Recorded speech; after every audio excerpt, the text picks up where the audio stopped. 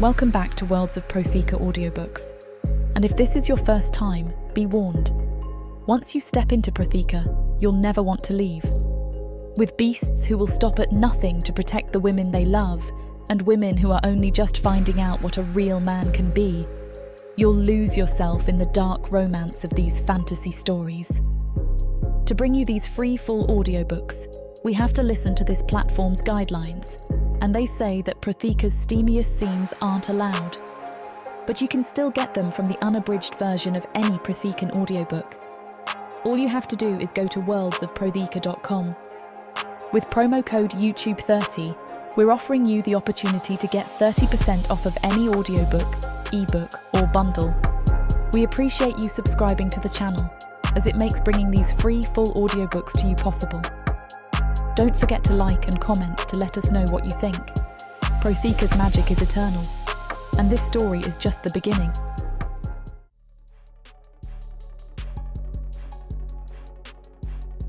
Chapter 1. Adah. I tug Rose closer as we wind through the packed marketplace, my fingers white-knuckled around her tiny hand. The sea of bodies press against us from all sides. Merchants hawking their wares, nobles in their fine silks, servants rushing on errands. Every flash of a guard's crimson uniform sends ice through my veins. "Mama, look! Pretty flowers!" Rose points toward a stall draped in blooming moonvines, their violet petals matching her unusual eyes. "Not now, sweetling." I guide her past, keeping my head down as another patrol marches by. The spice merchant's stall sits at the far end of the market square, the air growing thick with the scent of imported seasonings. "But they sparkle," she whispers, still craning her neck to see the flowers. Her honey-blonde curls catch the sunlight as she twists around. "I know. Maybe another time." The words taste bitter, another empty promise to add to the growing collection. My own braid has started coming loose, wisps of hair clinging to my neck in the humid air. A nobleman's carriage rumbles past, forcing us to press against a nearby stall. The merchant eyes Rose's violet gaze with too much interest. I shift to block his view, my heart hammering against my ribs. "Are we playing hide and seek again, Mama?" Rose's small fingers squeeze mine. Even at 4, she's learned to read the tension in my shoulders. Something like that. I scan the crowd near the spice merchant's stall. Someone is supposed to meet us here, someone who can help us slip past the city walls and to safety. But the market square teems with more people than usual, merchants shouting their wares while children weave between stalls. Another patrol approaches. I duck into the shadow of a textile merchant's awning, lifting Rose into my arms. She buries her face in my neck, her birthmark hidden behind her ear pressing against my skin. "You're squeezing too tight," she mumbles into my collar. I force my grip to relax. "I'm sorry, sweetling." But I don't set her down, not with so many eyes that could spot her telltale violet gaze. Rose's stomach growls loud enough for nearby shoppers to turn their heads. Her small fingers tug at my sleeve, pulling the worn fabric. "Mama, the bread smells so good." Her violet eyes fix on a display of fresh loaves, steam still rising from their golden crusts. "Just a little piece?" My own stomach clenches at the aroma of warm yeast and herbs. The vendor arranges his wares with practiced motions, breaking open a crusty loaf to show a customer the soft interior. "Not here, sweetling." I stroke her curls, remembering the last of our coins spent on the information about our contact. "Once we meet our friend, we'll have a proper meal. With butter even." "Promise?" She peers up at me, lower lip trembling. Dark circles shadow her eyes. She barely slept last night in that cramped alley. "Cross my heart." I trace an X over my chest, our little ritual that never fails to make her smile. Even now, exhausted and hungry, her face lights up. I need to pull out the note, to confirm the information. And as much as I hate to, That means I need to put Rose down, if only for a moment. I'm going to set you down, okay? You stay right next to me. She nods. Right next to you. A noble lady sweeps past, her silk skirts brushing Rose's arm. I pull her closer, angling my body between them. The lady's eyes linger on Rose's unusual colouring before she continues on her way. My tummy hurts, Rose whispers, pressing her face into my side. I know, love. Guilt twists in my chest. I should have saved some of the bread from yesterday, should have found a way to make it last. Let's play a game while we wait. Can you count how many red flowers you see in the market? She straightens, always eager for a challenge. I saw 3 by the sparkly ones. Good start. Keep counting. I smooth her curls back, tucking a loose strand behind her ear, where her rose-shaped birthmark hides. The distraction works. Her grip on my sleeve loosens as she scans the stalls for more flowers. A sharp cry pierces through the market's bustle. My muscles tense as shouts erupt near the spice merchant's stall, followed by the telltale clank of guard armour. Thief! Stop that wretch! The crowd surges toward the commotion. I yank Rose behind a merchant's cart laden with pottery, pressing us both into the shadows beneath its awning. Mama? Rose's fingers dig into my skirts. Shh, sweetling. Just watch your flowers. I stroke her curls, keeping my movements calm despite my racing pulse. Through gaps in the crowd, I glimpse crimson uniforms converging on the spice merchant's stall. A figure in dark clothing vaults over a display of saffron, sending precious spices scattering across cobblestones. The pungent aroma fills the air as feet trample the golden threads. There goes our meeting. I breathe, bile rising in my throat. Our contact was supposed to approach us near the spice merchant. Now guards swarm the area, their sharp eyes scanning faces in the crowd. I sigh. I'll have to figure something else out. Okay, how many did you... My heart stops. The small hand that was clutching mine moments ago is gone. I whirl around, scanning the crowd for those familiar honey-blonde curls. Rose! My voice cracks. Rose! Bodies press against me as merchants return to their stalls. I shove through them, not caring about the curses thrown my way. The spice merchant still argues with the guards, gesturing at his scattered wares. But I can't focus on anything except the absence of my daughter's warmth. She was just here. She was right here. I push past a group of women examining fabrics, checking behind every stall and cart. Each second without her feels like a knife twisting deeper. A child's laugh catches my attention, but it's a dark-haired boy chasing his sister. Not my Rose, not her violet eyes or delicate features that mirror her father's. Excuse me. I grab the arm of a passing vendor. My daughter, she's 4, honey blonde curls. He shrugs off my grip, already turning away. Of course, I'm just another desperate woman in worn clothes, not worth his time. The market square stretches endlessly in every direction. Rose could be anywhere. Someone could have noticed her unusual eyes, realised what she is. My legs threaten to give out as memories of her grandfather's rage surface. How he'd killed his own son for loving me. Think, Adah. I press my hands against my temples. Rose knows to stay close in crowds. She wouldn't wander far. Unless... The moonvine stall. The flowers she'd been watching earlier. I race back through the market, dodging carts and shoppers. The violet petals still shimmer in the sunlight, but there's no sign of Rose among the blooms. Rose! My voice rises above the market's din. Rose, where are you? A woman selling ribbons catches my eye. The little girl with the pretty eyes? She went that way.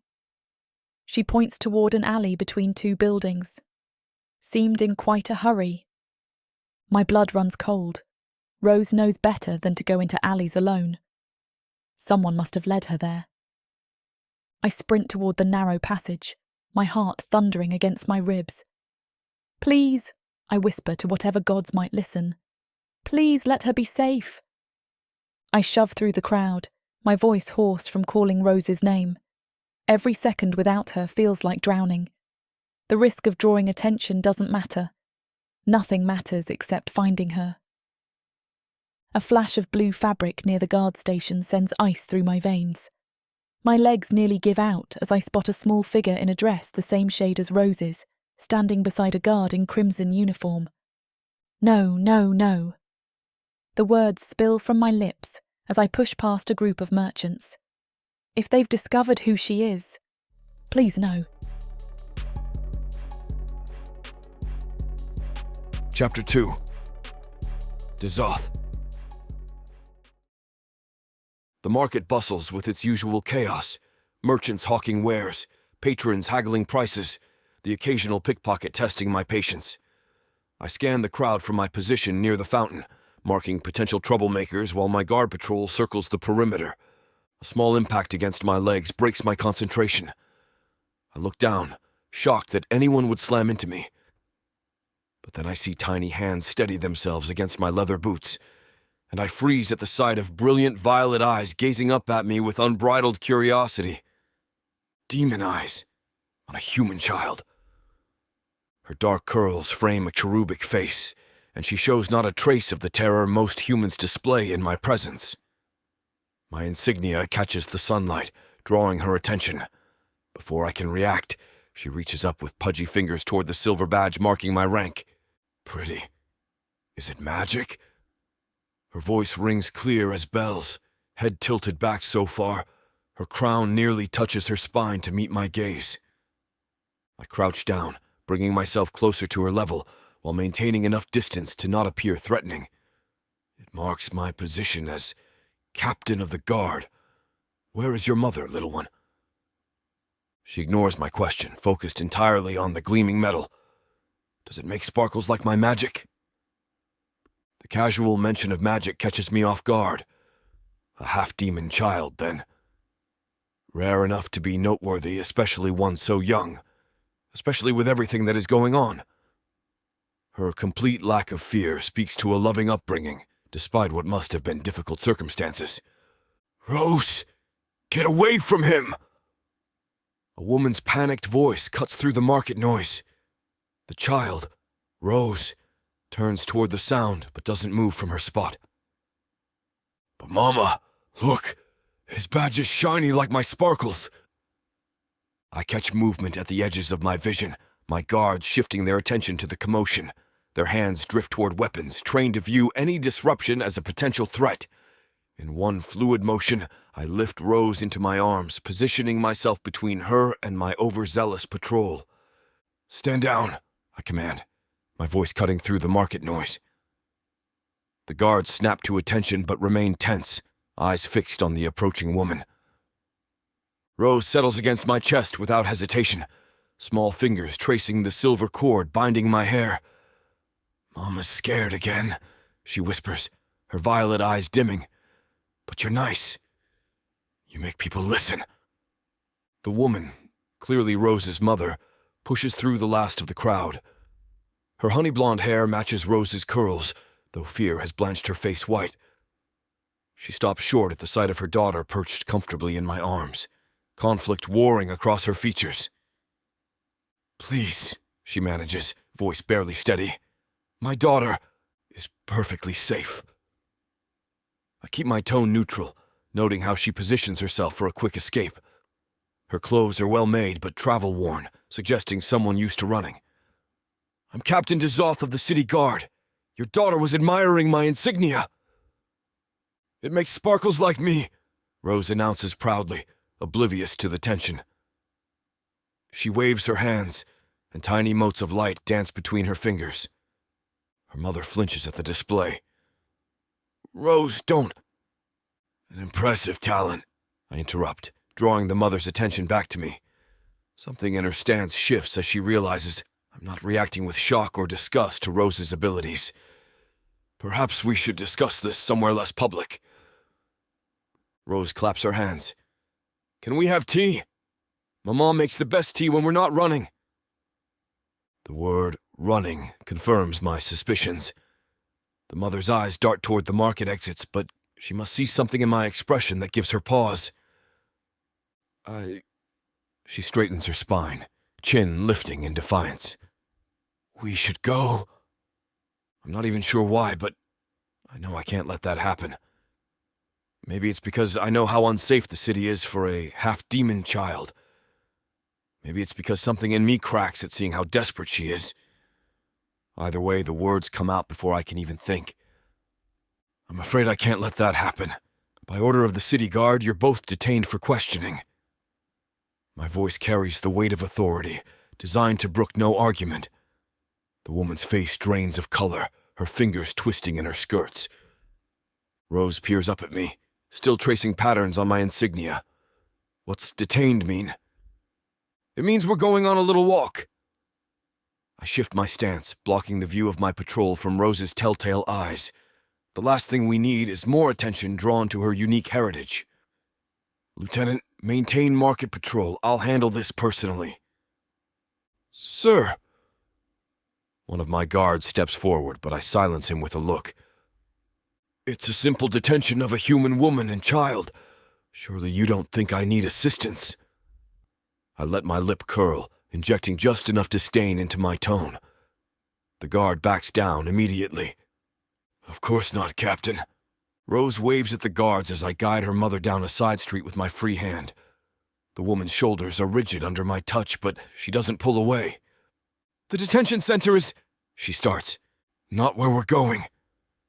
I keep my voice low, meant for her ears alone. Your daughter's safety is my primary concern. My private office will suffice. I don't mention that is at my house. Some of the tension leaves her frame, though wariness still radiates from every movement. Smart woman. Up we go, little one.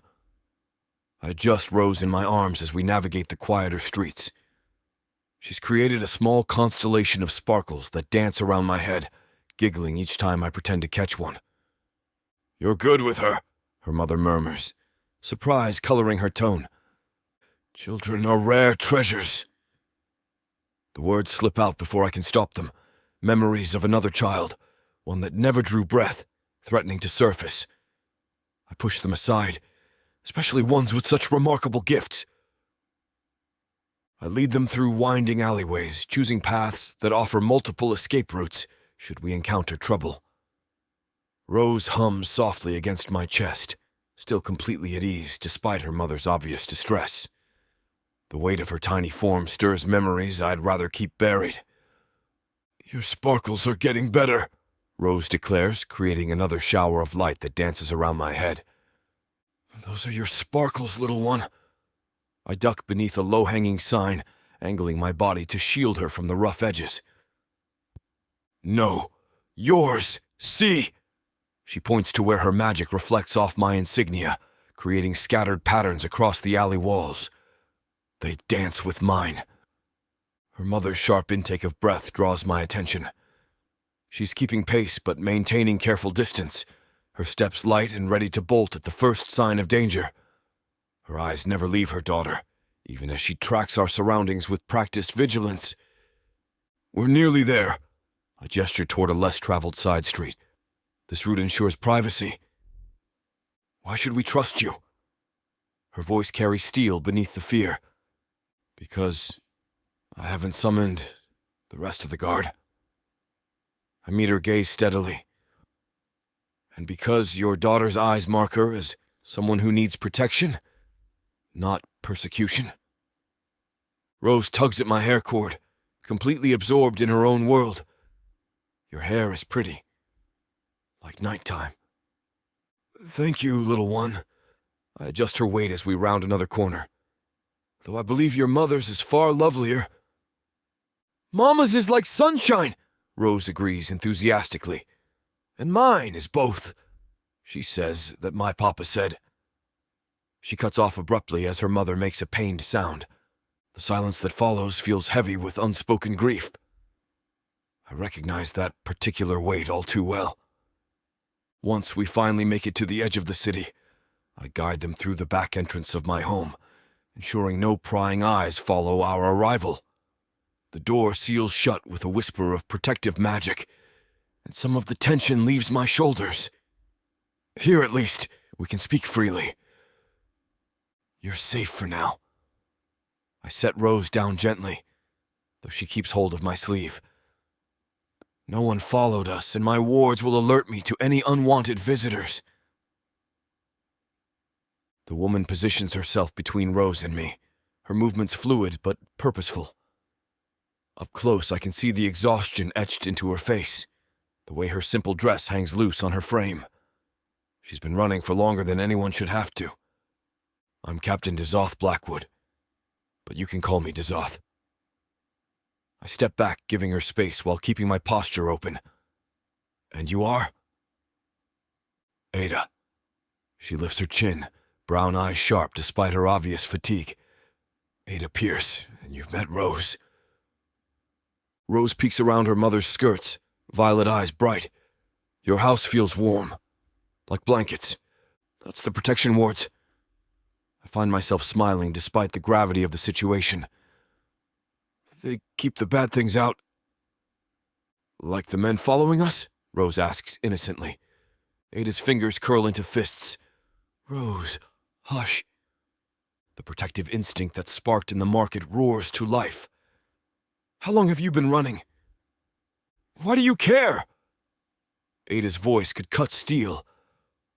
We've managed fine on our own. Mama's tired, though, Rose pipes up. She cries when she thinks I'm sleeping. Rose! Adah drops to one knee, gathering her daughter close. The motion exposes a thin scar along her collarbone, and something dark twists in my gut at the sight. I care because that child carries demon blood, and someone clearly wants to exploit that. I keep my voice level, though rage simmers beneath the surface. Maybe it's my personal history, but I'm wound up by the way the half-demon children are being treated throughout the city. I'm offering sanctuary, nothing more. Adah's eyes meet mine, searching for deception. And what do you want in return? Want? I bark out a laugh. I want to sleep at night knowing I didn't turn away a child in need. I want to honor the oath I took to protect this city's inhabitants. I pause, letting my next words carry the weight of truth. I want to help, if you'll let me. Chapter 3. Adah. This is not at all what I expected from a demon captain. No gilded frames or ostentatious displays of wealth line these walls. Just simple wooden panels and practical furnishings. The main room spreads before us, dominated by a stone hearth with well-worn armchairs flanking it. Bookshelves stretch from floor to ceiling, their contents neat but clearly read often. I still haven't answered Dezoth, and now he is staring at me, studying me. I don't know what to make of him. Rose darts ahead of me, her curls bouncing as she investigates every corner. Mama, look at all the books, and there's a cat pillow. Be careful, Rose. My fingers twist in my skirt as I watch her explore. The lack of servants sets me on edge. In my experience, demon nobles never lift a finger for themselves. Dezoth's heavy footsteps echo behind me as he moves toward what must be the kitchen. The house is warded. She can't hurt herself here. I trail after Rose, noting the absence of artwork save for a few landscape paintings. Everything speaks of functionality over fashion. Even the sturdy oak table bears signs of use rather than decoration. Would you like water? Dezoth emerges with a pitcher and cups balanced in one hand, a loaf of bread in the other. I apologise for the simple fare. I rarely keep much on hand. Rose scrambles onto one of the chairs, her legs swinging. Is that honey bread? It smells like honey bread. A ghost of a smile crosses his face as he sets down our provisions. It is. My sister brings it when she visits. The water is cool and clean, a luxury after days of stream water. I watch as he cuts thick slices of bread, his movements precise despite his large hands. No rings adorn his fingers, no jewels glint at his throat. Everything about him defies what I know of demon nobility. Thank you. The words feel strange on my tongue.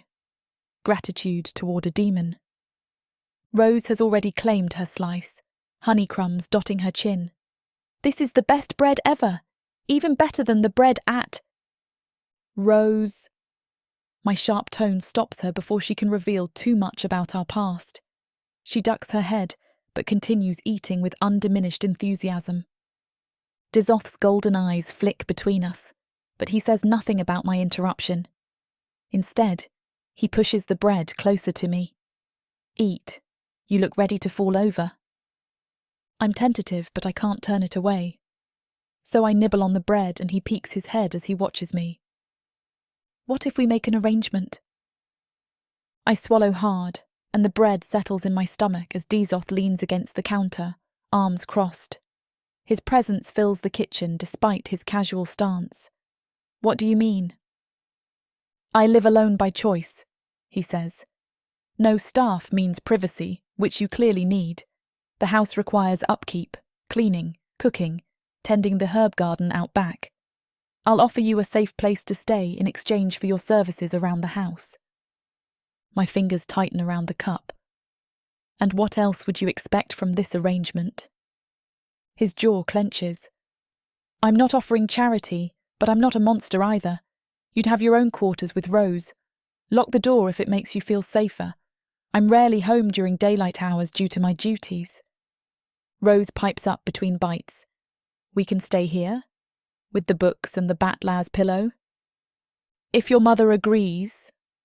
His tone softens when addressing her, though his posture remains rigid. Then his eyes go back to me. It's not a trick. I study his face for any sign of deception. His golden eyes meet mine steadily, no trace of the predatory gleam I've come to expect from demons. The house speaks of solitude rather than luxury, and his position would indeed deflect questions. Why? The word slips out before I can stop it. Why offer this? Dezoth's gaze shifts to Rose, who has abandoned her bread to examine the bookshelves again. Because some choices leave scars that never heal, because sometimes honour demands more than following orders. His voice drops lower. And because no child should pay for their parents' choices. The weight of unspoken understanding passes between us. He knows, or suspects, Rose's heritage. Yet instead of threat, his words carry something that feels dangerously like compassion. The garden, I say carefully. Would I have freedom to plant what I choose? Within reason, nothing poisonous or illegal. The back gate leads to an alley, useful for market trips without drawing attention, though I can get anything that is needed. I chew on my lip, but I don't really have an option, so I nod. We'd appreciate that. He studies me for a moment longer before pushing upright. Let me show you your room then. Rose's soft breaths fill the quiet room as she sleeps curled on the couch around the Batlaz pillow, her tiny fingers clutching the fabric. Dark circles shadow her eyes, evidence of our desperate flight these past weeks. I sigh as I watch her. I want this for her, this calm and safety.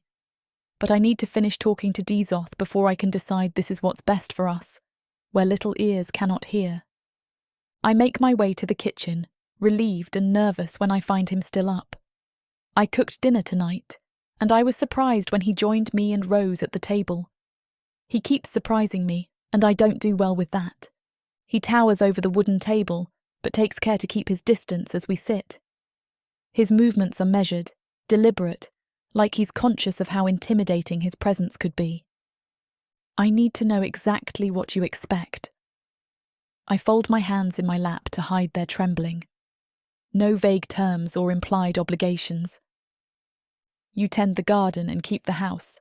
I provide shelter, food, protection. He taps his fingers against the table. That's really it, Adah. And you won't. I swallow hard. You won't touch either of us. His golden eyes flash. I'm a demon, not an animal. My word, once given, is binding. You and the child will be safe here. Your position in the guard, makes this the last place anyone would search. He leans back, crossing his arms. Think about it. What better hiding spot than under their noses? My reputation alone will keep most visitors away. So he knows I'm running from someone and he isn't turning us in. I can't wrap my mind around it. A demon that actually cares. The logic is sound, but years of survival have taught me to look deeper. Why risk your position helping us? One anonymous tip and you'd lose everything. Because it's the right thing to do. His gaze drifts toward Rose's sleeping form. And because some debts can never be repaid. Something in his tone makes me look closer. The slight softening around his eyes when he watches Rose. The careful way he maintains his distance. This isn't just duty or honour driving him. You knew someone like her. The words slip out before I can stop them. His jaw tightens. Once, she didn't survive. He stands abruptly. The choice is yours. If you ever want to leave, you are welcome to. Until then, my protection extends to both of you completely. No half measures. He heads into the living room, and I expect him to disappear into the hall. But instead, I watch from the kitchen doorway as Dezoth approaches Rose's sleeping form. His massive frame casts long shadows in the firelight, yet his movements are precise, gentle as he goes to the corner and unfolds a thick wool blanket. The fabric drapes over her tiny body with surprising delicacy from hands I've seen grip a sword. Rose stirs, her violet eyes fluttering open. Is it bedtime? Sleep, little one. His deep voice drops to a soft rumble. The journey was long. Instead of fear, my daughter smiles up at him, that pure, trusting smile that makes my heart ache. She reaches out, tiny fingers brushing against the ritual markings on his forearm. Pretty lines. My breath catches, memories of other demons' reactions to such familiarity flooding back. But Dezoth simply adjusts the blanket, letting her trace the silver patterns. They show I'm a captain. Like Mama's garden marks. Rose yawns, curling deeper into the pillow. I told her that the scars on my arms were from working in a garden, not at the hand of her grandfather. Similar. His golden eyes soften as she drifts back to sleep, small hand still resting against his arm. The fearsome captain of the guard, feared throughout the city, sits perfectly still to avoid disturbing her rest. The sight stirs something unexpected in my chest. Not fear, though that lingers, a constant companion these days. Something more like recognition. I've seen that look before, in mirrors and memories, the fierce need to protect. He catches me watching and straightens, though his movements remain careful not to wake Rose. The hardness returns to his features, but I've seen beneath it now. Seen how my daughter's innocent touch cracked that carefully maintained facade. She's never been afraid of demons, I find myself saying, no matter how many times I've tried to teach her caution. Children often see what adults miss. He adjusts the blanket one final time before stepping back. Their hearts aren't clouded by experience. Or scarred by it, I think, watching Rose's peaceful face. My fierce, beautiful girl, who somehow maintains her light despite everything we've endured. Dezoth gives me one last look before disappearing, and I find myself wondering if I can really do this, if I can really trust a demon. But as I scoop Rose up, I know that for her, I'd do anything. Moonlight spills through gauzy curtains, painting silver patterns across the wooden floor of our new room. It's larger than any space we've had since fleeing, with a proper bed that Rose immediately claims as the softest cloud ever when I lay her down. She curls against me now, one hand clutching her treasured batlaz pillow from downstairs. I trace my fingers along the window frame, testing its strength. 3rd floor, but there's a sturdy trellis that could work in an emergency. The back alley he mentioned provides a clear path to the market district, and from there... Mama? Rose's sleepy voice breaks through my planning. Are we staying? For now, sweetheart. I smooth her honey-blonde curls, so like mine. How are you feeling? She snuggles closer. I like it here. Dezoth has nice books, and he didn't laugh when I touched his arm marks. My chest tightens. Rose, remember what we talked about? Being careful around. But he's not scary. She yawns, violet eyes already drifting shut. He looks so nice, not like anyone else. The comparison steals my breath. Those precious stolen moments in the Manor Gardens, when Rose's father would look at me like that when I was pregnant, before everything shattered. I slip from the bed once Rose's breathing evens out, pacing the room's perimeter. 2 doors, one to the hallway, one to a small washroom, both with sturdy locks. The furniture is simple but well made, like everything else in this house. No gilt or glamour, just honest craftsmanship. From somewhere down the hall, I hear Dezoth moving around. His footsteps are distinct, heavy but measured, like everything about him. So different from the demons I've known, with their flash and cruelty masked in beautiful lies. Just until we find something better, I whisper to myself, though the words ring hollow. We're tired of running, and Rose deserves more than constant fear. I press my forehead against the cool window glass, watching shadows shift in the garden below. The herbs need attention. I can see that even in moonlight. Something solid to focus on, to ground myself in this moment instead of drowning in what-ifs.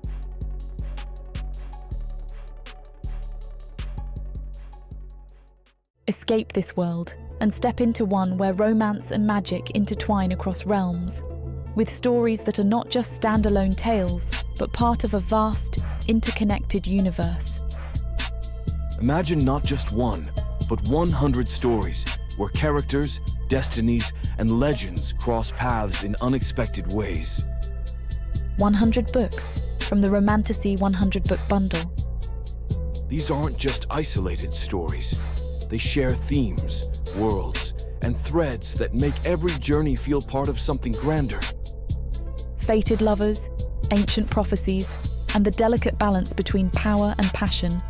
Get all of these stories today for a mind-blowing 90% off. That's right, 100 books for the price of 10.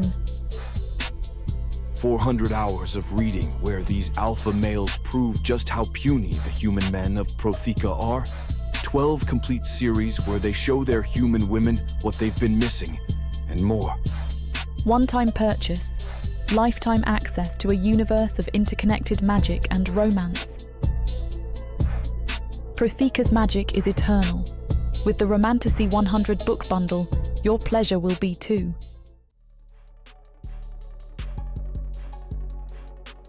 Chapter 4. Dezoth.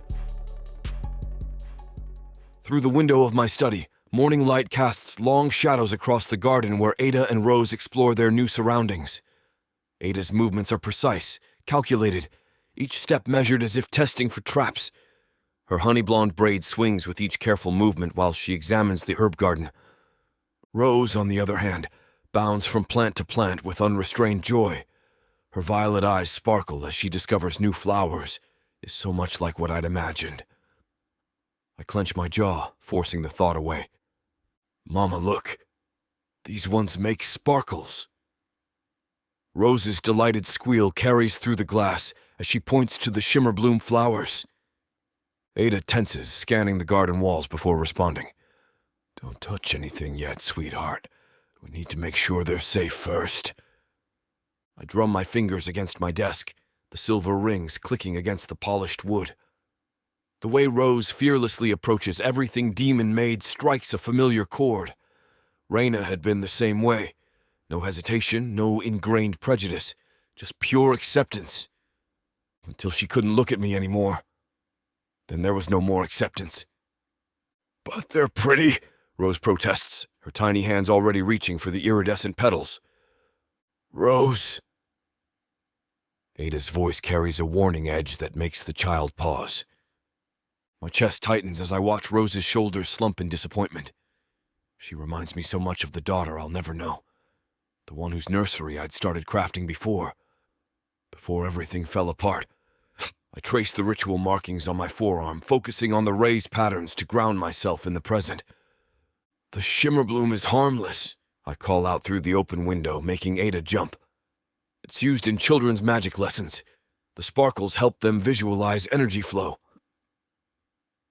Rose beams up at my window, those violet eyes alight with curiosity. Can I learn magic too? Before I can respond, Adah places herself between Rose and my line of sight. The movement is subtle, but speaks volumes about her protective instincts. Still, Rose peers around her mother's legs, completely unfazed by what I am. Please, I promise to be careful. The earnest plea hits like a physical blow. 7 years ago, I'd imagined teaching my own daughter magic in this very garden. What if I teach you after lunch? Rose's eyes light up at the words, lunch, and she races inside. I chuckle as I head to the dining room where I laid out some items I bought at the market this morning. A spread of roasted meats, fresh bread, and seasonal fruits. Rose's eyes go wide at the feast, while Adah's gaze darts between each dish as if cataloging potential threats. The sweet rolls are my favorite, Rose declares, climbing onto a chair without hesitation. Her tiny fingers reach for the twisted pastry. At the last inn, they gave me one with purple berries inside.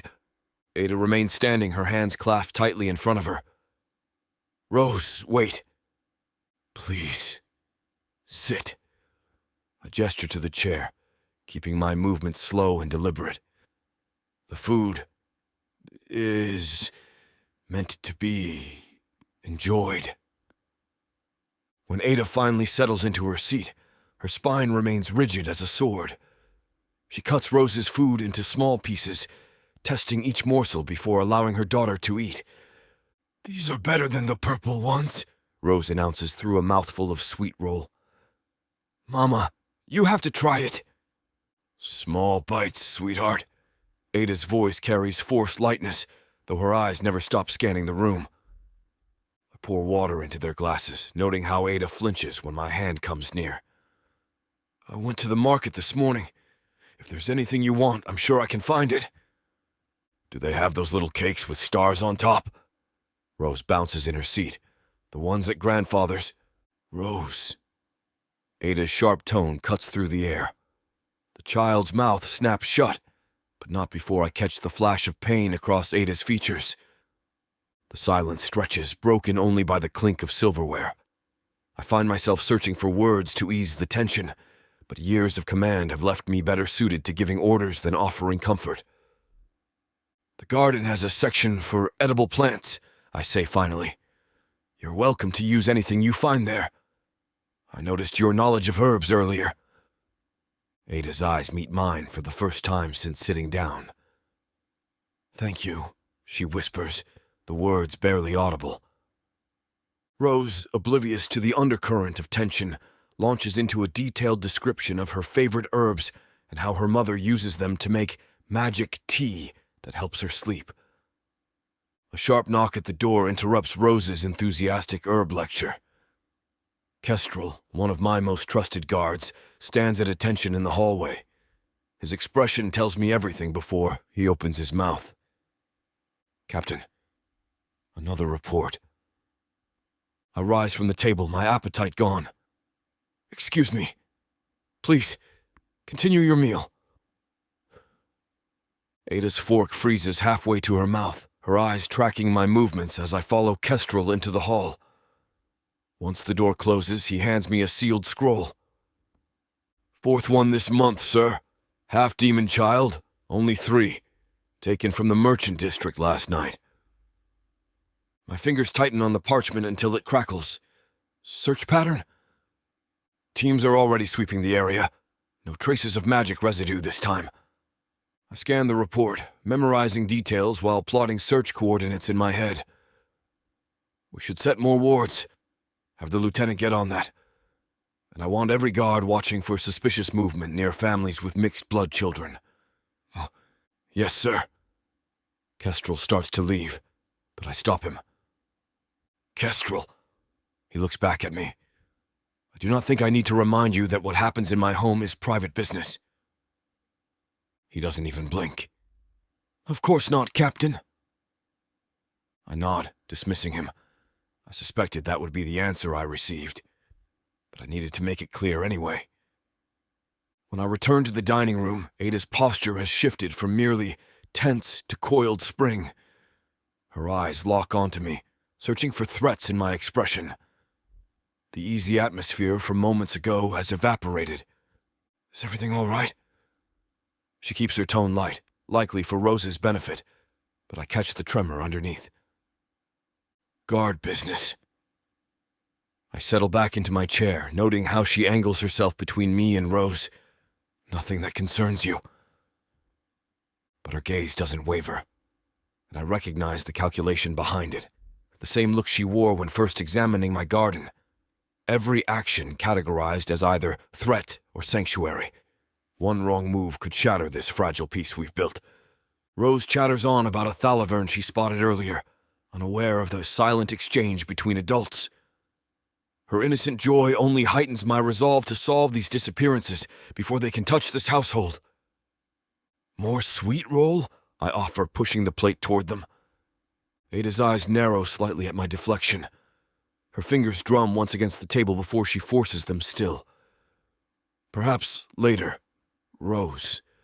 Careful with your water. After lunch, Adah takes Rose for a nap.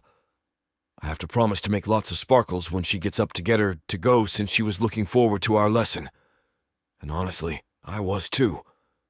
In my office, I'm halfway through reviewing patrol reports when a small movement catches my eye. Rose stands in the doorway of my study, hair still messy from sleep, her tiny frame cast in shadow from the hallway torches. Her violet eyes fix on the wall of medals and insignias behind my desk. Those are shiny. She steps into the room, bare feet silent on the stone floor. I should send her back to Adah. These reports demand attention, and I don't want her to feel like I'm making her or Rose uncomfortable. Yet something in her earnest curiosity stops me. They are. Rose approaches my desk, standing on tiptoes to get a better view. What's that one? She points to a silver medallion with crossed swords. Combat excellence. I set down my quill. Earned it during my first year as captain. Did you fight bad people? Yes. I study her delicate features, so like her father's lineage. Many of them. She climbs onto the chair across from my desk without invitation. And that gold one with the funny writing? Demon script. It marks 15 years of service to the crown. Can you teach me to read it? Her eyes light up. Mama only knows human letters. My chest tightens at her eagerness. Perhaps. If your mother approves. Rose traces the air, mimicking the curved demon script. What about the red one? It looks like fire. Distinguished service during the burning of Sarziroch. The memory of flames and screams flashes through my mind. Though that's not a pleasant story. Because of the bad people? She tilts her head, violet eyes unnervingly perceptive. Yes. I find myself reaching for the medallion. Sometimes doing the right thing isn't easy. Mama says that too. Rose leans forward, elbows on my desk. Is that why you're helping us? Because it's right? The question catches me off guard. I study her innocent face, seeing echoes of the family I almost had. Something like that? I like your sparkly garden better than the mean house. She picks up my quill, examining the silver filigree. And you don't yell like grandfather did. My finger's still on the medallion. No one will yell at you here, little one. Promise?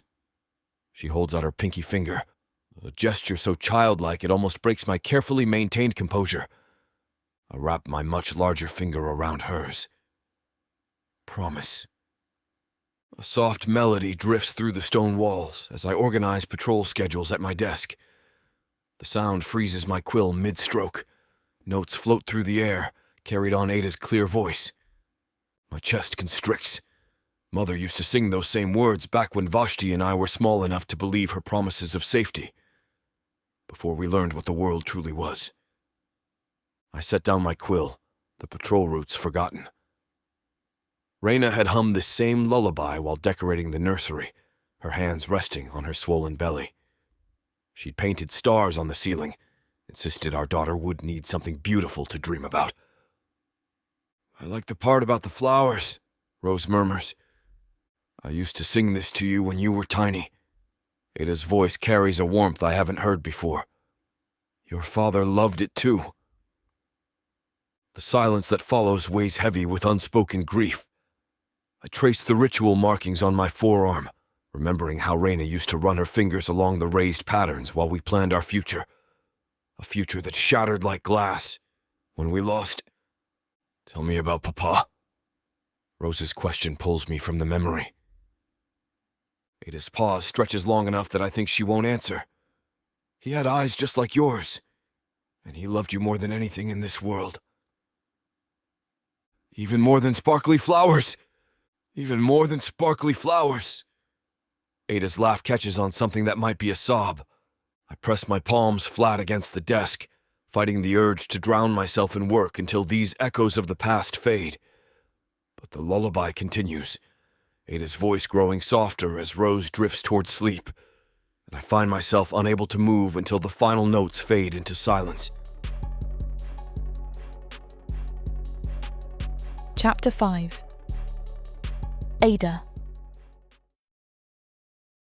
I wake to sunlight streaming through gauzy curtains, Rose's warm weight curled against my side.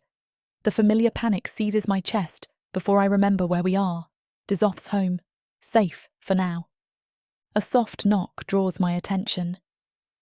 "Mama, do you smell that?" Rose lifts her head, honey blonde curls wild from sleep. The aroma of fresh bread and something sweet drifts through the air. My stomach growls despite my wariness. I ease out of bed, checking the hallway before letting Rose follow. In the kitchen, a spread covers the wooden table. Still warm bread, preserves, fresh fruit, and what appears to be honeyed porridge. No sign of our host? Captor? I'm not sure what to call him anymore. "Look!" Rose points to a folded note propped against a ceramic pitcher of milk. The handwriting is precise, almost artistic. Duties called early. Help yourselves. Can we eat, Mama? Please? Rose bounces on her toes, eyeing the feast. I run my fingers over the note, frowning. This doesn't fit with what I know of demons, especially one of his rank. They don't leave breakfast for their captives. They don't write polite notes or provide fresh milk. Mama's thinking too hard again. Rose tugs my sleeve, breaking through my spiralling thoughts. Just being careful, little flower. I lift her onto a chair, but my mind keeps circling back to the gesture. Is this meant to lower our guard? Make us complacent? Or, the bread has seeds in it, and it's still warm with magic. Rose tears into a slice, honey dripping down her chin. I touch the loaf. She's right. It's still at that perfect, just-baked temperature, which must be from a preservation spell. Another thoughtful detail I wasn't expecting. You should eat too. Rose pushes the bread basket toward me. He made it pretty, see? Like a flower. The loaves are indeed arranged in a spiral pattern, with the smaller rolls forming petals around the larger centerpiece. It's artistic, deliberate, not the actions of someone viewing us as mere prisoners. I sink into a chair, my certainty about our situation crumbling like the warm bread in my hands. After breakfast, I clean our dishes, a habit ingrained from years of service. Rose skips ahead of me through the halls, investigating every corner of our temporary sanctuary. Look at all the books, Mama. She presses her face against a glass-fronted cabinet in what appears to be Dezoth's study. Row upon row of leather-bound volumes line the shelves, each spine pristine, perfectly aligned. A single high-backed chair sits behind the massive oak desk. The surface gleams, not a paper out of place. No half-finished projects or personal items, just a neat stack of reports and a perfectly arranged set of writing implements. Can we read them? Rose's fingers leave smudges on the glass. Those aren't for us, little flower. I guide her away, not sure how he'd react to finding us in there. We move through more rooms, each telling the same story. The parlour holds formal furniture arranged with military precision, but no comfortable reading nook or lived-in spaces. No paintings grace the walls, no keepsakes displayed on mantels. My room is the prettiest, Rose declares, dragging me to see it again. She's right. Her room blazes with life compared to the rest of the house. Walls painted soft purple, twinkling magical lights strung across the ceiling, stuffed animals arranged on the bed. The animals are new, I can tell, but the rest, why would he have a purple room? Did you see his room has no pictures? Rose asks, hugging a plush creature to her chest. Not like the demons at home, they had lots of family paintings. I hadn't noticed that specifically, but she's right. Most demon nobles practically wallpaper their homes with ancestral portraits. Here, the walls stand bare except for Rose's room. Everything's so clean, I murmur, running a finger along a windowsill. Not a speck of dust. Like no one really lives here. Maybe he's lonely. Rose arranges her new toys in a circle. Like we were, before. I pause at her words, remembering the single chair at his desk, the untouched books, the hollow echo of our footsteps through empty halls. For someone of his rank, this house should be bustling with servants, family members, constant activity. Instead, it feels like a museum, perfect, pristine, and utterly lifeless. Rose trails behind me as I inspect the kitchen cabinets, taking stock of our surroundings. Her tiny feet patter across the stone floor, purple eyes bright with curiosity. Why did the nice guard captain give me such a pretty room? Did he know purple's my favourite? My hands freeze on a jar of dried herbs. I'm not sure, little flower. And he has the same sparkly magic as Papa did. You said Papa used to make lights dance for me. The jar slips, but I catch it before it shatters. Rose. Is that why we're staying here? Because he's like Papa? I set the jar down with trembling fingers.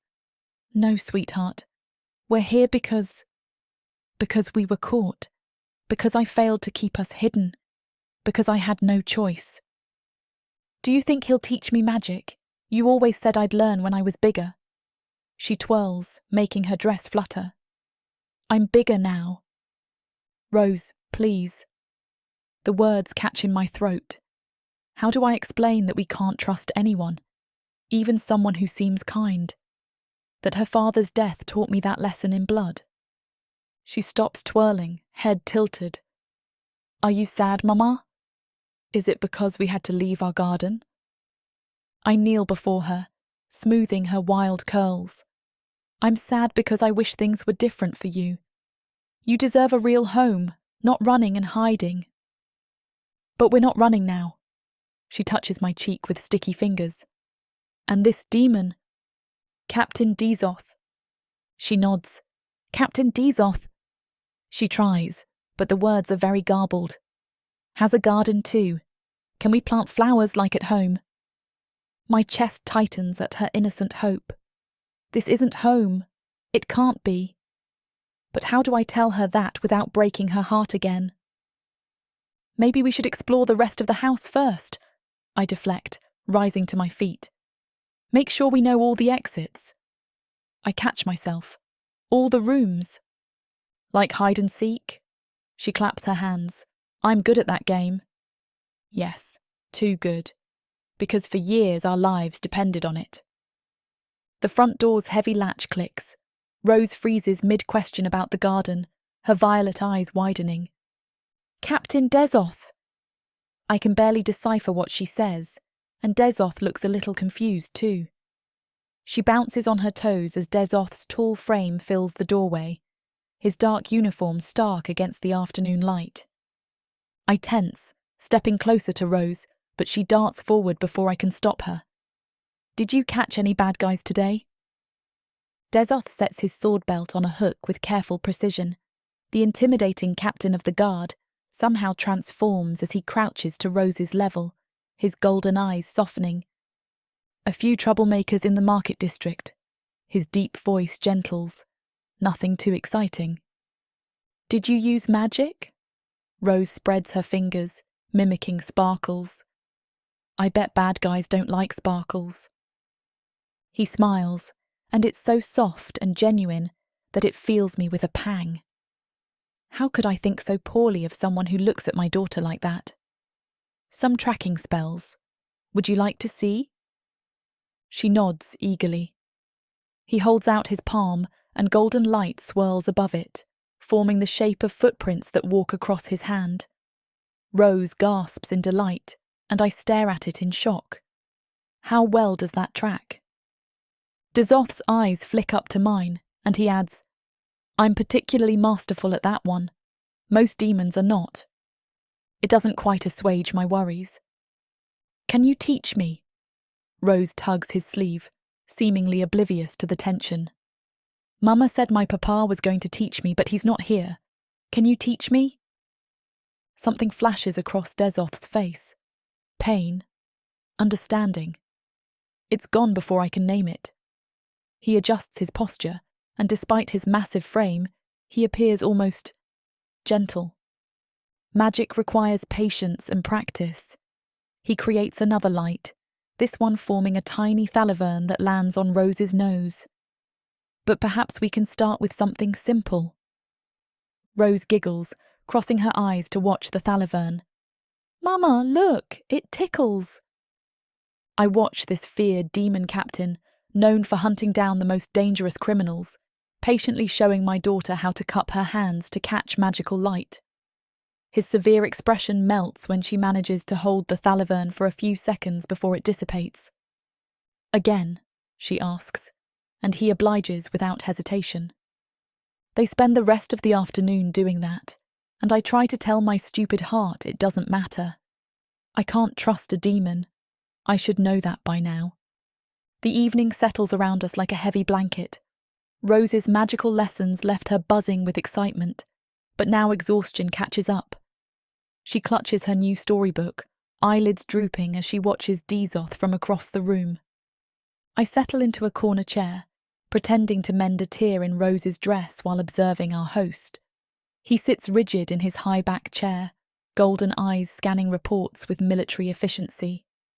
The firelight catches on his obsidian hair, tied back with that silver cord. His fingers, capable of such destruction, handle each page with surprising delicacy. Rose abandons her spot on the rug, padding over to him with her book. It was one I found during our travels, and she loves it. My fingers clench around the needle as she approaches his chair. Will you read to me? She holds up the book, violet eyes hopeful. Dezoth's quill freezes mid-stroke. He stares at her, then the book, as if no one has ever made such a request. His sharp features soften almost imperceptibly. Please. Rose doesn't wait for an answer, already climbing into his lap. I half rise, ready to intervene, but something stops me. The fearsome demon captain looks lost. His hands hover uncertainly before settling on the book's cover. The ritual markings on his forearms catch the firelight as he carefully opens to the first page. The princess who saved the kingdom, he reads, his deep voice gentling to match the story's tone. Rose snuggles against his chest, completely at ease. I watch his face as he reads, the way his usual cold mask cracks when Rose points at illustrations, how his arm curves protectively around her small frame when she yawns, the slight smile that touches his lips when she corrects his character voices. The bad guy needs to sound more growly, she insists sleepily. My apologies. He adjusts his tone, earning a drowsy giggle. My hands lower to my lap, the mending forgotten. This man who hunts criminals, who tracked us across countries, now cradles my daughter like she's made of glass. His golden eyes lift to meet mine over her head, and for a moment I glimpse something raw and yearning in their depths. Rose's breathing deepens into sleep. Dezoth continues reading, softer now, as if afraid to break this fragile moment.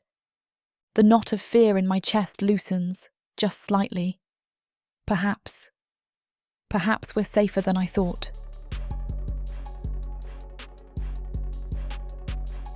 Chapter 6. Dezoth. A knock at the door startles me from watching Rose's magic lesson. Before I can react, a tall woman sweeps in, her black hair streaked with silver flowing behind her like a banner. She smiles, her eyes on Dezoth, and for a moment, my heart seizes. Both because she's a stranger and something else. Now tell me why I had to learn from our aunt of all people that my brother has guests. Her golden eyes, warmer than Dezoth's, sparkle with interest. Two small red-headed girls peek around her skirts. Vashti. Dezoth straightens, the Thalavern dissolving. I wasn't expecting you today. Clearly. She winks at Rose, who watches the twins with obvious curiosity. Luna, Nova, come say hello. The slightly taller twin, Luna, Vashti says, steps forward first. You have pretty eyes like us. She points to Rose's violet irises. Nova follows more cautiously, freckled nose scrunched in concentration. Can you do magic too? I just started! Rose bounces on her toes. Captain Dezoth. She is not getting any better with that pronunciation. Made Thalaverns. Luna gasps. Uncle Des, you never make Thalaverns for us. Uncle? I mouth silently. Dezoth just shakes his head, and I'm sure he'll explain later. Watch this! Luna waves her tiny hands at Rose's Batlaw's pillow. The stuffed animal lifts, wobbling into the air as Rose claps in delight. Nova, not to be outdone, creates a shower of rainbow sparkles that rain down around them. I can make pretty colors. Mama, look! Rose tries to catch the sparkles. Can I try? The three girls huddle together, Luna patiently showing Rose how to position her hands while Nova adds more colors to her magical display. Their giggles fill the previously quiet house. They're natural teachers, Vashti murmurs, moving to stand beside me. Luna, especially. I tense at her proximity, but she radiates a warmth so different from her brother's stoic presence. You're Dezoth's sister? The fun one. She grins as Nova turns Luna's hair bright blue, earning a squeal of protest. Though someone has to be, with him being such a grump. I can hear you, Dezoth growls, but there's no real heat in it. The twins are my neighbors, but they spend some time with me. Their mama thought it would be nice if they came to meet someone their age. The girls pay no attention to the adults, lost in their own magical world. Rose's face glows with joy as she manages to make her pillow twitch slightly under Luna's guidance. Vashti settles onto the couch beside me, her flowing emerald dress pooling around her feet. I shift away instinctively, but her warm smile never wavers. You remind me of Mira when she first arrived, she says, watching the girls attempt to create a rainbow between them. Same wariness in your eyes. Mira? Dear friend. Human. Like you. Vashti's voice drops lower. She found sanctuary with my neighbor Karn after escaping her master. Now she helps run his shop and cares for these little troublemakers. His nieces! At that moment, Luna sneezes, sending a burst of golden sparkles over Nova and Rose. Their delighted shrieks draw my attention to Dezoth, who watches the scene with softened eyes. When his gaze drifts to me, I quickly look away. The twins adore her, Vashti continues. She's become family, really. Even taught her blacksmith husband to lighten up a bit. I kept hoping that they'd rub off on my brother, too. I heard that, too, Dezoth rumbles from his position by the window. Oh, hush. You just don't want to believe it's true. Vashti waves dismissively. Remember when she caught you wearing that tiara during the twins' tea party? A faint flush colors Dezoth's sharp cheekbones. They were persuasive. "Rose, careful!" I call out as she wobbles, trying to copy Luna's floating spell. Before I can move, Dezoth steadies her with gentle hands. "Like this, little one." He adjusts her stance. "Power flows better when you're balanced." Vashti's knowing smile makes me uncomfortable. Mira was terrified of demons at first, too. Now she bickers with Karn like an old married couple. "I'm not," I start to protest. "Of course not." She pats my hand. "But you might find not all demons are like the ones you're running from."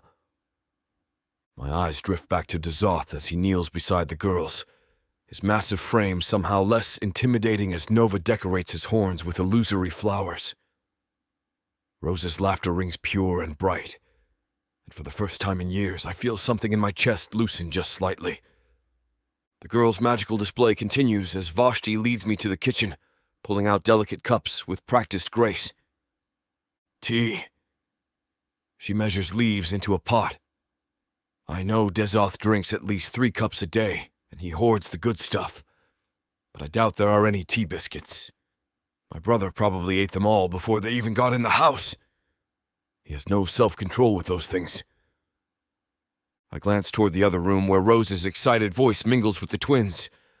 "I wouldn't have expected the fearsome guard captain to have a sweet tooth." Vashti's laugh rings like silver bells.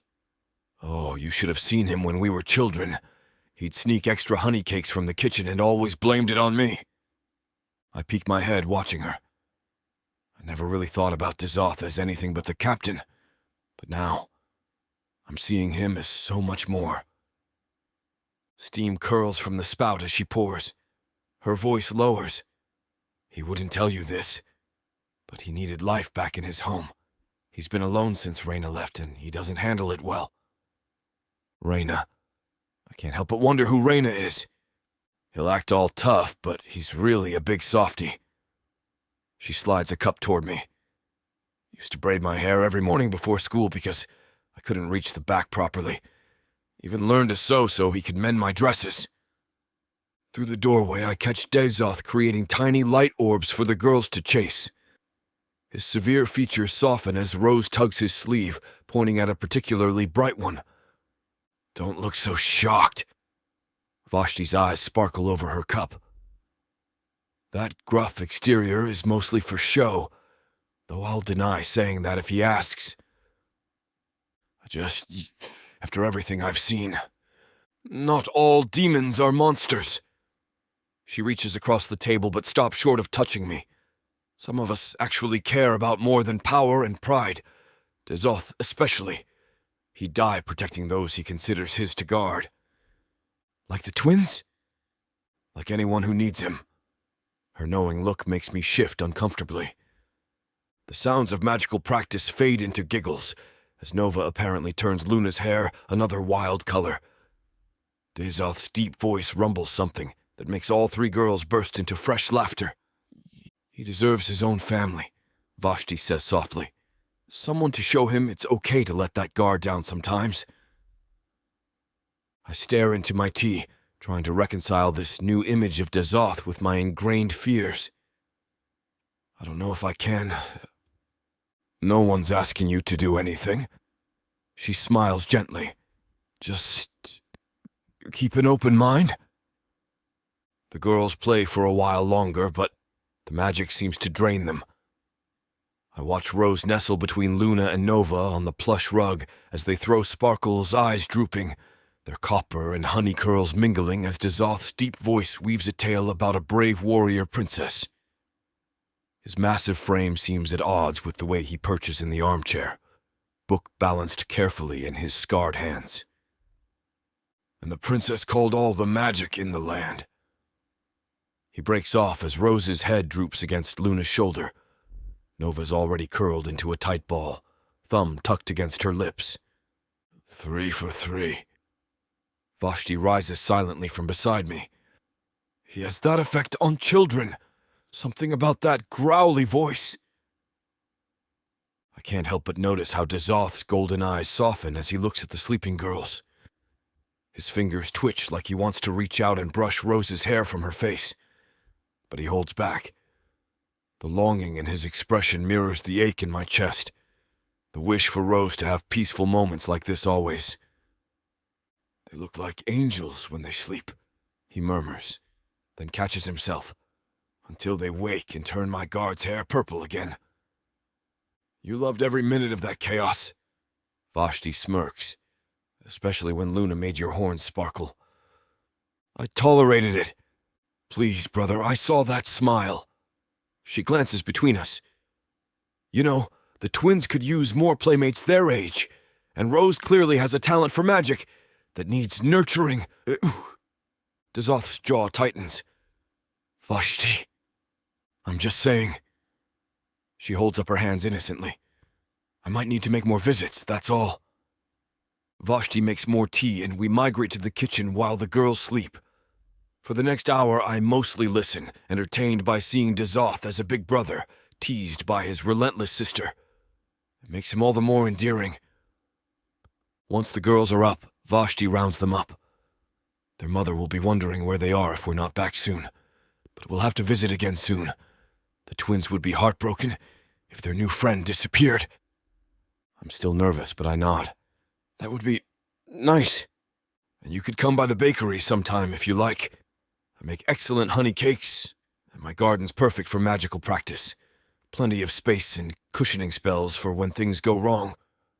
"Which they often do," Dezoth mutters, cradling Rose. She did not wake with Luna and Nova, and he didn't want her disturbed. Her honey-blonde curls spill over his arm as she snuffles in her sleep. "Oh, hush," Vashti waves dismissively, "as if you didn't blow up half the training yard learning force magic." A muscle ticks in Dezoth's jaw. "That was different." "Of course it was, brother dear." She turns back to me, golden eyes warm. "We're just down the street. Dezoth can show you. You're welcome anytime. No guards, no questions, just tea and friendship." Dezoth's shoulders lose their rigid set at his sister's words. The careful way he holds Rose, the softening around his eyes. He truly doesn't see us as prisoners. My throat tightens. "We'll think about it."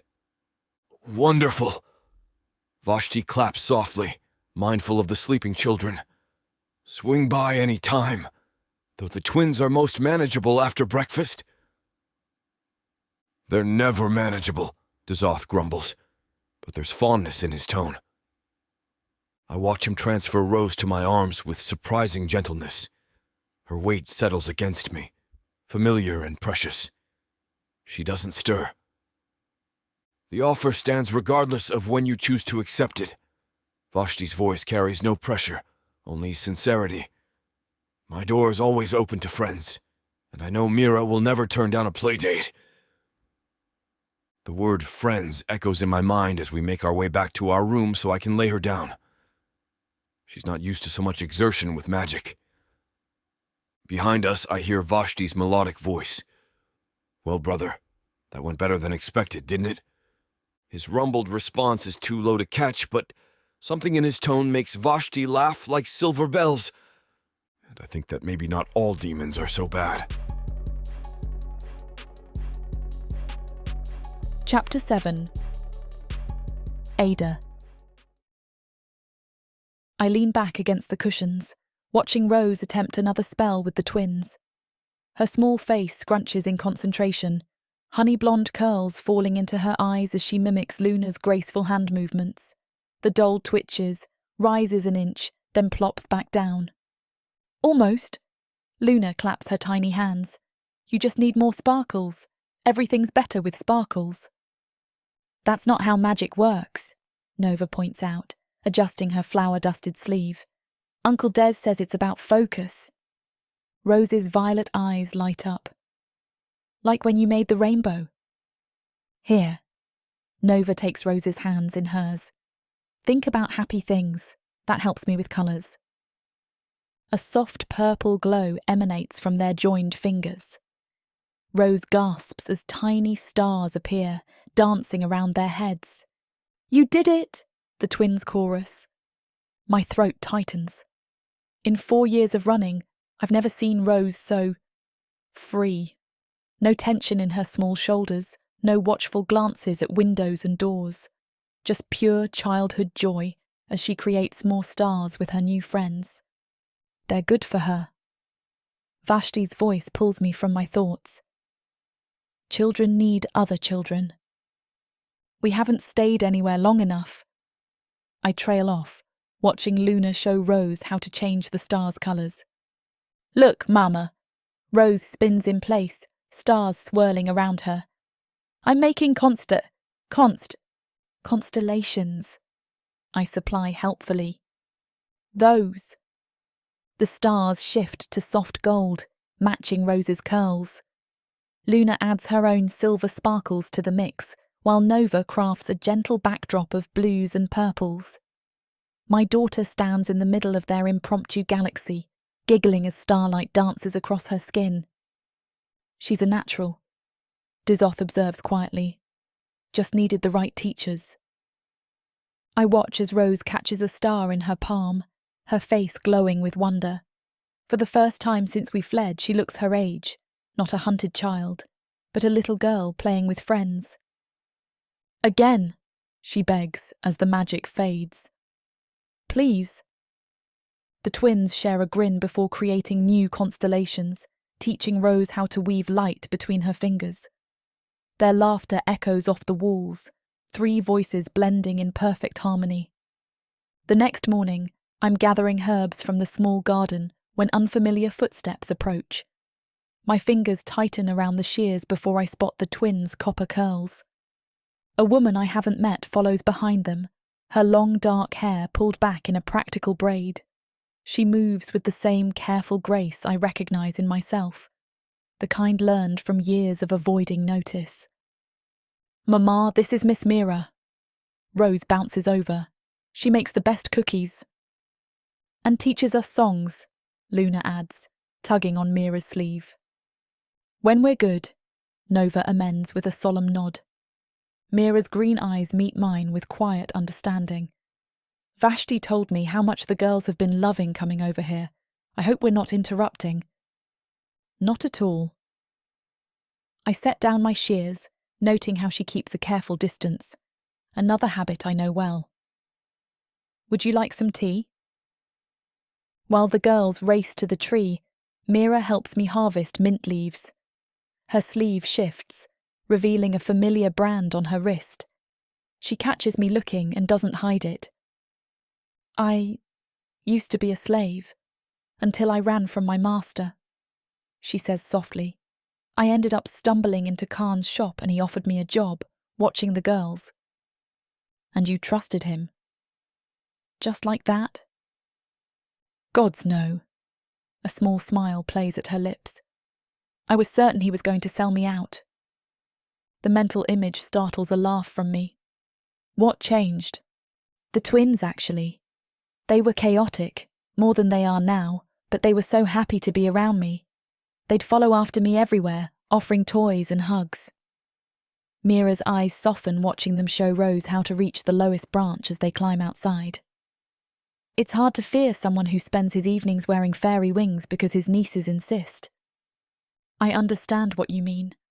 I think I fell for Rose's father because he was that kind of man. I whisper, the words slipping out before I can stop them. He would have been so good to her. Mira's hand finds mine, warm and steady. He was a demon. I nod, throat tight. And I'm guessing he paid the price for loving a human. I nod again, never having felt so seen. They tried to sell me to a collector. Her voice hardens, as if we're pretty trinkets to be owned. How do you trust again? After everything? One day at a time. Mira squeezes my hand. And on the hard days, I remember I'm choosing to stay. That makes all the difference. Rose's delighted shriek draws our attention. She's perched on a branch, beaming as the twins create magical stepping stones of light to help her climb higher. Dezoth gets home just before Mira leaves, and she smiles at him, greeting him softly. It eases another notch in my chest, and slowly I feel my walls coming down. After Mira and the twins skip home, Rose tugs at my skirt, violet eyes bright with curiosity. She clutches her new favourite doll, a gift from Dezoth that sparkles with embedded magic. Mama, can we stay with the nice guard captain forever? My heart twists. I brush a honey blonde curl from her forehead, buying time to steady my voice. Why do you ask, Flower? Because he makes the best magic lights. Rose waves her doll, sending tiny sparkles cascading through the air. And he knows all about demon stuff, like why my eyes glow sometimes. We'll stay, I whisper. For now, I don't add. Rose takes off then, back into the house, and I hear her giggle as Dezoth says something. I walk in to find him spinning her around and setting her back down. I have to show you something, she tells him excitedly. Dezoth sits back in his chair, those intimidating golden eyes softening as he looks at Rose. I'm ready. Rose demonstrates her new trick, his eyes never leaving her. His usual stern expression melts when she bounds over to show him. Look, I made them dance like you showed me. Well done, little flower. His deep voice gentles, matching her excitement. Your control is improving. Rose beams at the praise, then frowns thoughtfully. Is that why we're staying? Because you can teach me about magic? I freeze, caught between truth and protection. Before I can answer, Dezoth kneels to her level, his massive frame somehow less imposing as he meets her gaze. Your mother is very brave to bring you here, he says carefully. Sometimes being brave means asking for help. Like when I couldn't reach the cookies and Luna helped? A rare smile crosses his face. Something like that. Rose nods, satisfied with this simple explanation. She returns to practicing her sparkles, unaware of how my hands shake, or how Dezoth's expression holds centuries of understanding. She deserves a childhood, he murmurs, watching her play. Not a life of running. The guilt crashes over me. We've been here 2 weeks, longer than anywhere since we fled. Each day, Rose blooms a little more, learning to control her magic instead of hiding it. And each night, I lie awake wondering if I'm selfish for wanting this peace to last. That evening, I notice Rose's doll missing from her bed. She's sound asleep, curled around her pillow instead of her usual sparkly companion. A quick search of our rooms turns up nothing. My heart races until I remember her showing Dezoth her new magic tricks. The study door stands ajar, warm lamplight spilling into the hallway. I pause at the threshold, struck by the sight before me. Dezoth sits at his massive oak desk, but instead of reports or documents, he cradles Rose's doll in his battle-scarred hands. His golden eyes are distant, lost in thought as one finger traces the delicate embroidery he enchanted himself. The doll seems impossibly small against his palms, yet he holds it like spun glass. I can come back. No, please. He straightens but doesn't set the doll down. She reminds me of someone. I step into the study, drawn by the raw emotion in his voice. The woman Vashti mentioned. My sister shouldn't be mentioning things to you. But he doesn't sound angry. Instead, he clears his throat. I've made dolls like this before, for another demon child who needed to learn. The mighty demon captain looks almost vulnerable, shoulders curved inward as if protecting an old wound. His ritual markings catch the lamplight as he adjusts the doll's tiny dress with impossible tenderness. It's kind of you, to make her things like that. It's what she deserves. His eyes meet mine, molten gold in the dim light. She deserves that chance, to make people smile, to learn magic without fear. Something shifts in my chest, watching this fearsome warrior handle my daughter's toy with such care. The same hands that wield sword and shield, that command armies, now straightening a miniature bow with gentle precision. I should return this before she notices it's gone, he murmurs. I'll take it. Though I almost feel bad doing so now. He hands it to me, his eyes still on the doll, and I know that ache on his face. It makes me hurt for him. I take it gentle, murmuring my goodnights as I head back to my room with Rose. I lie in bed, staring at the shadows dancing across the ceiling. The conversation in Dezoth's study replays in my mind, the way his massive frame seemed to shrink as he cradled Rose's doll. How I could see the longing on his face. My fingers trace the scar along my collarbone, a permanent reminder of why I shouldn't notice these things. Why I shouldn't care how his golden eyes crinkle at the corners when Rose makes him laugh. Or how his intimidating presence becomes a shelter rather than a threat when he stands between us and the world. A floorboard creaks outside my door. My heart jumps until I hear his familiar heavy tread passing by on his nightly patrol. The sound should frighten me. A demon warrior mere steps away. Instead, my pulse steadies. Foolish, I whisper to myself. You're being foolish. But I can't forget how carefully he held that doll, like he was cradling all his lost dreams in those battle-scarred hands. The mighty captain of the guard, who makes hardened criminals tremble, spending his evening fixing a child's toy. I roll over, punching my pillow. Sleep won't come while my mind races with dangerous thoughts. Like how his deep voice turns gentle around Rose, answering her endless questions about demon magic. Or how his fierce protective instincts extend to all children, not just his nieces. You can't trust him, I remind myself firmly, no matter how kind he seems. But that's the problem. He doesn't seem kind. He is kind, in a way that breaks through every wall I've built.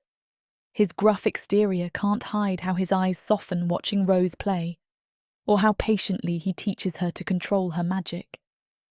I press my face into the pillow, trying to smother the warmth blooming in my chest. I know better than to let my guard down. The last time I trusted a demon's kindness. But Dezoth isn't like Rose's grandfather. He doesn't hide cruelty behind a gentle facade. Everything about him is honest. His strength, his honour, and yes, his loneliness. That's what terrifies me most. Not his power or his position, but how much I want to ease that loneliness I recognise in his eyes. How natural it feels to let him into our lives, despite everything my experience screams against it.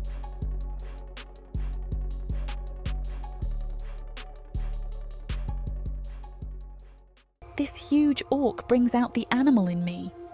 In a world where humans have been driven underground, living like rats is the only way to stay safe from the marauding orcs. All my life, my only job has been to make sure I have enough to eat. These orcs of the Burning Sun clan will vow to keep their human mates safe. There is a nobleness to these giant savages. Alpha male warriors who will protect their women at all costs. Get this complete series of books following the Burning Sun clan for 70% off.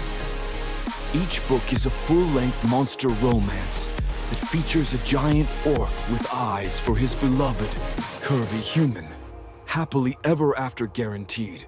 Prothea's magic is eternal. This bundle will show you that size really does matter.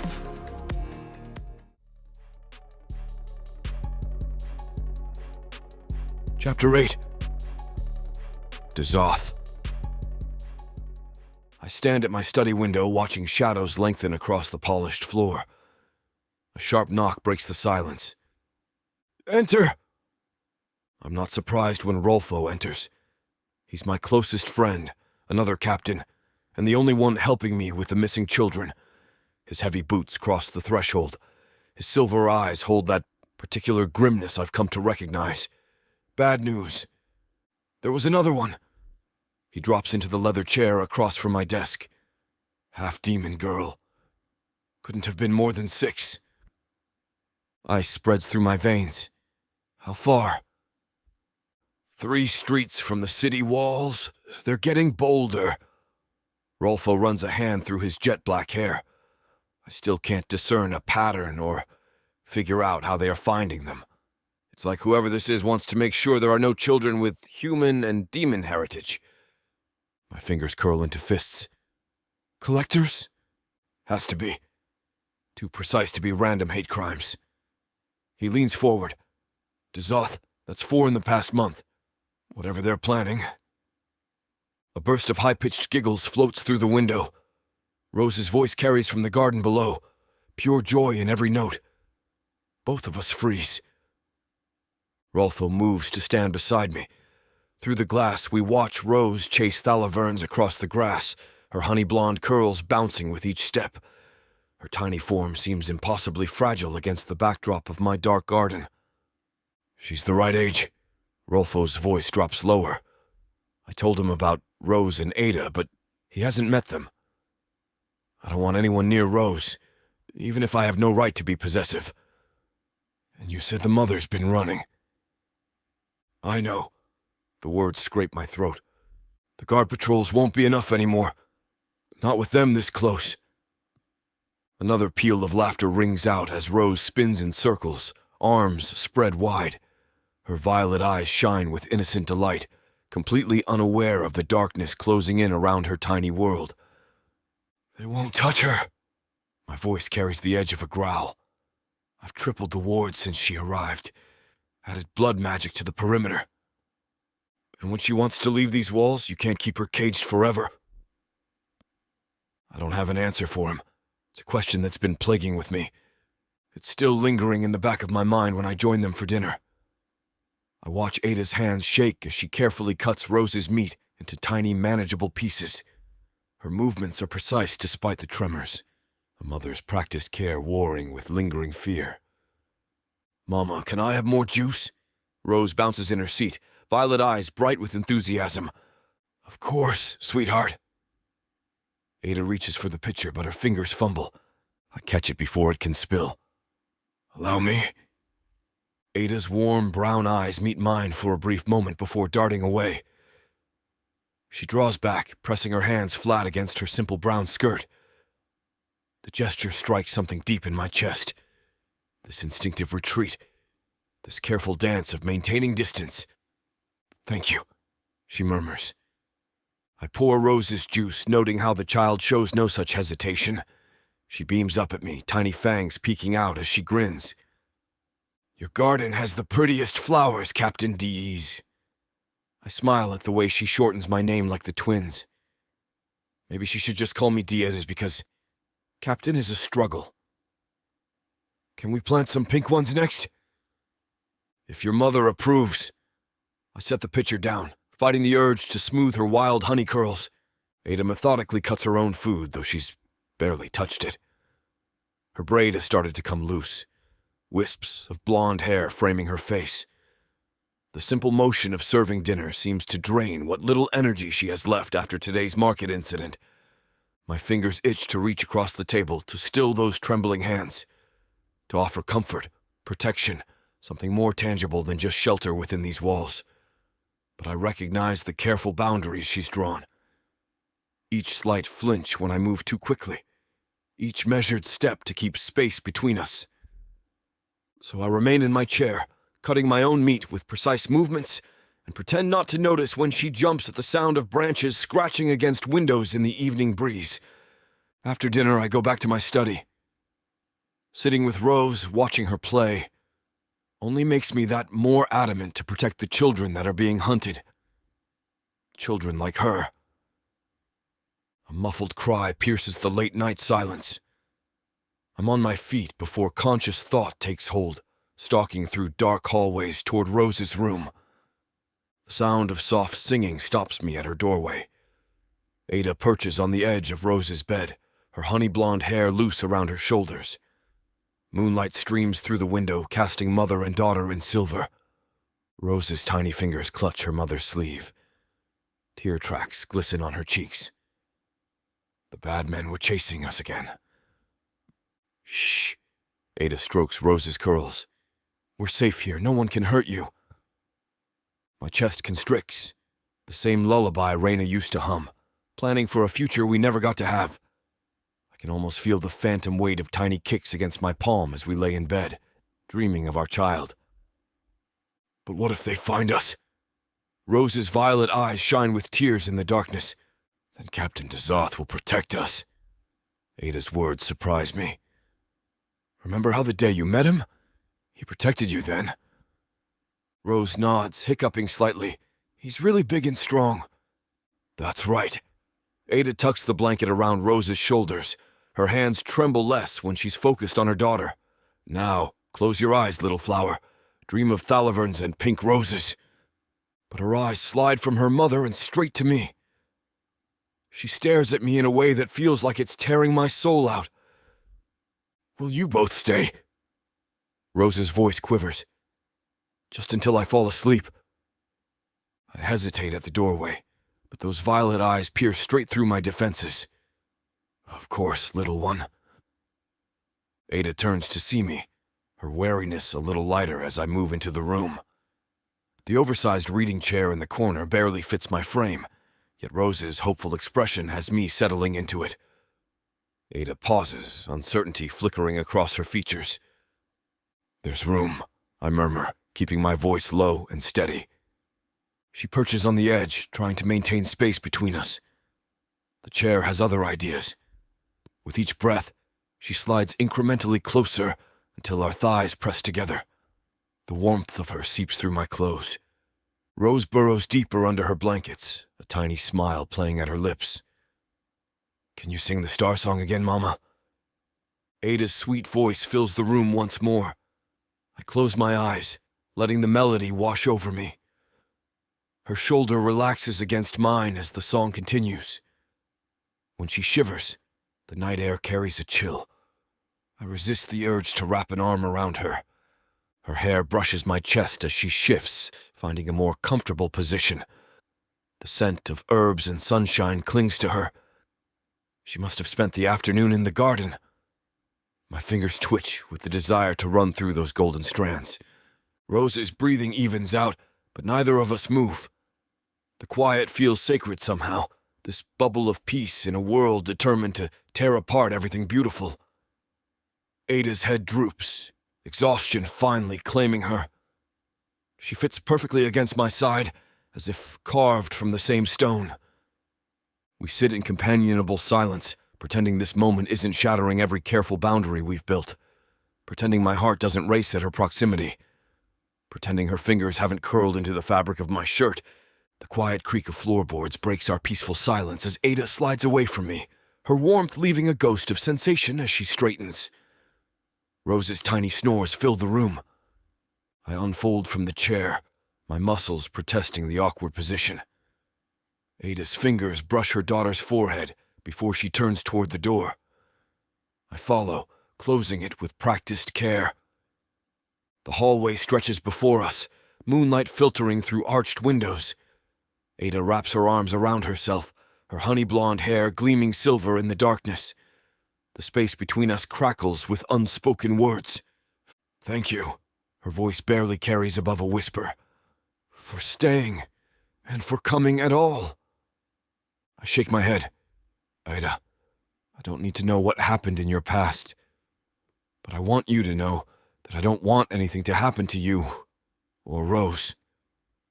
I want to protect them. I've had that ache in my chest since the second I saw them, and I get that it is suspicious to Adah that I could be this selfless. But I'm not really.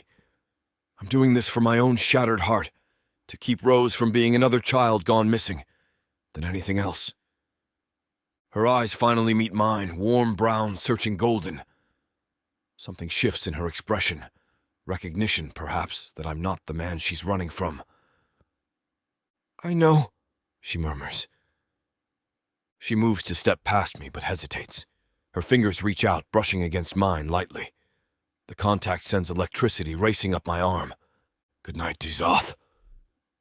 My name on her lips sounds like a prayer. She turns away, her bare feet silent on the wooden floor as she heads toward her room. The scent of herbs and sunshine lingers in her wake. I flex my fingers, still feeling the ghost of her touch. The hallway suddenly feels colder, emptier without her presence. Chapter 9. Adah. I I spread out the worn alphabet cards on the floor of the sitting room, watching Rose arrange them with careful concentration. Her tiny fingers trace each letter, violet eyes narrowed in focus. A is for apple, B is for... She scrunches her nose. Bubble. That's right, sweetheart. I smooth a stray curl behind her ear. You're picking this up so quickly. Rose beams, rearranging the cards into new patterns. The morning sun streams through the window, catching the gold in her hair. These quiet moments feel precious after years of running.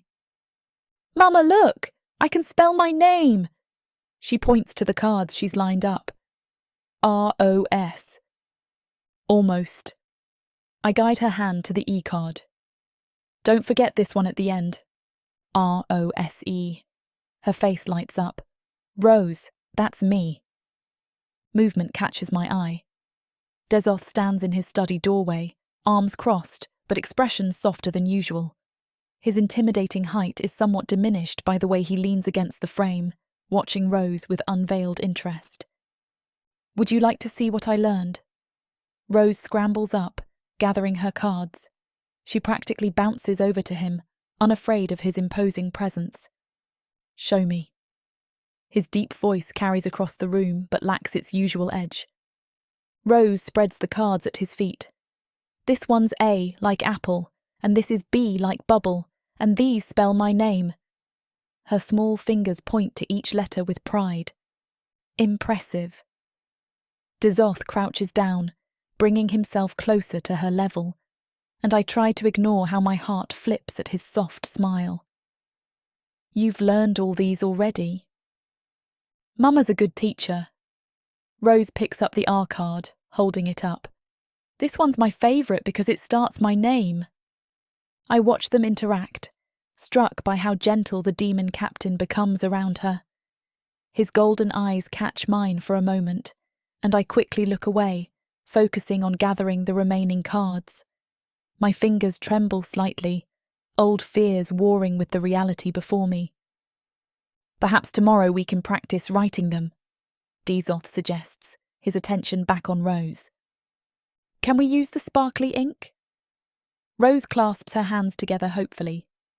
A hint of amusement crosses his face. I suppose we could manage that. I gather up the remaining alphabet cards, trying to steady my hands. Even after weeks in Dezoth's home, my instincts still scream danger whenever he's near. But Rose gravitates to him like a flower to sunlight. Show me the sparkly ink, please. Rose tugs at Dezoth's sleeve, completely unfazed by his towering height. The silver one you use for your special letters. That ink is for official documents. His stern tone softens at her crestfallen expression. But I may have some blue ink with shimmer powder that would suit your lessons better. Blue is pretty too. She twirls, her worn dress spinning out. Can we practice now? I clear my throat. Rose, Captain Dezoth has work to do. We shouldn't disturb him. I have time. Dezoth straightens, his golden eyes meeting mine. Unless you object. The question hangs between us. I bite my lip, wrestling with the familiar tangle of fear and gratitude. He's given us sanctuary, kept us hidden from those who hunt us. Yet every time he looks at me with those predator's eyes, I remember another demon who once seemed kind. Rose's hopeful face decides me. As long as you're certain we're not imposing. Yay! Rose darts into his study, already climbing onto the chair at his desk. She needs to learn demon script eventually. Dezoth's voice drops lower, meant only for my ears. Better in safety than necessity. The truth of his words stings. I nod stiffly and follow them into the study, where Rose already has her hands wrapped around an ornate quill nearly as long as her forearm. Dezoth adjusts her grip with surprising patience, his large hands gentle as they guide her smaller ones. Like this, he demonstrates, helping her dip the quill. Careful not to press too hard. Rose's tongue pokes out in concentration as she makes her first wobbly letter. Look, Mama, it's sparkly. I lean against the doorframe, watching my daughter leave glittering trails across the parchment. Her joy is infectious, even as my heart aches with memories of another demon teaching me to write before everything went wrong. After lunch, Rose settles in for her nap, and I find myself wandering the halls of Dezoth's home. A glass door catches my attention, sunlight filtering through its clean panes. The handle turns easily under my touch. The garden sprawls before me, wild and untamed. It's the only thing in the home that doesn't seem to be well taken care of. Climbing vines twist up trellises, their flowers close tight against neglect. Weeds choke out what might have once been neat beds of herbs and flowers. But underneath the chaos, I spot the careful planning that went into its creation. Raised beds arranged in a spiral pattern, stone pathways now half hidden by overgrowth. Before I realise what I'm doing, I'm on my knees in the soil. My fingers work through familiar motions, distinguishing plants from unwanted growth. Unlike the one I'm used to working in, there are no herbs here. These were once someone's passion. You don't need to do that. Dezoth's voice startles me. I whirl around, dirt streaking my skirts. He fills the doorway, expression unreadable. I'm sorry. I shouldn't have presumed. My hands twist in my lap. That's not what I meant.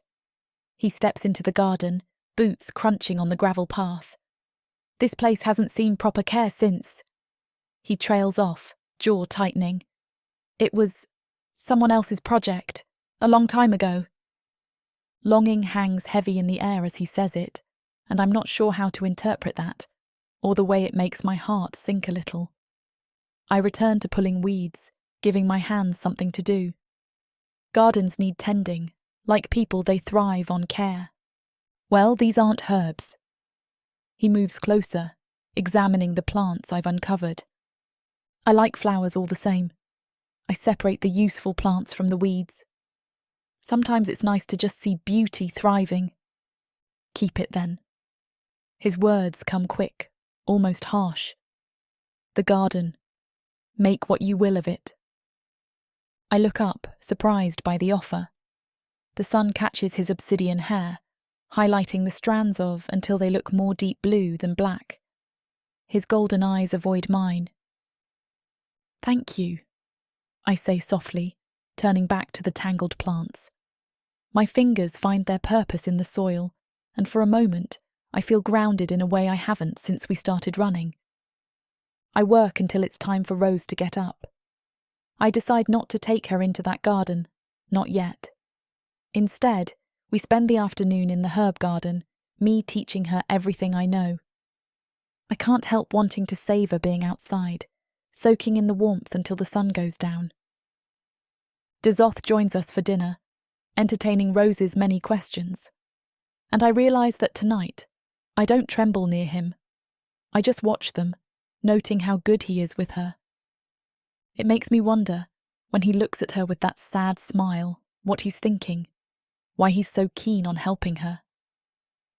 After dinner, I help Rose change into her nightgown, her eyelids already heavy from a day of learning letters and playing in the garden.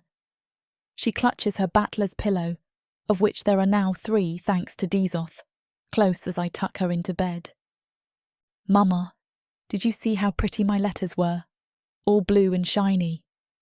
Rose yawns, snuggling deeper into her pillow. They were beautiful, sweetheart. I brush her curls back, marvelling at how much she looks like her father in the soft lamplight. The same violet eyes, though hers shine with an innocence his never had. I like when Captain Des teaches me. His hands are big, but they're gentle. She traces invisible letters in the air. Like when he showed me how to hold the quill. My throat tightens. I've noticed that too. How carefully he handles her, as if she's made of glass. How his intimidating presence softens around her edges, like steel turning to silk. And did you see him at dinner? He looked sad. Rose's perception catches me off guard. Maybe I can write him sparkly leaders and make him happy. I kiss her forehead, buying time to steady my voice. Maybe you can. Will you tell me a story? The one about the Thalavern princess again. As I weave the familiar tale, my mind drifts to Dezoth standing in that overgrown garden. The pain in his eyes when he mentioned it was someone else's burden before. The way he'd offered me the space without hesitation, though it clearly held memories he'd rather forget. Rose's breathing deepens into sleep, but I remain perched on her bed, lost in thought. Every day reveals another crack in Dezoth's stern facade, the gentleness with which he guides Rose's letters, his quiet respect for my boundaries, the flickers of vulnerability when he thinks no one's watching. My fingers dig into the bedsheet. This dangerous warmth spreading through my chest needs to stop. I've learned the hard way that a demon's kindness can turn to cruelty in an instant. But watching him with Rose, seeing the loneliness etched in his features when he thought I wasn't looking, I press my palms against my eyes. I can't afford to trust him. Can't risk being wrong about another demon, no matter how much my heart aches to ease the sadness in his golden eyes. Chapter 10. Dezoth. The moon casts silver ribbons through my window, but sleep eludes me. I toss aside the sheets and rise, my footsteps silent against the wooden floors as I head for the kitchen. A movement catches my eye through the window. Adah kneels in the garden, her honey-blonde braid gleaming in the moonlight as she tends to the roses. I pause, cup of water forgotten. Seeing her in the garden earlier nearly shattered me. So many memories of Reyna, and the months after she left, filtered through my mind. That's why I shut the damn thing off, unable to look at it. Now my feet carry me toward the door before I can question why. The night air wraps around me as I step outside. Adah's shoulders tense at my approach, but she doesn't flee. Progress, perhaps. You need a different soil base here. Her voice is soft but steady as I lower myself beside her, my knees cracking in protest. It's suffocating the roses. I study the wild roses, their thorny stems reaching toward the stars. I wouldn't know the difference. Plants aren't my expertise. No? A ghost of a smile touches her lips as she works the soil with practiced fingers. I assumed all demons had green thumbs, given your connection to elemental magic. That's like assuming all humans can cook because they need to eat. I shift, trying to find a comfortable position among the flower beds. My ceremonial markings catch the moonlight, a reminder of where my true talents lie. Fair point. Adah reaches for another plant, her movements graceful even in the dim light. The scar along her collarbone peeks out from her collar, a reminder of why she's here, why she runs. Though she hasn't told me that story yet, I can piece together at least some of it. Though I've yet to meet a demon who tends their own garden. We usually have others for that. The words come out harsher than intended, and I see her fingers tighten around the stem. Though I'm beginning to see the appeal. She glances at me then, warm brown eyes meeting mine for a brief moment before returning to her work. It's peaceful. When the world is quiet like this, it's easier to think. The silence stretches between us as Adah works the soil. My fingers brush against a fallen rose petal, its velvet texture a stark contrast to my calloused hands. Rose seems well-adjusted despite everything. The words slip out before I can stop them. Adah's hands still for a moment. She is. Children are resilient that way. She pulls a weed free, setting it aside with careful precision. Her father would have adored her spirit. I watch her face in the moonlight, catching the slight tremor in her jaw. It confirms what I thought, that her father is gone. He's not here to protect them. What was he like? Kind. She swallows hard. He saw me. Really saw me. When everyone else looked through me. He'd sneak extra food to the kitchen staff, teach the stable boys to read. Her voice breaks. He would have been such a good father. The pain in her words strikes something deep in my chest. I wonder if I would have been a good father. Do you miss him still? Adah sits back on her heels, brushing dirt from her hands. I loved him. Part of me always will. Her eyes meet mine, steady and clear. But I've healed from losing him. Rose is my world now. Everything I do, every choice I make, it's for her future. She's lucky to have you. I'm the lucky one. Adah returns to her work, but her movements are gentler now. She makes it easy to keep going, to find joy even when things are hard. She has this smile, you know. Acts a lot like him, even though she never really got to meet him. Sometimes I see so much of him in her and... She trails off, shaking her head. I find myself leaning closer, drawn by the raw honesty in her voice. The moonlight catches the tears she quickly wipes away, but she doesn't try to hide them. There's strength in her vulnerability, in the way she faces her pain head-on while protecting Rose from its shadow. Your daughter is remarkable. I offer the words like a peace offering. She has your strength and his heart. Adah's smile is soft but real. That's what matters most. I smile, thinking of the only child that I lost. I wonder if it would have been anything like having Rose here. I can't tell you how much it means to me that you are letting us stay here.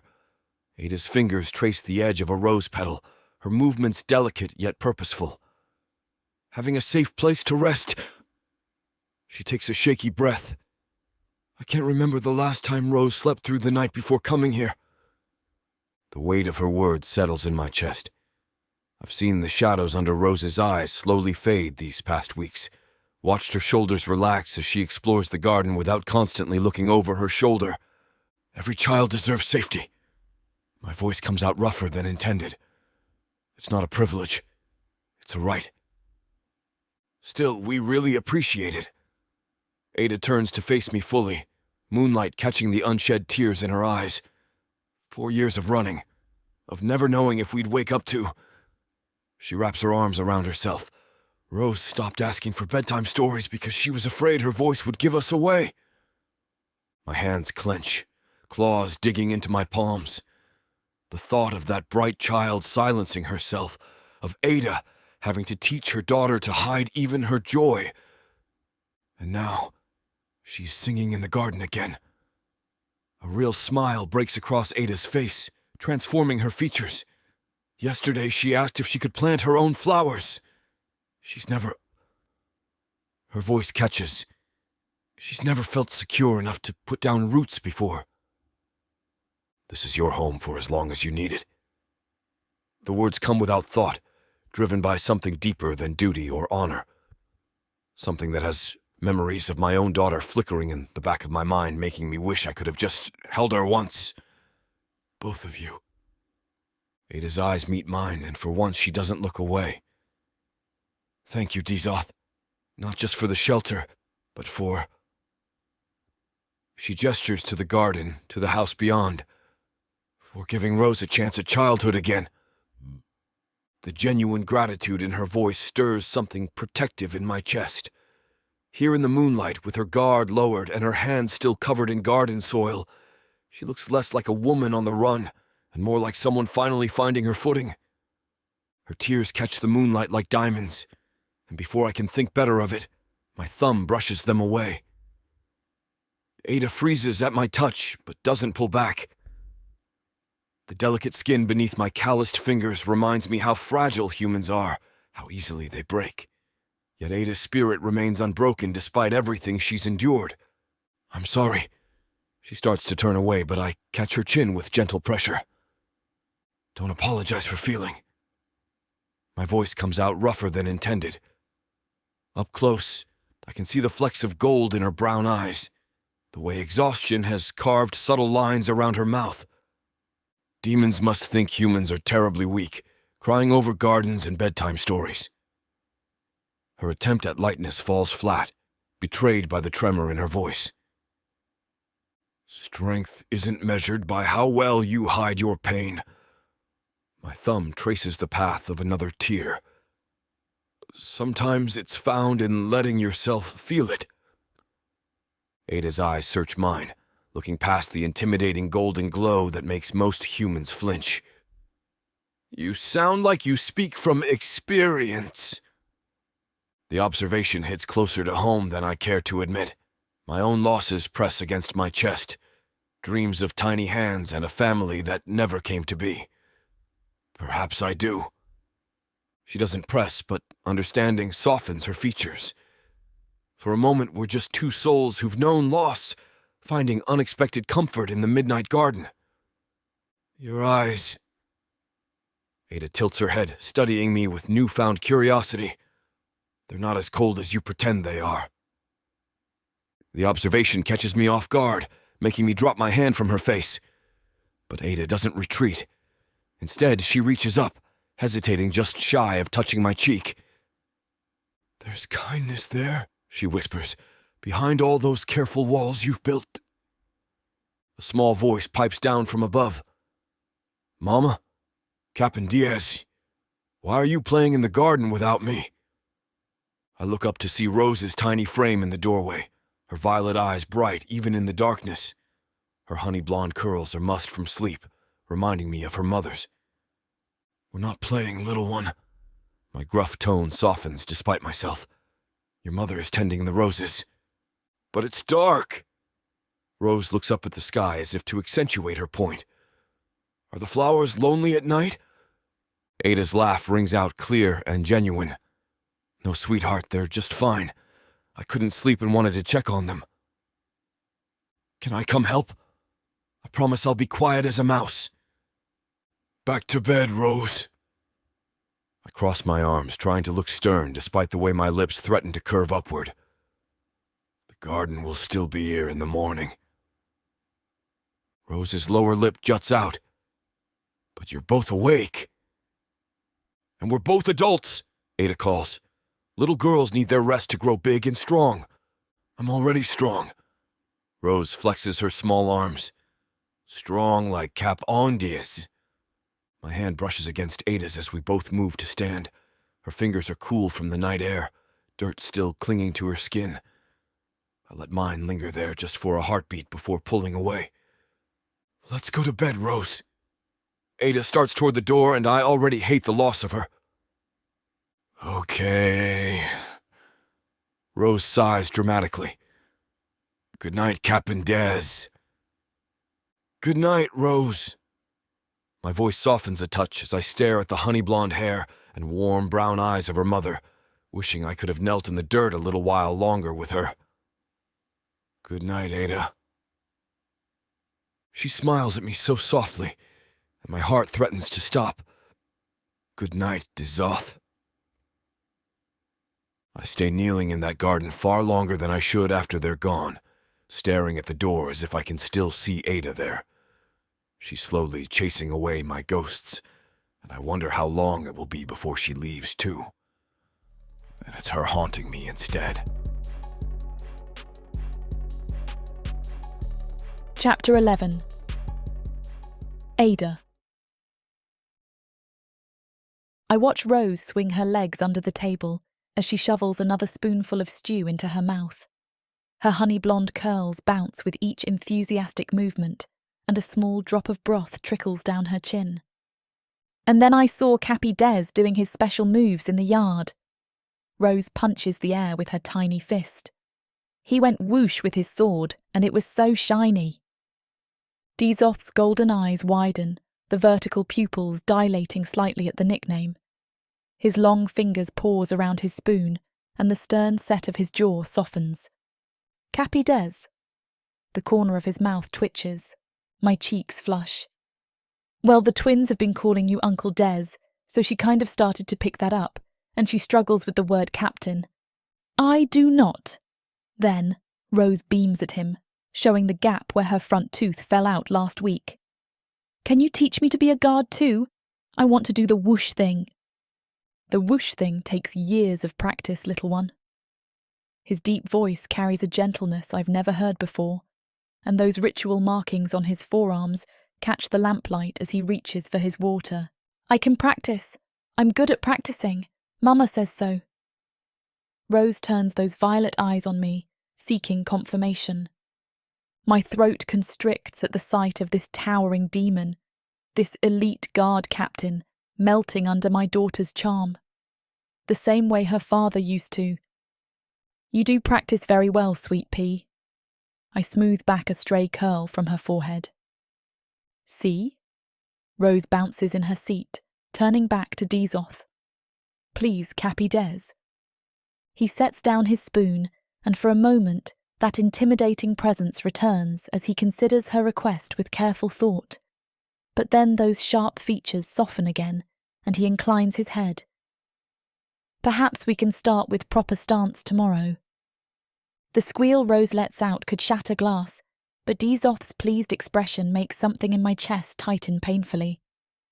I haven't seen anyone look at her that way since her father, and that was when I was still pregnant. I've been seeing more and more of that side of Dezoth coming out. I watched Dezoth's large hands, so lethal in combat, carefully cut Rose's meat into tiny, manageable pieces. His obsidian hair falls forward as he leans over her plate, and she reaches up to tug at the silver cord holding it back. Why do you tie it up? Rose peers at the intricate knot. So it doesn't get in my eyes when I'm working. He slides her plate back, the meat now in perfect child-sized bites. Just like how your mother braids your hair. But yours is pretty. It's like the night sky. She stuffs a piece of meat in her mouth. Do all guards have long hair? Some do. His golden eyes crinkle at the corners. But we all wear the silver cord.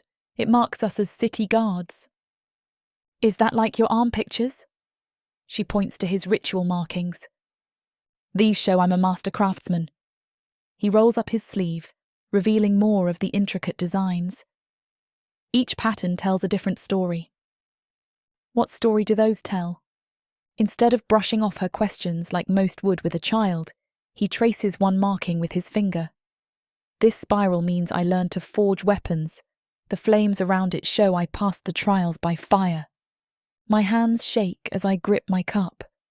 The way he explains things, patient and clear. It reminds me so much of Arzalon. He was so patient with me too. So kind and caring and understanding. I can only imagine how good he would be with Rose. I meant what I said to Dezoth. I do miss and love Arzalon, but I have healed from it. His death does not debilitate me the way it used to. I would love nothing more than to have him back. But I can't. I've made my peace with that. Now, I'm focused on moving forward with Rose. Can I be a craftsman too? Rose leans forward, nearly putting her elbow in her stew. Careful. Dezoth catches her bowl before it tips. And yes, if you study hard and practice, though you might want to master using a spoon properly first. Rose giggles, and the sound draws a rare smile from him, one that transforms his intimidating features into something gentle, something that tugs at my chest. That's been happening more and more too, and I have to stop it. I can't develop too much trust in this demon. This is not our life forever. I'm just getting my feet under me. I look down at my plate, my chest tight. I shouldn't let them grow close either. We can't stay here forever. But watching him teach her, protect her, it makes me wonder if maybe, just maybe, not all demons are like her grandfather. Rose sets down her spoon, her violet eyes serious. I like it here with Cappy Des. It's better than running all the time. My fork clatters against the plate. The room spins, and I grip the edge of the table to steady myself. Adah? Dezoth's deep voice carries concern. I can't look at him. Can't bear to see the way his usual stern mask has cracked, revealing something raw and vulnerable beneath if his voice is any indication. I can't face his golden eyes that tend to cut me to my core when he looks at me not like I'm less than, not like I'm worthless. No, sometimes he looks at me like I'm worth protecting, and that hurts. We have a nice bed here, Rose continues, oblivious to my distress. And Cappy Des makes the best pancakes. Remember the blue ones, Mama? With sparkles. Rose, my voice catches, and he keeps the bad people away. She pushes her plate aside, leaning toward him. Right, Cappy Des? Dezoth's shoulders straighten, his protective instincts visible in every line of his powerful frame. Always, little one. The conviction in those 2 words steals my breath. His ritual markings seem to shimmer in the lamplight as he reaches across the table, his large hand settling near mine, not touching, but close enough that I feel its warmth. No one will harm either of you while you're under my protection. His words carry the weight of an oath. Rose beams at him, and something in my chest cracks at the sight. This demon, this elite guard captain, who strikes fear into criminals with a single look, sits at his table wearing a tiny flower crown my daughter made him. His obsidian hair, usually so pristine, has a few strands escaping their silver binding because Rose couldn't resist playing with it. See, Mama? Rose's small hand finds mine. We don't have to be scared anymore. I meet Dezoth's gaze then, and the pride in his expression, pride at being trusted by this tiny half-demon child, mingles with something deeper, something that makes my heart thunder against my ribs. After dinner, I guide Rose up the wooden stairs, her tiny hand clutched in mine. Her steps drag, heavy with exhaustion from her excitement over sword practice with Dezoth. Arms up. I help her change into her nightgown, the soft fabric settling over her curls. She yawns, revealing that adorable gap where her tooth used to be. Mama? Rose crawls under the blankets, her violet eyes bright even in her sleepiness. Can we stay here with Cappy Des forever? My hands freeze in the middle of tucking her in.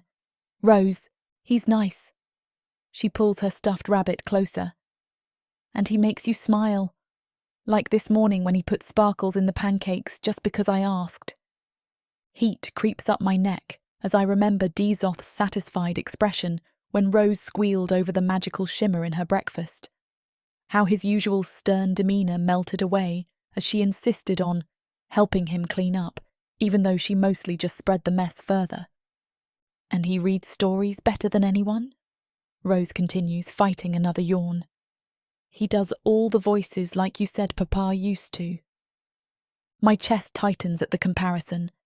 She can't even remember her own father, even though I have tried to keep his memory alive. But somehow Dezoth has filled that void so naturally, so completely. Please, Mama.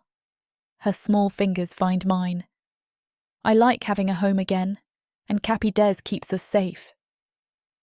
I sink onto the edge of the bed, smoothing back those honey-blonde curls so like mine. The warmth of this room, the soft glow of the magical nightlight Dezoth crafted specially for her, the lingering scent of his cooking downstairs. It all feels so right, so peaceful. Dezoth's presence has become as natural as breathing. The way he moves through his home with quiet strength, how he adjusts his stride to match Rose's tiny steps, the gentle way he explains things. Mama. Rose's voice grows drowsy. I open my mouth to answer, but the words stick in my throat. Because she's right. I do smile more here, with him. I'm not really sure how it's happened, but I'm letting someone in, a demon no less. Sweet dreams, my love. I kiss her forehead, unable to give her the answer she wants, or maybe just unable to admit it to myself. I curl up in bed, Rose tucked into my side, staring at the wooden beams above. Moonlight filters through the curtains, casting silver patterns across my room. My fingers drift to the spot where Dezoth's hand brushed mine in the garden earlier today. The warmth of his touch lingers, a ghost of sensation that makes my heart flutter. You have excellent instincts for herbs, he'd said, his deep voice soft as we worked side by side.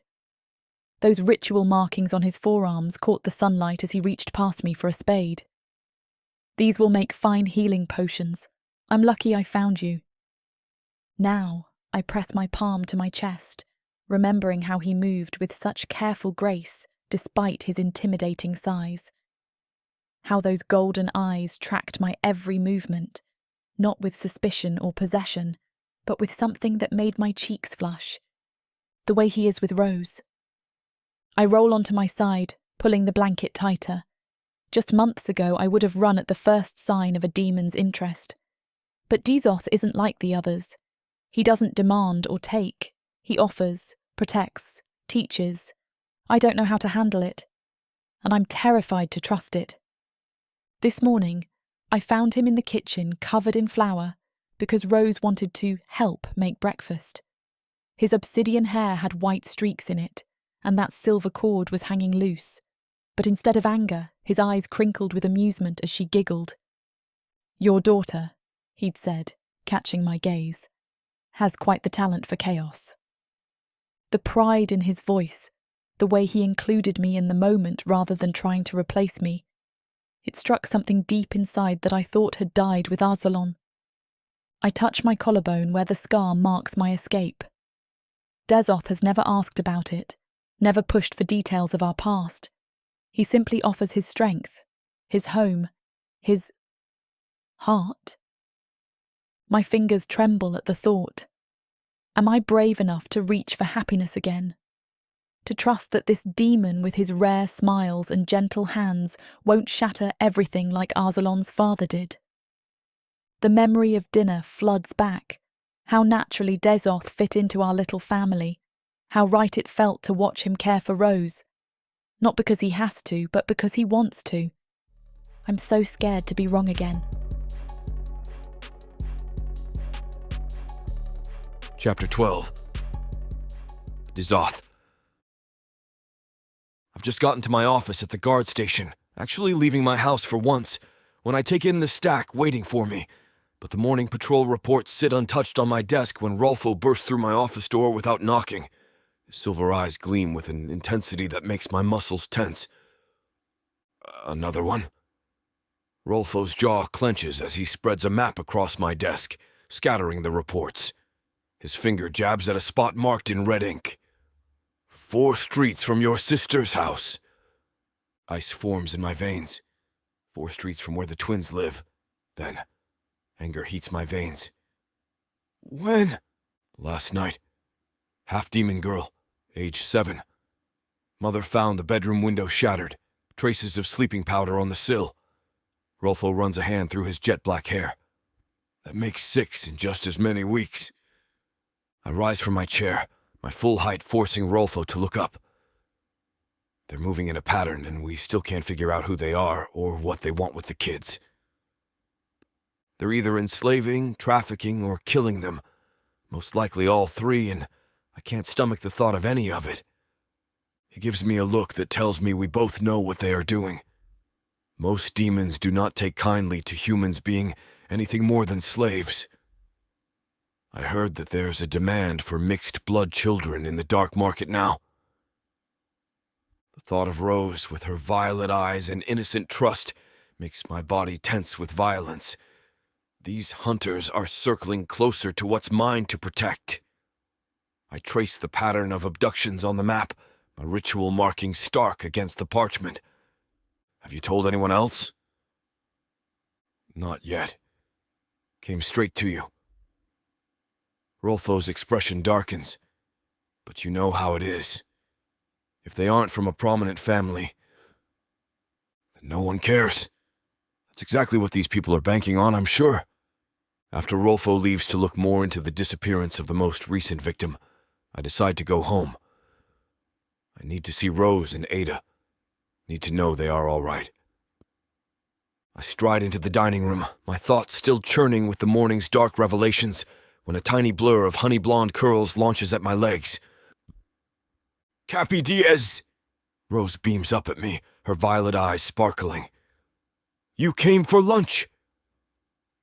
My chest tightens at her innocent joy. Without thinking, I scoop her up and settle her on my lap as I take my seat. She's so small, even for a 4-year-old, that my hand spans her entire back. I'm not sure where Adah is, but I know she can't be too far off. It's odd that I automatically start to look for her. Did you catch any bad guys today? She wiggles to face me, completely unfazed by my formal guard attire or the weapons at my belt. A few. I adjust her so she won't tumble off, but they weren't very smart ones. Tell me, please. She bounces, her curls dancing. Was it like the time you caught the jewel thieves in the big fountain? My lips twitch. Not quite that exciting, though there was one who tried hiding in a barrel of fish. Rose wrinkles her nose. You? Did he smell super stinky?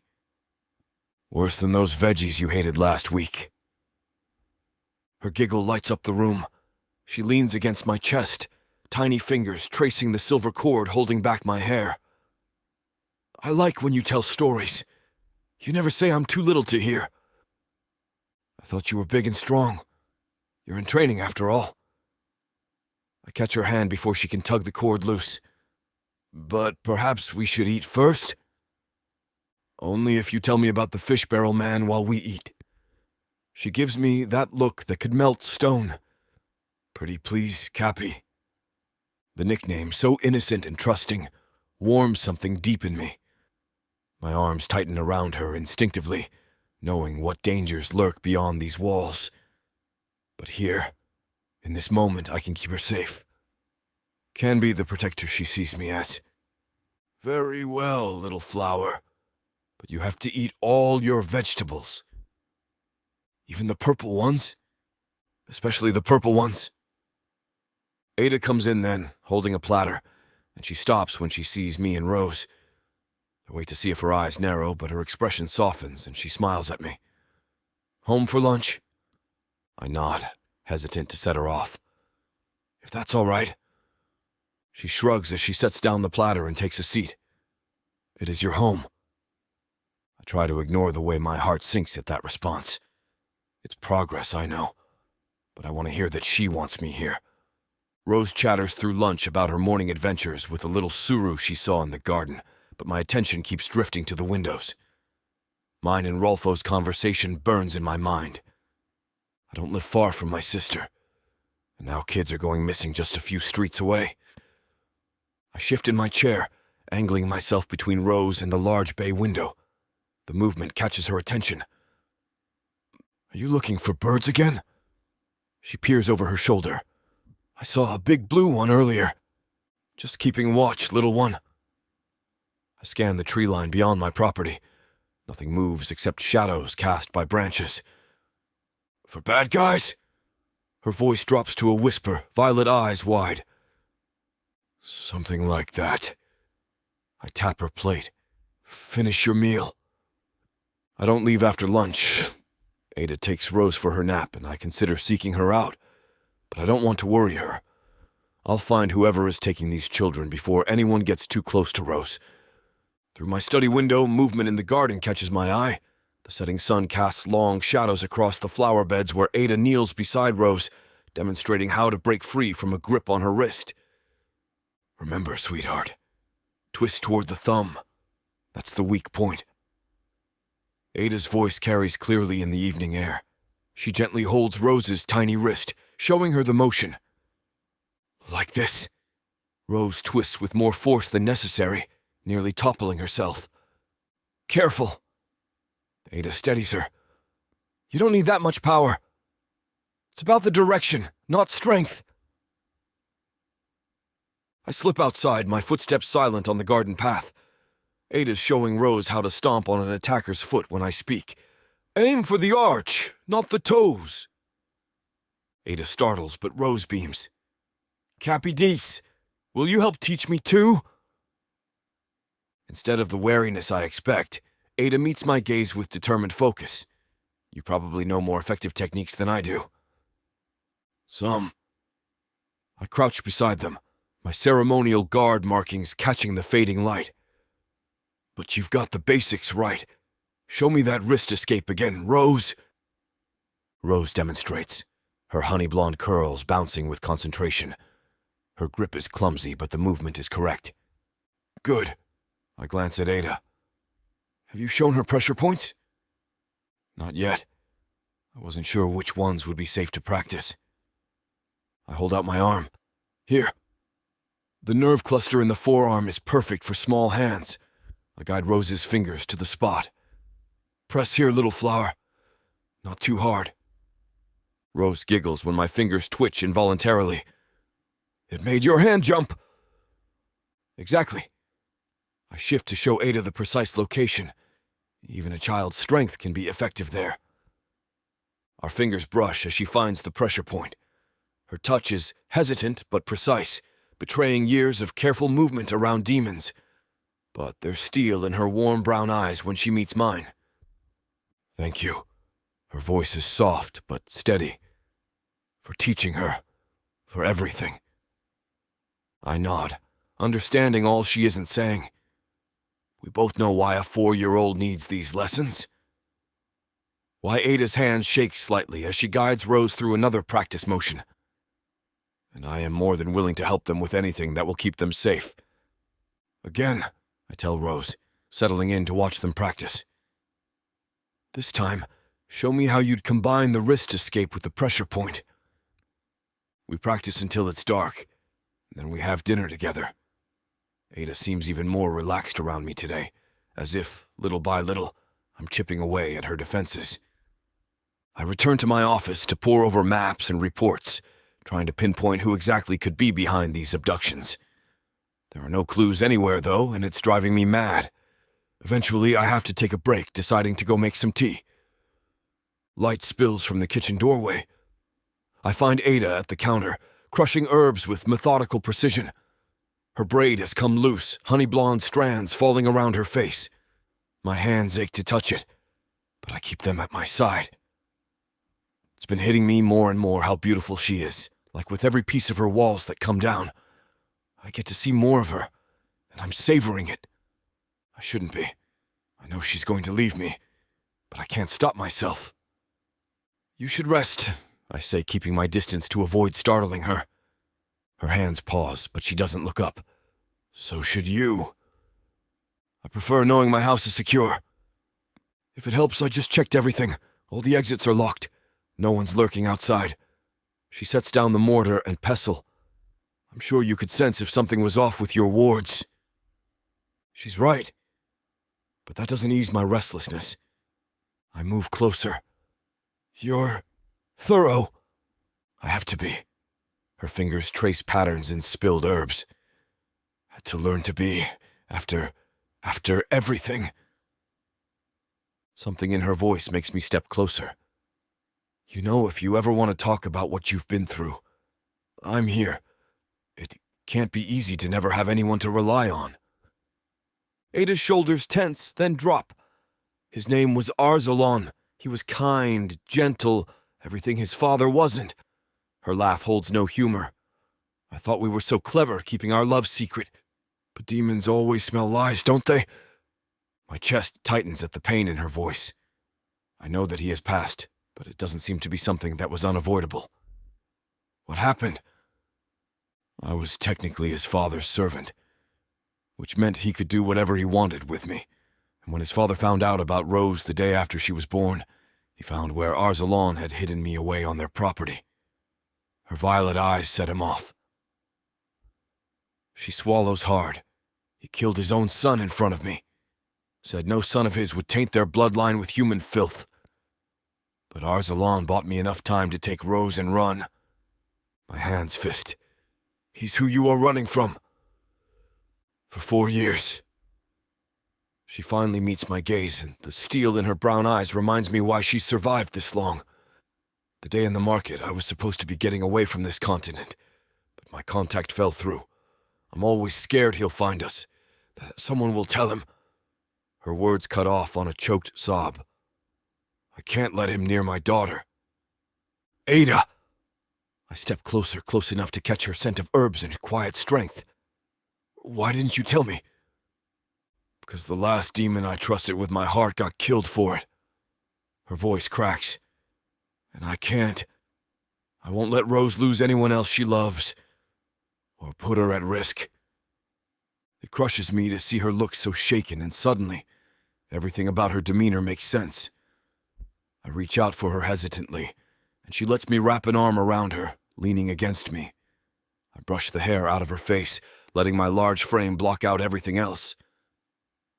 If there's one thing you should know about me, Adah, it's that I will protect you. I promise you that. And now, more than ever, I want to prove that to her.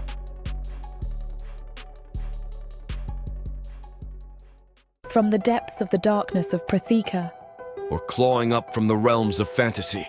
come the most fearsome beasts you have ever seen. These monsters are done watching from the shadows.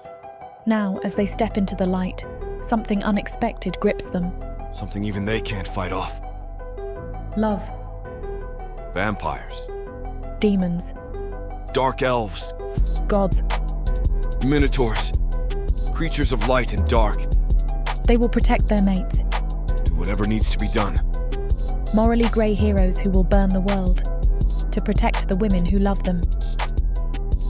10 audiobooks. Fall into over 60 hours of fantasy romance. 20 ebooks. Over 1 million words of these brutes who will protect their women. Even if they might destroy themselves in the process. Get the immersive proththea fantasy romance bundle. For 80% off, right now, dive into proththea at a once-in-a-lifetime discount. The first bundle to offer both ebooks and audiobooks on worldsofproththea.com. Proththea's magic is eternal, and this romantasy bundle will make it endless. Chapter 13. Adah.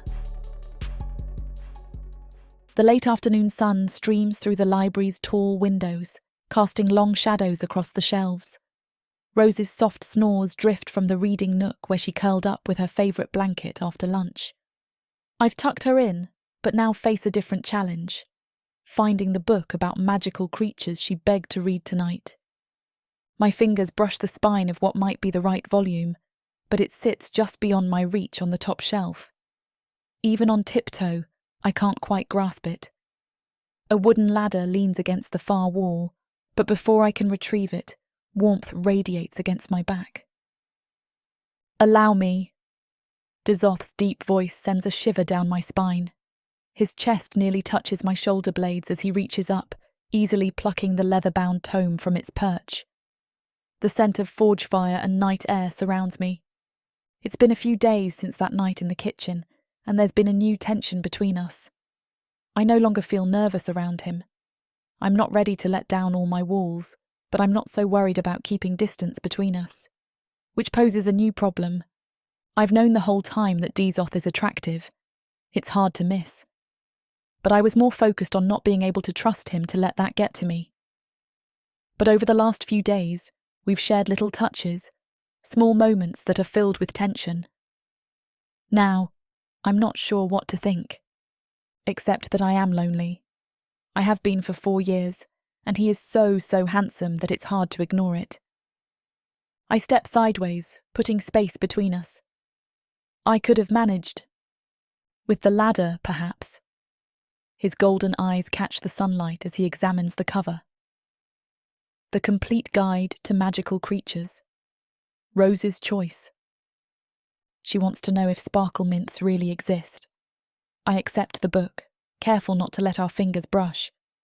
She insists they're real because Nova mentioned them. They are. The corner of his mouth twitches. Though they're quite rare now, I caught one for my sister when we were young. You? Chasing thaliverns? The image of the stern captain pursuing delicate creatures makes me bite back a smile. Mints, he corrects, crossing his arms. The movement draws attention to the ritual markings adorning his forearms. And I'll have you know, I was quite successful. Vashti kept it in a crystal jar by her bed until it died. How very fearsome of you. I can be both fearsome and accommodating when the situation calls for it. His eyes sweep over my body, and he shifts a little closer. There's almost no space between us, and I find myself caught up in his thick arms and the way he's staring at me again. My heart thunders. The book feels heavy in my hands, an anchor keeping me from drifting into dangerous waters. His golden eyes lock with mine, pupils contracting to thin vertical slits in the sunlight. The markings on his forearms seem to shimmer as he shifts, but neither of us steps back. I should... The words catch in my throat. Up close, the sharp angles of his face soften, and I notice a small scar above his left eyebrow that I want to trace. You should what? His voice drops lower, barely above a whisper. It only heightens the way he's making my body respond to him. I should take this to her room. My fingers tighten on the book. Thank you. For the book. Is that all you want to say? The question hangs between us, loaded with everything we've been dancing around for nearly a week. Really, it's been longer, if I'm being honest. His presence fills the space, not threatening but overwhelming in its intensity. My gaze drops to his mouth, wondering, not for the first time, what it would be like to give in.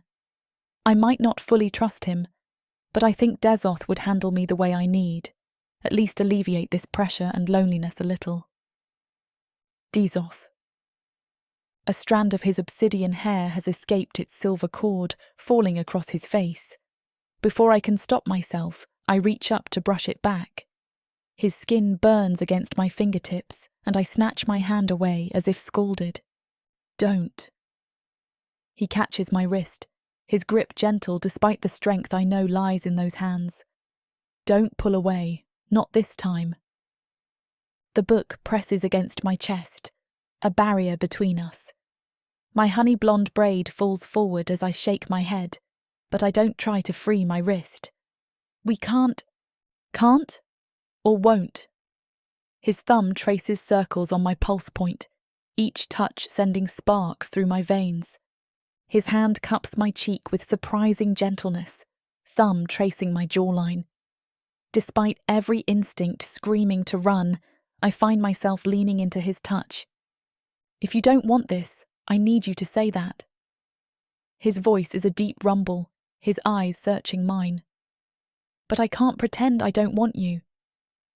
My heart pounds against my ribs as he slowly lowers his head toward mine, golden eyes searching my face for any sign of hesitation. I tip my chin up in a silent invitation, knowing I could be in for a world of danger, but I'm dying for this. The first brush of his lips is tentative, a question rather than a demand. The book slips from my fingers, thudding softly against the carpet. Instead of pulling away, I rise on my tiptoes, pressing closer. His arms wrap around my waist, lifting me until our heights match. Adah, he breathes against my lips. The sound of my name in that deep rumble breaks something loose in my chest. My fingers tangle in his obsidian hair, pulling free the silver cord. His hands span my waist, strong enough to crush but holding me like I'm made of glass. When I part my lips, his teeth graze my bottom lip. Not enough to hurt, just enough to pull my thoughts to him and not all the warnings going off in my head. We shouldn't, I whisper, even as I arch closer. Tell me to stop. His words ghost across my skin. One hand slides up my spine, cradling the back of my head. Tell me you don't want this. Instead of answering, I pull him back down, claiming his mouth with mine. He growls, deep in his chest, and the sound vibrates through where we're pressed together.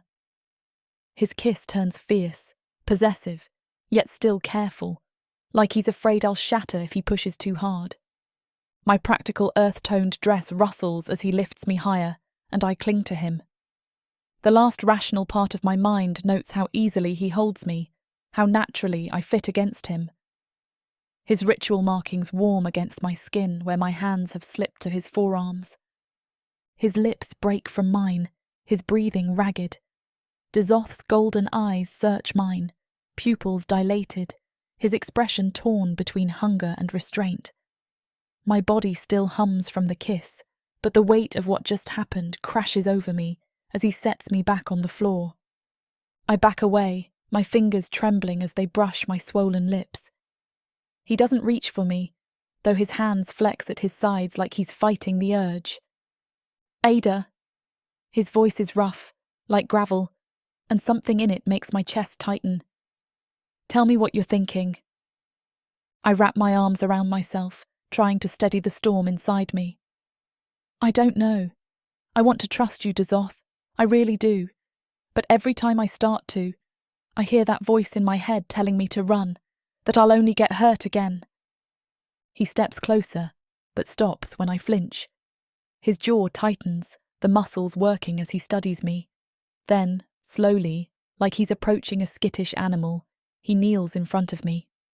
My breath hitches as he looks up at me from beneath those dark lashes, his golden eyes blazing with something that makes my knees weak. "Let me show you," he says, his voice low and steady.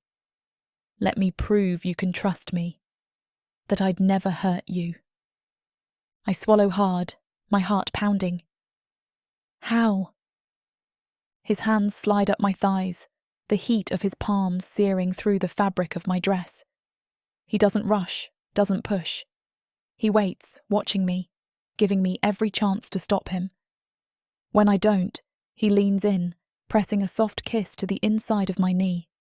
My fingers twitch, wanting to touch him, but I keep them clenched at my sides.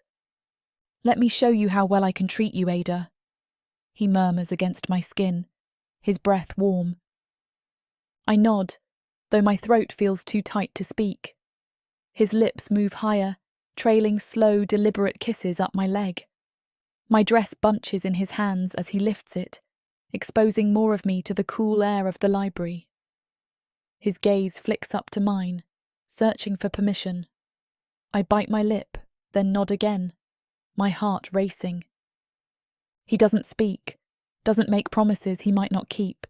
He just shows me with every touch, every kiss, that he's here for me, that he's not going anywhere. His hands are steady, his movements careful, like he's memorizing every inch of me. Sorry for the interruption. I know you were gearing up for a steamy scene, but it's way too hot for this platform.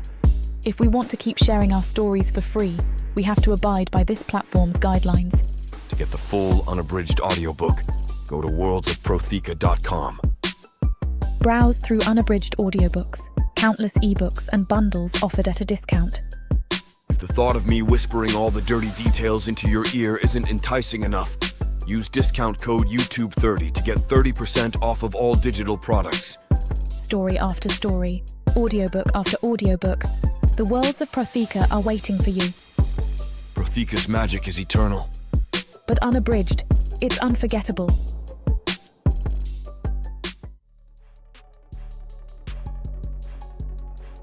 Chapter 14. Dezoth. The knock on my study door comes just as I finish sharpening my blade. The familiar rhythm tells me it's Rolfo before I even call out. "Enter." He steps inside, his silver eyes scanning the room like he's searching for shadows. Rolfo's the kind of man who always looks like he's halfway into a fight, even when he's lounging in a chair. His jaw's set, and there's a tension in his shoulders that doesn't belong in a casual visit. "You look like trash," I say, leaning back in my chair, the blade resting across my lap. "Feels like it." He shuts the door behind him, his movements deliberate. "The disappearances are increasing. I got a report about 2 missing kids last night, both under 10. I tighten my grip on the hilt of the blade, the leather creaking under my fingers. "Where?" "North Quarter, near the old market. No witnesses, no traces. Clean work, but not the kind I like."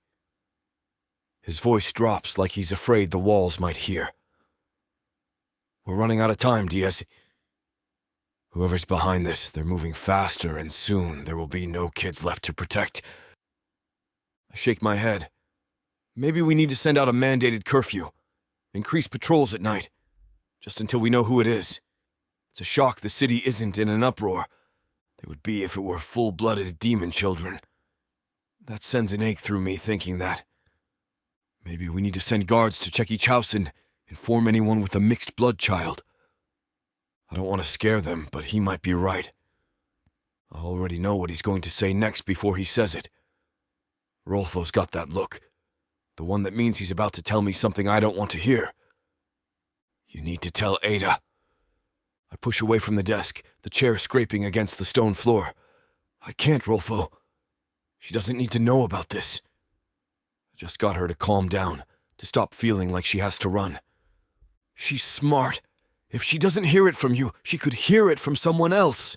Or worse, she'll figure it out on her own, the hard way. You really want her taking Rose somewhere because she doesn't know the danger?" He's right, and I hate him for it. My chest tightens, the weight of it pressing down harder than any blade ever could. Rose, sweet, curious. Rose, with her violet eyes and honey curls, doesn't deserve this. But Rolfo's not wrong. Ignorance won't protect her. Not in this city. Not with what's happening. Fine, I'll tell her. Even if I can't stand to put that weight on Adah, I will do anything to keep them both safe. Rolfo nods, his expression softening just a fraction. Good. She trusts you. She'll listen. It shouldn't matter. We'll stop it before it gets that far. I stand, the blade in my hand catching the light, because if anything happens to her, there won't be enough of these bastards left to bury. Rolfo leaves, and I head down the hall to where I hear Rose's voice. I stand in the doorway of the dining room, watching Adah set out the plates with practiced grace. She looks so beautiful. I've barely been able to think of anything but what she tastes like, what she looks like on top of me. I knew I was growing attached, that I wanted her to let me in. But now that she is, I can hardly keep myself away from her. It's a delicate balance, one I'm trying not to disturb. Rose bounces in her chair, her tiny legs swinging back and forth as she clutches a piece of paper to her chest. Cappy D, his... Rose's violet eyes light up when she spots me. I made something for you at lessons today. My throat tightens at the nickname. Adah looked so nervous when Rose first called me that. But I love it. It's endearing. I move to my seat, forcing my face to remain neutral despite the growing unease in my gut. I don't want to upset Adah. Not when she seems so shy around me now.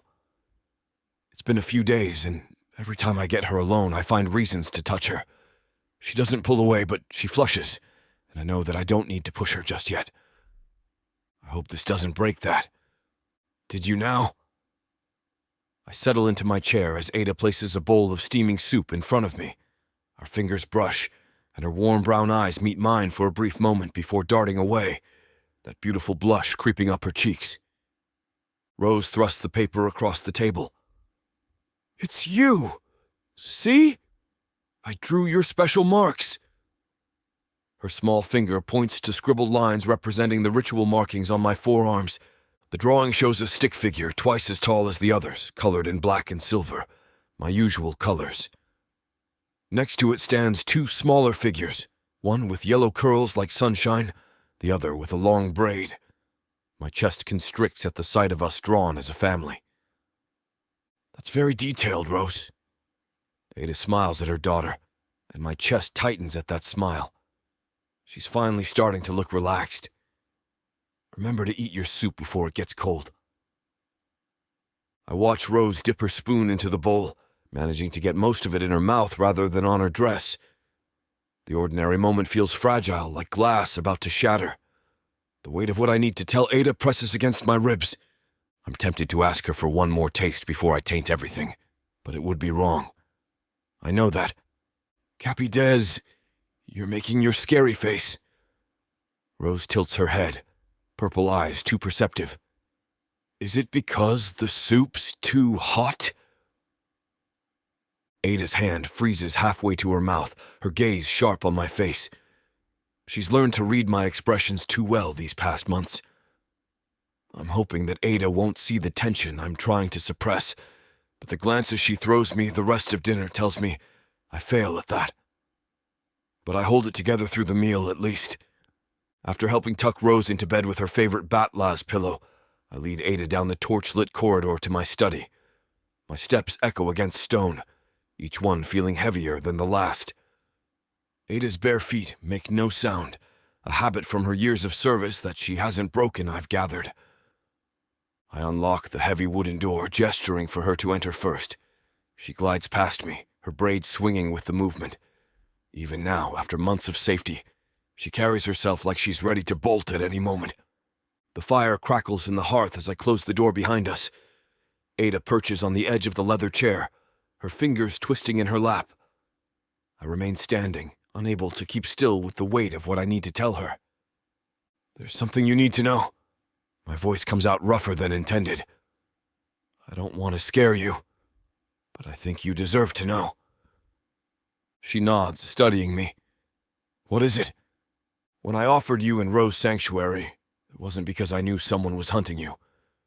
The second I saw what she is, I knew you both needed protection. Her shoulders tense. What do you mean? I paced to the window, staring out at the city lights below. Children are disappearing. Half-demon children, specifically. There's been 10 in the last 2 months alone, and I haven't been able to catch them. The sharp intake of breath behind me cuts like a knife. Rose is safe here. I turn back to face her. My hands shake slightly as I grip the back of my chair. But that's why I was so insistent you stay. Why I pushed when you wanted to keep running. The admission feels like gravel in my throat. I couldn't let you wander out there, not with these monsters hunting. Adah stands, her warm brown eyes haunted in the firelight. You knew this was happening when you found us? I suspected. The disappearances were just starting then, but now... I drag a hand through my hair, loosening the silver cord. It's getting worse. More frequent. Why didn't you tell me sooner? Her voice wavers between anger and fear. Because you already had enough reasons to run. I needed you to trust me first, to know that Rose would be protected here. It's not safe out there, and I couldn't let her be at risk. I meet her gaze steadily. I don't add that it kills me because I almost had my own half-demon daughter, and the need to protect Rose rises from a role I was never allowed to fill. No, I don't need to spill that many secrets tonight. I swear to you, Adah, no one will touch her while I draw breath. The color drains from Adah's face, her honey blonde braid slipping over her shoulder as she sways. Her fingers clutch at the chair, knuckles white against the dark leather. I recognize the signs before she starts to fall, the slight tremor in her legs, the way her breath catches. I cross the space between us in 2 strides, catching her against my chest as her knees give out. Her slight frame feels fragile in my arms, though I know better than most how strong she truly is. The scent of herbs clings to her hair, and I breathe her in. Easy. I guide her back to the chair, kneeling before her. Her warm brown eyes are distant, seeing horrors I can only imagine. Adah, look at me. She blinks, focusing on my face. All those children. Her voice cracks. Their families. They must be... She presses a hand to her mouth, shoulders shaking. We're tracking them. I keep my voice steady, an anchor in her storm. We're going to get to the bottom of this, I promise. And Rose is safe here. The wards are... The wards didn't save those other children. Her words cut sharp as any blade. She grabs my forearms, fingers pressing against the ritual markings there. Promise me she won't end up like them. I'd die first. The words rumble from my chest, a truth as fundamental as breathing. No one gets past these walls without my permission. No one touches Rose. Her grip tightens, and I see the mother who fled through demon territory with nothing but wit and will to protect her child. Swear it. On your markings, on your honor. Swear she'll be safe. I cover her hands with mine, feeling the slight tremble in her fingers. I swear on my life and my honor. Rose stays safe. I meet her gaze, letting her see the truth of it. You both do. She sags forward, her forehead resting against my shoulder. I remain still, offering what comfort I can while she processes the horror of what's happening beyond these walls. Adah's whisper breaks the silence, her breath warm against my neck. Maybe we should run before they find us. Something primal and fierce rips through my chest at her words. My hands tighten over hers where they still grip my forearms. No. The word comes out like gravel, rough and raw. No one is taking you from me, either of you. You're safer here than anywhere else. She stiffens in my grip, pulling back just enough to meet my gaze. The firelight catches the gold flecks in her brown eyes, making them shine like amber. Her lips part, but no words come. The weight of my declaration hangs in the air between us, heavy with implications neither of us is ready to face. My thumbs trace unconscious patterns over her knuckles, feeling the slight tremor that still runs through her hands. I didn't mean, but I did mean it. Every word. The possessiveness in my tone surprises even me, though it shouldn't. These past months of having them here, of Rose's laughter echoing through my halls and Adah's quiet presence filling spaces I never knew were empty. They've become mine to protect, to cherish. Can't she see that? That she means something to me, even if neither of us will name it? Adah's breath catches, her pulse jumping beneath my fingers where they've slid to her wrists. She doesn't pull away, but I see the wariness creep back into her eyes, the careful distance she maintains even now. Dezoth. My name on her lips sounds like a question and a warning all at once. I release her wrists, standing to put space between us. The loss of contact feels like a physical ache, but I force myself to step back. Neither of us is ready for what that possessive declaration truly means. Just stay here, for Rose's sake. She chews on her bottom lip, but finally she nods. And I'll take that, even if this is all I ever get with her. Even if it's not the promise of forever I'm starting to crave. Chapter 15. Adah. The floorboards creak beneath my feet as I wander the darkened halls of Dezoth's home. Sleep eludes me, my mind churning with the weight of his earlier confessions. Moonlight streams through tall windows, casting long shadows across the polished wood. I pause at the entrance to one of the rooms I rarely go in. It looks like it might be another study or a forgotten bedroom, and for some reason, my curiosity is getting the better of me. My hand hovering over the brass doorknob. The door swings open with barely a whisper. Books line the walls from floor to ceiling, their leather spines gleaming in the dim light. A massive desk dominates the centre of the room, its surface neat and organised. My attention catches on a small wooden box tucked away on one of the shelves.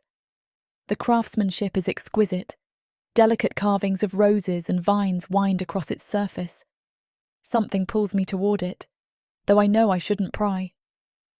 I shouldn't, I whisper to the empty room, but my fingers trace the intricate patterns anyway. The lid opens with a soft click. Inside, nestled in dark velvet, lies a tiny blanket. The fabric is impossibly soft, preserved with obvious care. Pale yellow with delicate white flowers embroidered along the edges, clearly meant for a baby. My throat tightens as I lift it, thinking of all the times I've seen him looking at Rose with sorrow. Beneath the blanket rests a portrait in an ornate silver frame. A woman with striking features smiles up at me, high cheekbones, warm amber eyes, and dark curls cascading past her shoulders. Her expression holds such joy, such love. She's beautiful and human. I'm not sure what to make of it. I stare at the photo and blanket for far too long, thinking of the abandoned flower garden and the fierce need he seems to have to protect both of us, and I wonder, is there more to the reason that he wants to save Rose? Is there a secret behind the way he's so good with her? I never go to sleep, and the next morning, just after I get Rose up, the front door opens. Good morning. I recognise Vashti's voice, and the twins come running in, immediately grabbing Rose and tugging her into the living room. Magic and sparkles fill the air, and I stare after them, at the twins, thinking again of what I've found. Vashti takes one look at me and gives me a smile. Tea? I nod, and within minutes we're settled in the chairs at the table, the girls playing in the room next to us. Steam rises from delicate cups as Vashti's golden eyes, so like her brother's, but infinitely warmer, study me. What's wrong? I debate not telling her, but the questions are eating at me. So I sigh and admit, I found a picture of a human woman and a baby blanket tucked away in one of the rooms last night. Dezoth doesn't know. She nods. And you have questions? I shouldn't. She gives me a smile. But you do. I bite my lip and nod. That was Raina. It hits me then. Something Vashti said so long ago I dismissed it. He wouldn't tell you this, but he needed life back in his home. He's been alone since Raina left, and he doesn't handle it well. Raina was his. I search for a word, but I come up lacking. He loved her, Vashti answers. They were going to have a child together, a little girl, the healers said. I'd never seen my brother so alive. He'd spend hours in the nursery, crafting the most beautiful furniture. The cradle he made. She shakes her head. What happened? The words slip out before I can stop them. The pregnancy was difficult. Vashti sets down her cup. Demon-human pregnancies often are. But they were so careful, so hopeful. Then one night, sorrow flickers across her face. The healers couldn't save the baby. Raina survived, but she was never the same.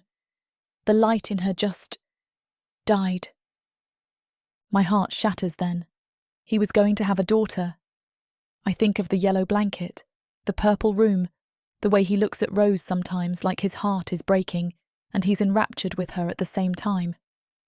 Oh gods, I whisper. Vashti nods, and I see the same heartache in her eyes. She left 3 weeks later, said she couldn't bear to walk these halls, see the nursery, and it's already hard to be a human on this continent. To be a human who loves a demon was harder, and she didn't have the strength to face any of it. Dezoth offered to leave everything behind, start fresh somewhere else, but she decided to leave him behind too, I whisper. It was someone else's project, a long time ago. His words echo through my head, flashes of when he first saw Rose, so many little moments.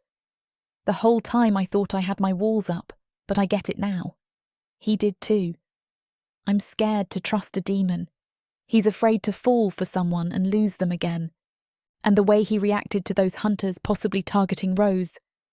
I cover my mouth, horror filling me. And I told him that we should leave. He wants to protect her, to hold on to us.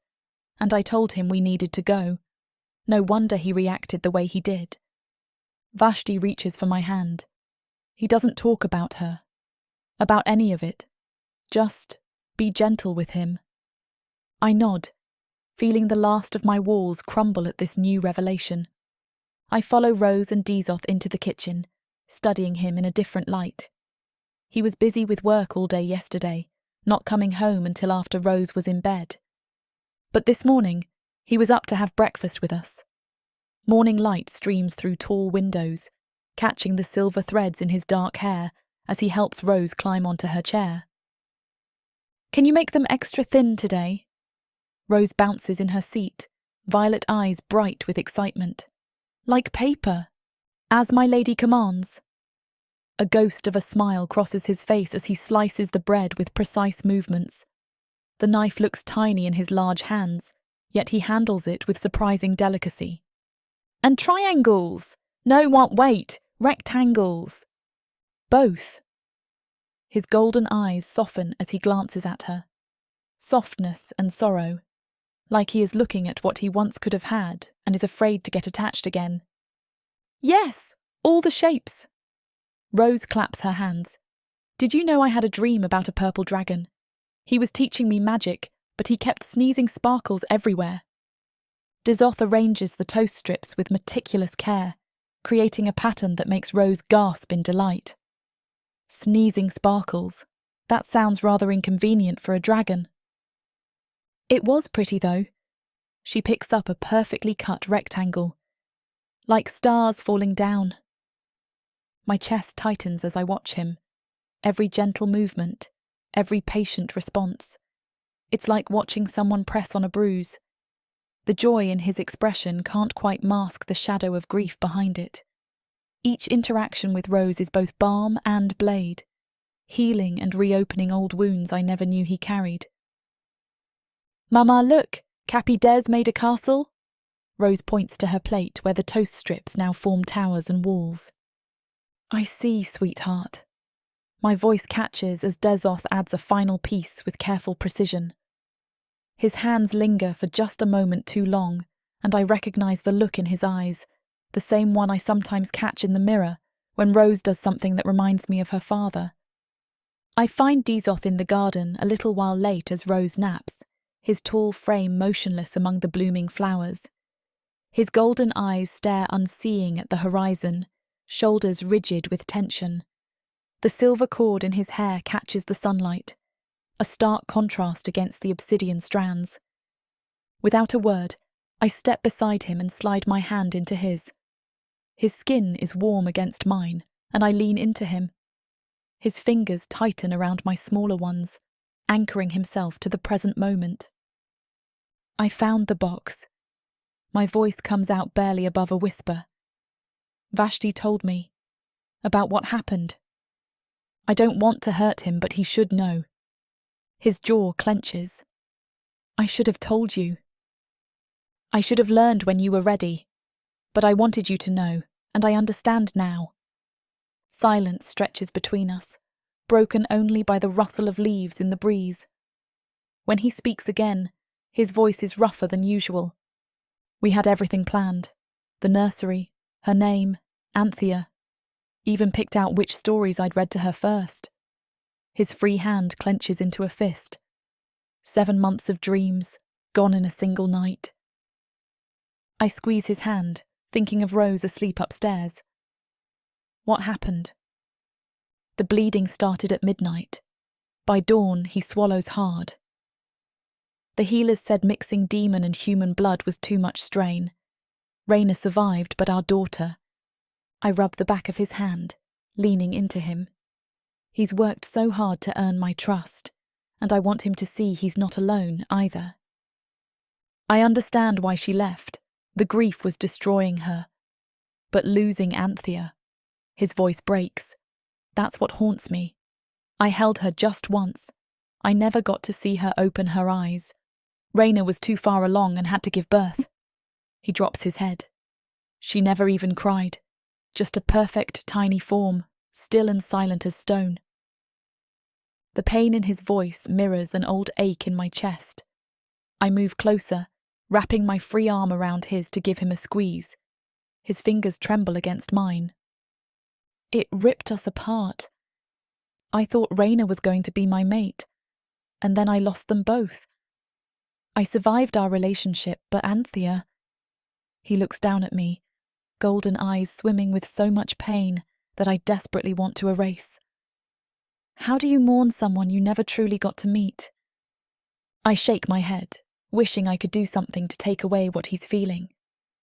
You remember them, you love them, just as you would if they were here. I reach up and cup his cheek. I am so sorry you've gone through that. You said Rose and I will always have a place here. Well, you will always have a place with us too. He tugs me into his lap then, and I wrap my arms around his neck, his face buried against mine. Grief wraps around us, but for once we aren't alone in that, and it makes it a little easier to bear. Eventually, we make it back inside. Dezoth joins Rose and I for her lessons, and she lightens the grief that clings to us. We make dinner and eat together, and things start to feel a little more complete. The sun has long since set when Rose tugs on Dezoth's sleeve after her bath, her violet eyes heavy with sleep. Her honey blonde curls are mussed from playing, and she clutches her favourite storybook to her chest. Cappy Des, will you read to me? She lifts her arms in a silent request to be picked up. His large hands don't even hesitate before lifting her. Rose settles into his lap like she belongs there, and something in my chest constricts at how natural they look together. His imposing frame seems to soften, golden eyes warming as she snuggles against him. Which story shall it be tonight, little flower? Rose opens the book, pointing to colourful illustrations. The one about the star dragon, but do the voices like last time. A ghost of a smile crosses his face. As my lady commands. I lean against the doorframe, watching as his deep voice fills the room with tales of mythical creatures. Rose traces the illustrations with small fingers, occasionally interrupting with questions that he answers with infinite patience. But why was the dragon sad? She tilts her head back to look at him. Because he lost something precious. Dezoth's voice turns rough, and I see that familiar shadow pass through his eyes, the one I now understand. His arms tighten fractionally around Rose. Did he find it again? Sometimes. He meets my gaze over her head. Sometimes when you lose something precious, life surprises you with new treasures to cherish. Rose yawns, her tiny hand patting his chest. Don't be sad, Cappy Des. You can share my treasures. The raw emotion that flashes across his face makes my heart ache. Joy and old grief tangle together in his expression as he presses a gentle kiss to her forehead. I understand that look all too well, the bittersweet mix of finding happiness while carrying scars from the past. We're both learning that it's okay to let new love heal old wounds, one bedtime story at a time.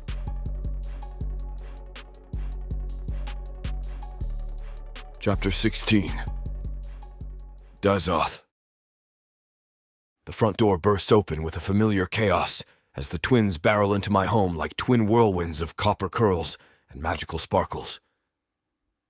Luna leads the charge, her violet eyes already scanning for Rose, while Nova follows close behind.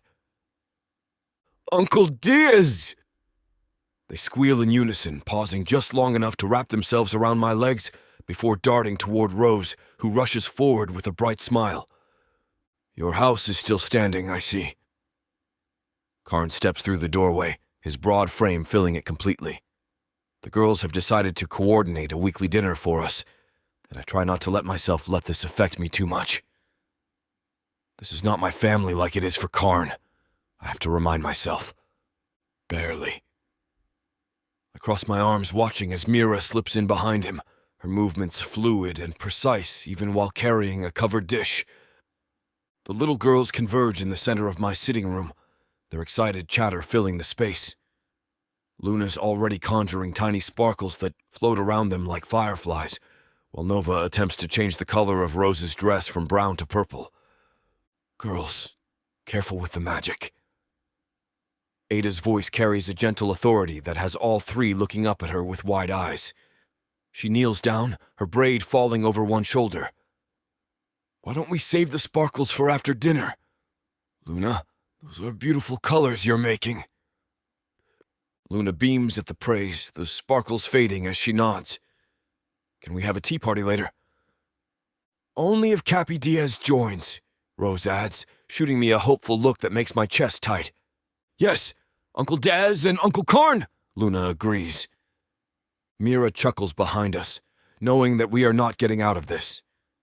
I watch Adah guide them toward the dining room, her movements sure and confident as she manages their energy. She doesn't flinch when Nova's magic accidentally turns a vase blue, or when Luna's excitement causes a few books to float. Instead, she redirects each magical mishap with grace, turning them into teaching moments. This is what my home could have been with Reyna, what it should have been. The thought hits harder than expected, watching Adah mother not just her own child, but the twins as well. She has a natural way with them that reminds me of everything I once dreamed of.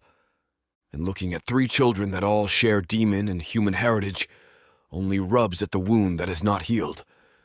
I don't know if I'll ever recover from losing Anthea, but I might have found a way to make it more manageable. You're staring, Karn mutters as he passes, low enough that only I hear. I shoot him a glare, but I can't stop looking at Adah. I follow the energetic trio into my dining room where Rose has taken charge of seating arrangements with all the authority a 4-year-old can muster. Luna sits here, and Nova here. Rose points to chairs on either side of her, her violet eyes bright with excitement. Because they're my cousins now. Are we really cousins? Nova asks, climbing onto her designated seat while her copper curls bounce. Of course. Cappy Dez is like my uncle too, so that makes us cousins. Rose's logic makes the twins beam with delight. Cappy Dez? Luna giggles, testing out the name. I like that better than Uncle DZ. I catch Adah hiding a smile as she helps the girls get settled. Her fingers brush mine as we both reach to steady Nova's chair, and the contact sends an unexpected jolt through me. And this is where the fancy plates go, Rose continues her tour, pointing to the settings I'd pulled out specifically for tonight. Cappy Diaz says they're for special occasions, and family dinner is special. Mira exchanges a knowing look with Adah across the table as she sets down her dish. Very special indeed. Uncle Karn never uses fancy plates, Luna announces, drawing a mock-offended look from her uncle. That's because you two would float them to the ceiling, Karn rumbles, but his eyes are soft as he watches the girls interact. And then, like it hits him, he adds, Don't do that with Uncle Dez's plates. Only sometimes, Nova protests, then demonstrates by making her water goblet change from crystal to sapphire blue. Nova, Adah and Mira chorus together, though neither can quite hide their amusement. Sorry, Nova whispers, returning the goblet to normal. But Rose likes the blue better, don't you? Rose nods enthusiastically. Blue is pretty, but Cappy Dez says magic is for after dinner. The pride in her voice when she quotes my rule makes something warm settle in me. I catch Karn watching me with that knowing look of his, but I ignore him in favor of helping Adah serve the food. Luna looks up from her plate, violet eyes wide with innocent curiosity. Miss Adah, are you going to be like Mama Mira? She takes care of us and lives with Uncle Karn. The fork in my hand freezes halfway to my mouth. Adah's shoulders tense, her braid slipping forward as she ducks her head. And is Uncle Cappy Dez going to be Rose's new dad? Luna continues, oblivious to the way Adah's knuckles whiten around her utensils. Because Rose needs a dad and... Luna! Karn's deep voice carries a warning, but it's too late. Rose's small face scrunches in confusion. But I had a dad. Mama said... A sudden yelp from Nova breaks the mounting tension as her plate of vegetables launches toward the ceiling. Beans and Zinthra rain down, scattering across the table, while peas bounce off Karn's head. Nova! Luna squeals in delight, promptly forgetting her previous line of questioning. I didn't mean to. Nova's eyes go wide as she watches a Zinthra land in my water glass with a splash. They just got excited. Rose giggles, reaching up to pluck a floating pea from the air. Can you make mine dance too? No more floating food, Mira says sternly, and both twins pout. I have a feeling this is a common problem in their household. I stand to help gather the airborne vegetables, watching as chaos unfolds around my usually quiet dining room. Luna attempts to catch the falling food with sparkles, creating tiny firework bursts of light. Nova's magic responds to her sisters, turning each vegetable a different color as they fall. Rose bounces in her seat, clapping as a rainbow-hued green bean lands on her plate. Cappy Dez, look! It's prettier now! The pure joy in her voice breaks through my usual stoic facade. My dining room might be a mess of floating, color-changing vegetables and magical sparkles, but the sound of children's laughter fills every corner. Even Adah's tension eases as she helps Nova corral her wayward magic, her gentle instructions mixing with the girls' giggles. This chaos, this warmth, feels right in a way my empty house never did. Like these walls have been waiting for exactly this kind of life to fill them. After helping clean up the magical vegetable disaster and making it through the rest of dinner, I watched the girls drag Mira into their tea party. Rose has somehow convinced them all to wear the flower crowns she made earlier, and even Adah sports a crooked circlet of purple blooms. I know it's only a matter of time before Karn and I are dragged in there, too. Not that I mind. Karn catches my eye, nodding toward the kitchen. I follow him, leaving the sounds of tiny giggles and clinking teacups behind. You're not subtle. Karn leans against the counter, his copper hair catching the lamplight. I see how you look at her. I don't know what you're talking about. I busy myself organizing already clean dishes. You know, I only ever intended to help Mira out for a little while. His voice softens.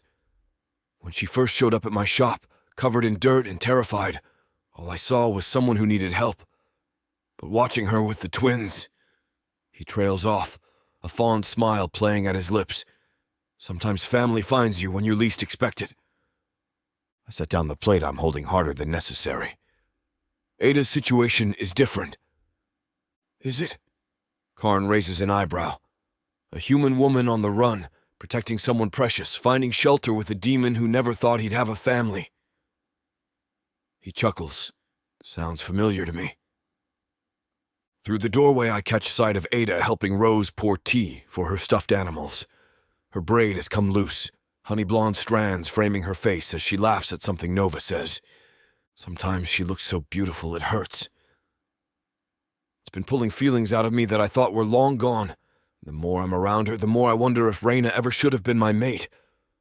Not when the way I feel about Adah is so much more intense.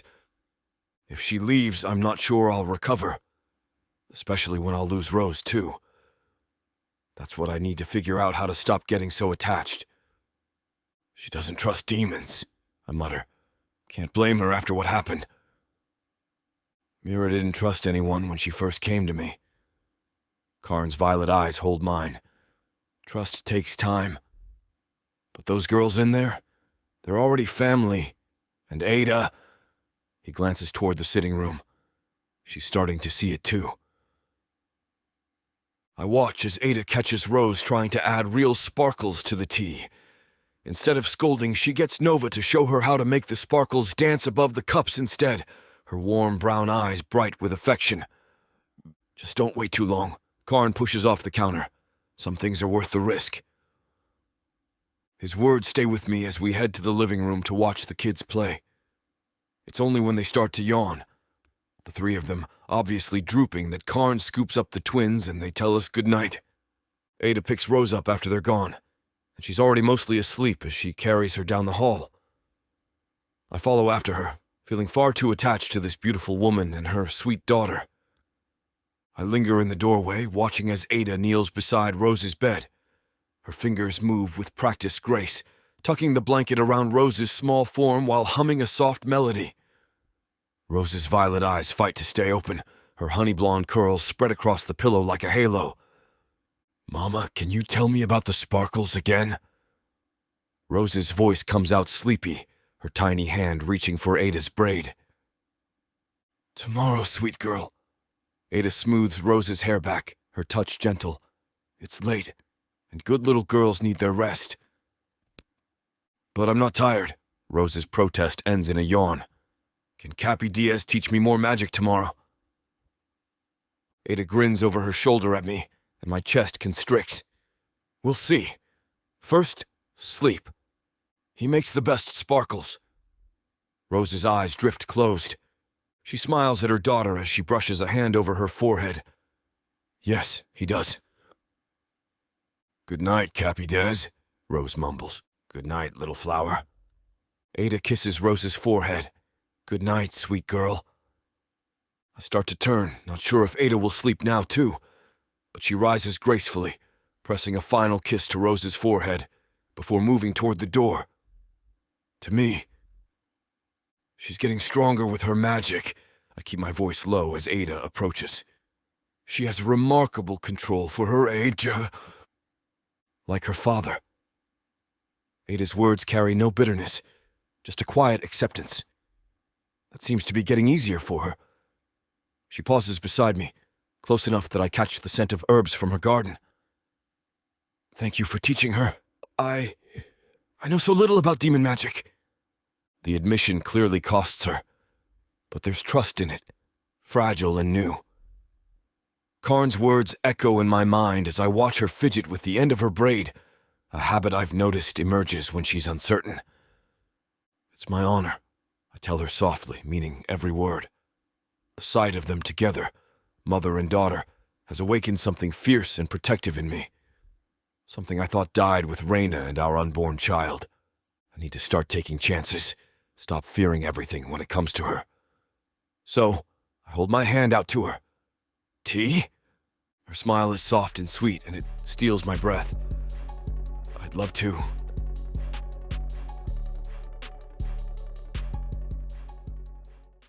Orcs. Gargoyles. Vampires. Ice monsters. Demons of the dark. These beasts seek war, destruction, and power. And there's only one thing that can tame them. Love. This is your chance to get the uncut and unabridged audiobook bundle. No detail is spared. Use discount code YouTube30 for an additional 30% off of the already discounted price. Go to worldsofproththea.com. Get access to countless audiobooks and discounted bundles where I talk you through every last scene. Proththea's magic is eternal. Audio bundles will make it immersive. Chapter 17. Adah. I can't sleep despite the tea I had with Dezoth. The memory of tonight's dinner plays in my mind. Rose's laughter, the warmth of belonging, the way Dezoth's eyes softened when my daughter climbed into his lap. My feet carry me down the stairs and through the kitchen to the garden door. The night air wraps around me as I step outside.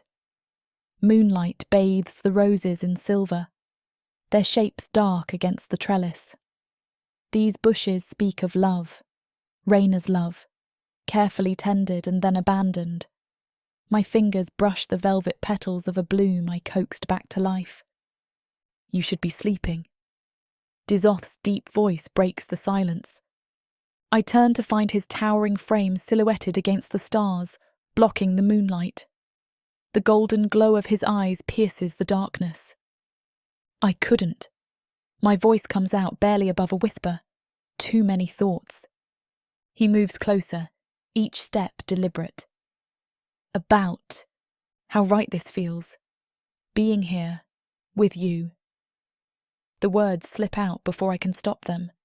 His hand cups my cheek, thumb tracing my jawline. The heat of his skin sends shivers down my spine. Without warning, he pulls me against his chest. The solidness of him surrounds me, all warmth and strength and safety. Adah. My name rumbles through his chest. I see so many unspoken words on his face, and I know that we both have so many things holding us back, things we don't want to get in the way anymore. His lips find mine, not gentle like our first kiss, but hungry, demanding. His fingers tangle in my braid as he deepens the kiss. I melt into him, my hands gripping the fabric of his shirt. When he breaks away, his eyes burn like molten gold. He takes my hand, his massive fingers engulfing mine. Come with me. It's not a request. I follow him through the moonlit house, up the stairs, my heart thundering against my ribs. He leads me to his bedroom door and pauses, searching my face. Yes, I breathe, before he can ask. The door closes behind us with a soft click. His hands grip my waist, lifting me like I weigh nothing. My back presses against the door as he pins me there, his mouth claiming mine. The taste of him fills my senses. My fingers claw at the fabric of his shirt, desperate to feel his skin, to erase any barrier between us. Off! I gasp against his lips, tugging at the hem. Take it off! He pulls back just enough to yank the tunic over his head, tossing it aside. His chest is a landscape of hard muscle and old scars, and I can't help but trace the lines with trembling fingers.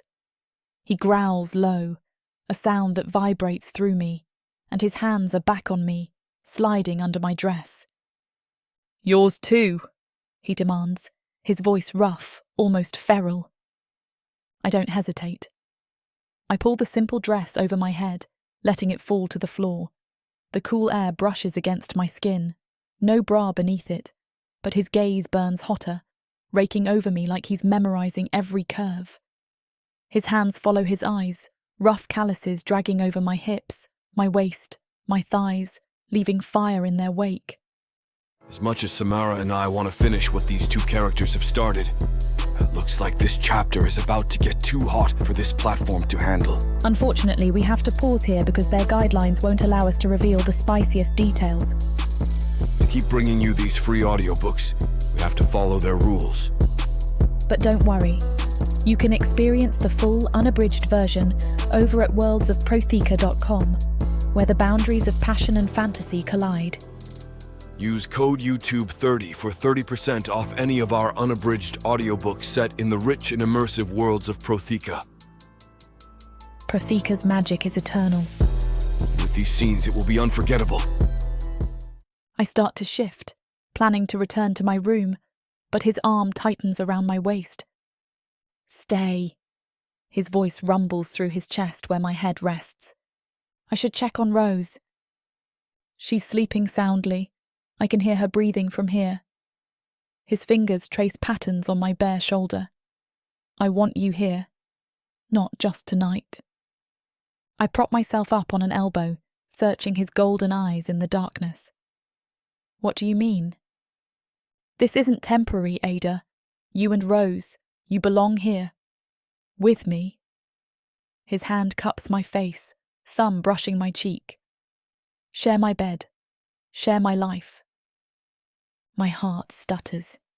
Trust doesn't come easily, not after everything. But the way he looks at me, like I'm something precious rather than possessed. I'm not good at this, I whisper, trusting, staying. I know. He pulls me closer, my smaller frame fitting perfectly against the planes of his body. But I'm not letting you run anymore. You're safe here. Both of you. The steady thrum of his heartbeat under my palm speaks of strength, of protection, of home. Rose's laughter echoes in my memory, how she blooms in this house, in his presence. Okay. I nestle into his warmth, letting my walls crumble just a bit more. We'll stay. His arms envelop me, and I drift off to the rhythm of his breathing, knowing that down the hall, my daughter sleeps peacefully in her new home. Our home.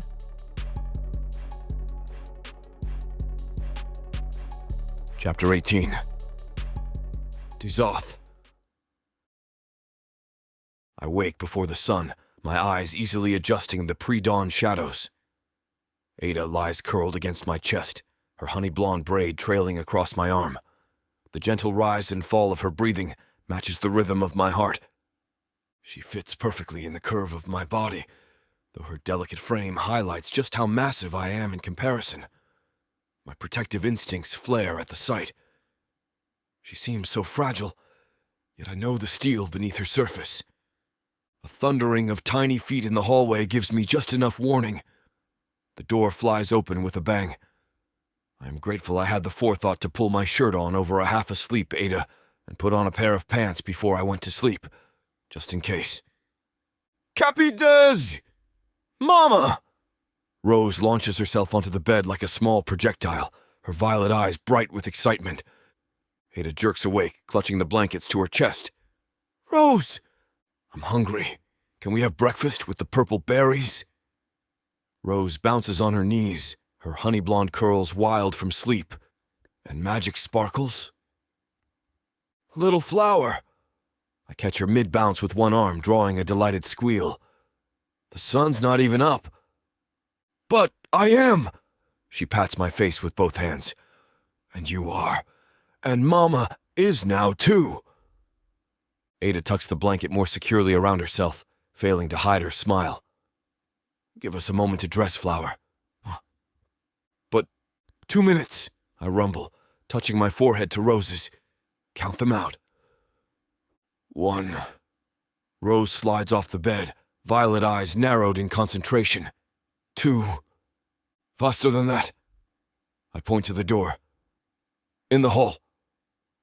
3, 4, 5. She dashes out, numbers tumbling together as she runs.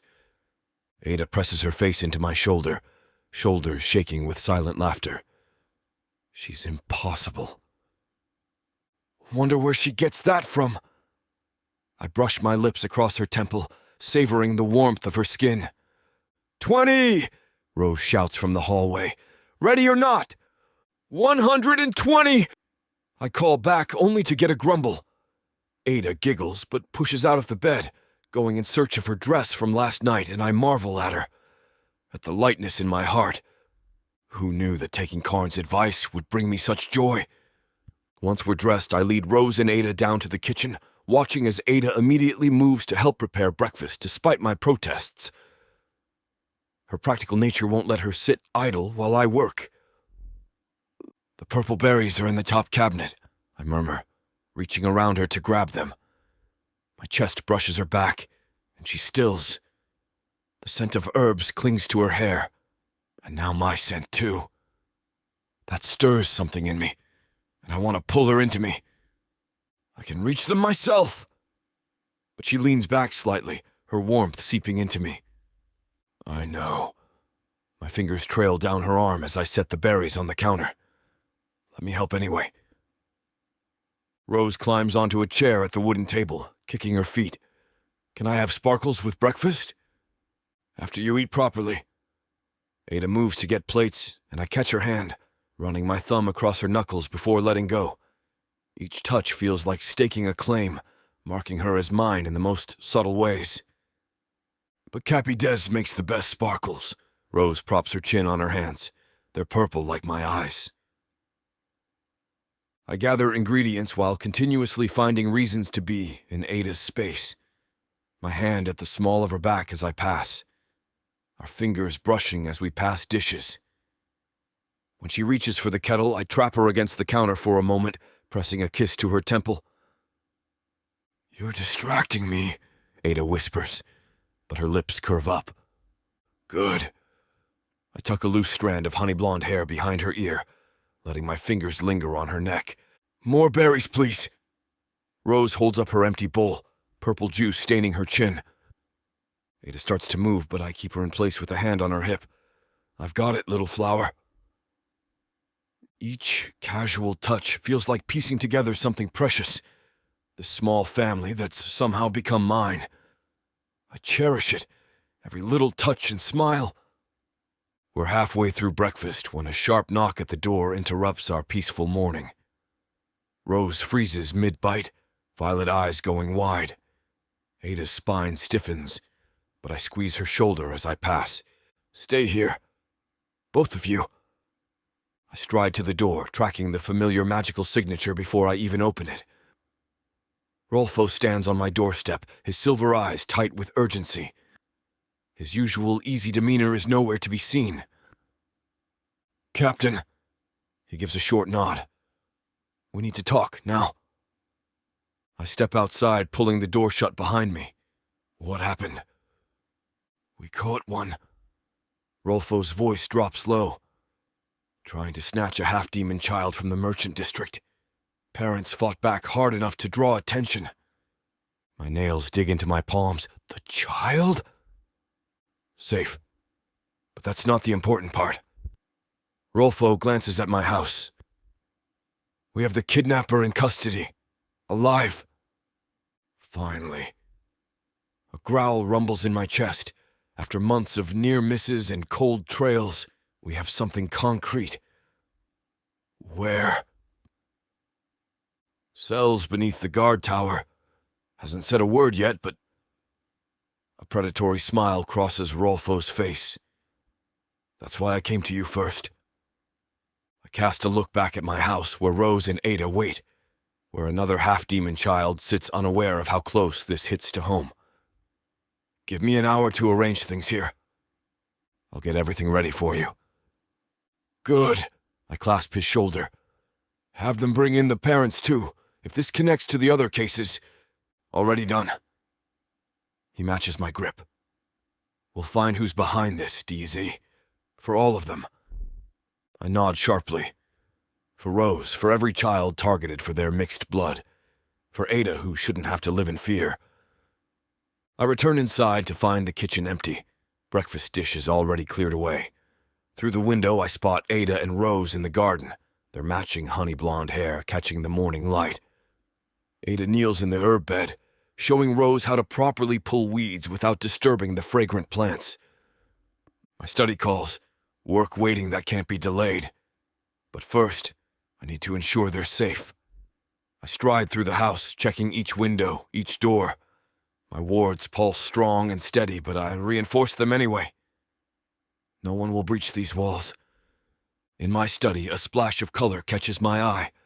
A new drawing sits pinned to my desk with one of Rose's sparkly hair ribbons. The paper shows 3 figures, one towering with black hair, one smaller with yellow braids, and a tiny one with curls. Purple sparkles float around them, clearly my magic at work. In wobbly, uncertain letters, she's written, "Cappy D's," with an arrow pointing to the tall figure. My chest tightens. Such a simple thing. This child's drawing, but it marks me as family, claims me as surely as I've claimed them. "Look, Mama! The purple ones are blooming!" Rose's delighted voice drifts through the window. "Careful of the thorns, Rose." Adah's gentle warning follows. I trace the crude figures with one finger. My size difference is exaggerated, making me appear like a protective giant beside them. Perhaps that's how Rose sees me, her guardian against the darkness. The thought settles like an oath in my bones. The kidnapper in custody will talk. I'll make certain of it. Anyone who dares threaten children like Rose, who targets families like mine, they'll learn why demons are feared. Why I'm feared. I carefully smooth the drawing's crumpled edge.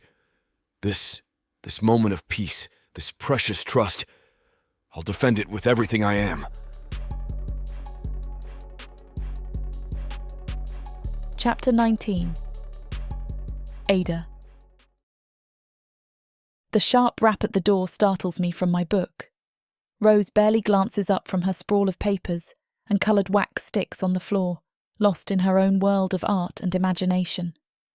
Through the door's viewing panel, I spot the black and silver uniform of the city guard. My shoulders ease. Dezoth's men often stop by with messages, usually only when he's home, though. I smooth my braid and open the door. "Can I help you?" The guard bows, his movements precise. "Message for Captain Blackwood regarding patrol updates." His dark eyes drift past me to where Rose hums and draws. "I can leave it in his study. Please, come in." I step aside, keeping myself between him and Rose. "Thank you, miss. Won't take but a moment." His boots click against the wooden floor as he enters. Rose perks up, violet eyes bright. "Look at my drawing. It's a sparkly dragon." She holds up her creation, more scribbles than dragon, but her enthusiasm radiates. The guard's smile doesn't reach his eyes. Quite talented. His gaze lingers on her unusual eyes, that calculating look making my skin crawl. "Do you want me to make you one?" Rose bounces to her feet, already reaching for fresh paper. "Rose, the guard is busy." I start. No trouble at all. He settles into a chair, watching her with unsettling intensity as she works. His fingers drum against his thigh in a steady rhythm. Rose chatters while she draws. "And then Cappy Des showed me how to make my magic sparkle different colours. Purple is my favourite, but blue is pretty too." I hover near them, every instinct screaming danger. The guard's smile remains fixed, predatory, as Rose presents him with her finished artwork. "Lovely." He tucks the paper away and rises. I should deliver that message now. I lead him to Dezoth's study, my heart thundering against my ribs. Only when the front door closes behind him do I allow myself to shake. My hands won't stop trembling as I lock the door. Something about that guard felt wrong. The way he watched Rose, how he positioned himself to see the entire room. "Mama, did he like my drawing?" Rose beams up at me, her violet eyes sparkling with pride. I force a smile. "Of course, sweetheart. Why don't you make one for Dezoth too?" While she returns to her art corner, I circle the house. Each window latch, every door. I check them twice. The garden door's iron bolt slides home with a satisfying thunk. Back in the sitting room, I pause. Rose's papers scatter the floor in a rainbow explosion of creativity, but something's missing. My throat tightens. Rose, where's the drawing you made for the guard? She looks up from her new creation. He took it with him, said it was too pretty to leave behind. Her curls bounce as she returns to her work, humming a tune Dezoth taught her. Ice spreads through my veins. Guards never take personal items during message deliveries. It's against protocol. Dezoth drilled that into me when we first arrived. I slip into Dezoth's study, my footsteps silent from years of practice. The message lies sealed on his desk, but something about the wax stamp catches my eye. The edges are rough, amateur work compared to the precise seals I've seen on official guard documents. The walls press in. I grip the edge of Dezoth's desk, forcing air into my lungs. What if the guard wasn't here for a message? What if he came to confirm what someone suspected, that a half-demon child lives in this house? Rose's laughter drifts from the other room, innocent and bright. I press my palm to my mouth, fighting back nausea. Her drawing will prove what her unusual eyes hinted at. The swirls of magic she tried to capture in wax, the human features she would have drawn. I need to tell Dezoth, but first, I have to get Rose away from these windows where anyone could be watching. Rose, darling? Let's practice your reading in the library. At least there, the windows are high and no one can see us. I pace the library floor while Rose naps on the window seat, her latest book clutched to her chest. Every footstep outside makes me flinch until I finally hear the distinctive sound of Dezoth's boots on the front steps. The door opens and I'm already moving. Something happened. Dezoth's golden eyes narrow at my tone. He shrugs off his cloak, revealing the silver accents on his dark uniform. What's wrong? A guard came with a message, but... My fingers twist in my skirt. He wasn't right. The way he watched Rose. Explain. His voice drops lower, a growl threading through the word. I tell him everything. The guard's lingering stares, how he positioned himself, the drawing. Dezoth's jaw tightens with each detail. The seal on the message was wrong too. Rough, not like the usual ones. My hands shake as I lead him to his study. I've seen enough official documents to know the difference. Dezoth examines the message, his large frame tense. This isn't guard-issue paper. He crushes it in his fist. Description. Now. Tall, but not as tall as you. Dark eyes, clean-shaven. 3 rings on his right hand, gold with red stones. The details tumble out. He moved like he was trying to copy guard posture, but it wasn't natural. No guard wears jewellery on duty. Dezoth's eyes flash. Did he touch anything besides the drawing? No, but he watched her do magic with her crayons. She told him about the sparkles you taught her. My voice cracks. I should have stopped her from talking. Adah. Dezoth grips my shoulders, steadying me. You did right. Acting suspicious would have made it worse. His thumbs brush against my collarbone, the touch grounding. Where is she? Library. Sleeping. Dezoth's jaw works as he processes everything I've told him. His fingers flex at his sides. A tell I've learned means he's suppressing rage. We'll handle this. His voice drops to that dangerous purr that makes even hardened guards step back. No one will touch her. But what if... Adah. He catches my chin, tilting my face up. I said we'll handle it. Trust me. The intensity in his golden eyes steals my breath. His thumb brushes my jaw, the gesture surprisingly gentle for such a powerful demon. A sleepy voice breaks the moment. Cappy Des! Rose bounces into the study, her curls wild from her nap. Dezoth releases me and turns, his stern expression melting as Rose barrels into his legs. There's my little flower. He scoops her up, settling her against his chest like she weighs nothing. Did you practice your sparkles today? Uh-huh. I made purple ones and blue ones and... She wiggles with excitement. Oh, and I drawed pictures, lots of pictures. Drew pictures, I correct automatically. Dezoth's lips twitch. Show me these masterpieces. Rose launches into a detailed explanation of each drawing as Dezoth carries her to the sitting room. His massive frame dwarfs her tiny one, but he handles her with such care. The same hands that can crush steel and wield deadly magic now carefully hold her artwork. This one's for you. Rose presents him with a paper covered in swirls of colour. See? It's you fighting bad guys with your sparkly magic. Ah, yes, I see the resemblance.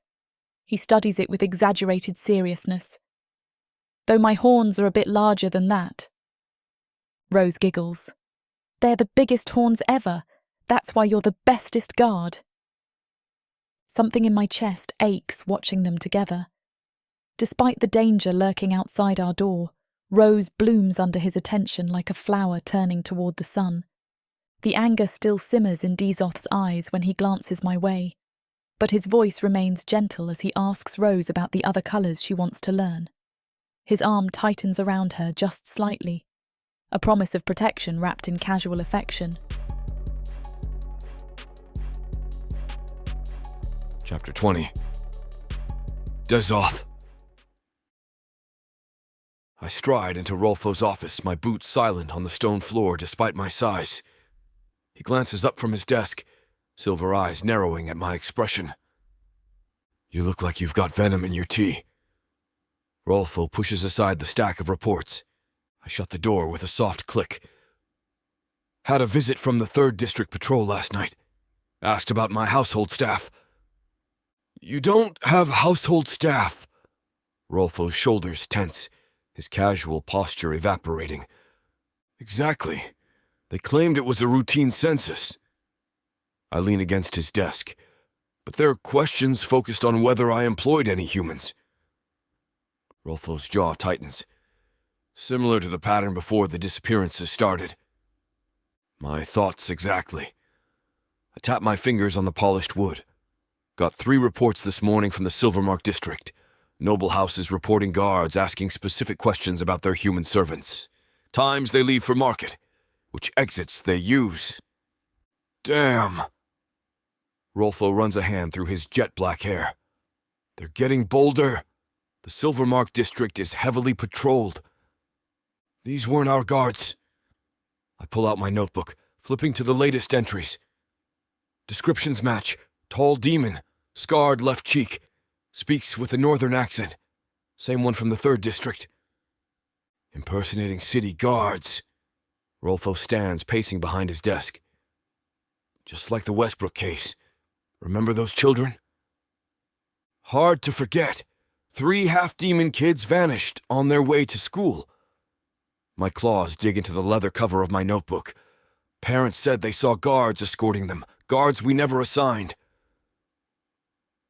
How many households reported visits today? 7 so far, all with human servants or mixed families. Rolfo stops pacing, his silver eyes meeting mine. They're mapping them out, creating a network of targets. And using our authority to do it. The rage builds, but I keep my voice level. They're getting smarter about it too. No violence, no threats. Just questions that seem routine enough not to raise an immediate alarm.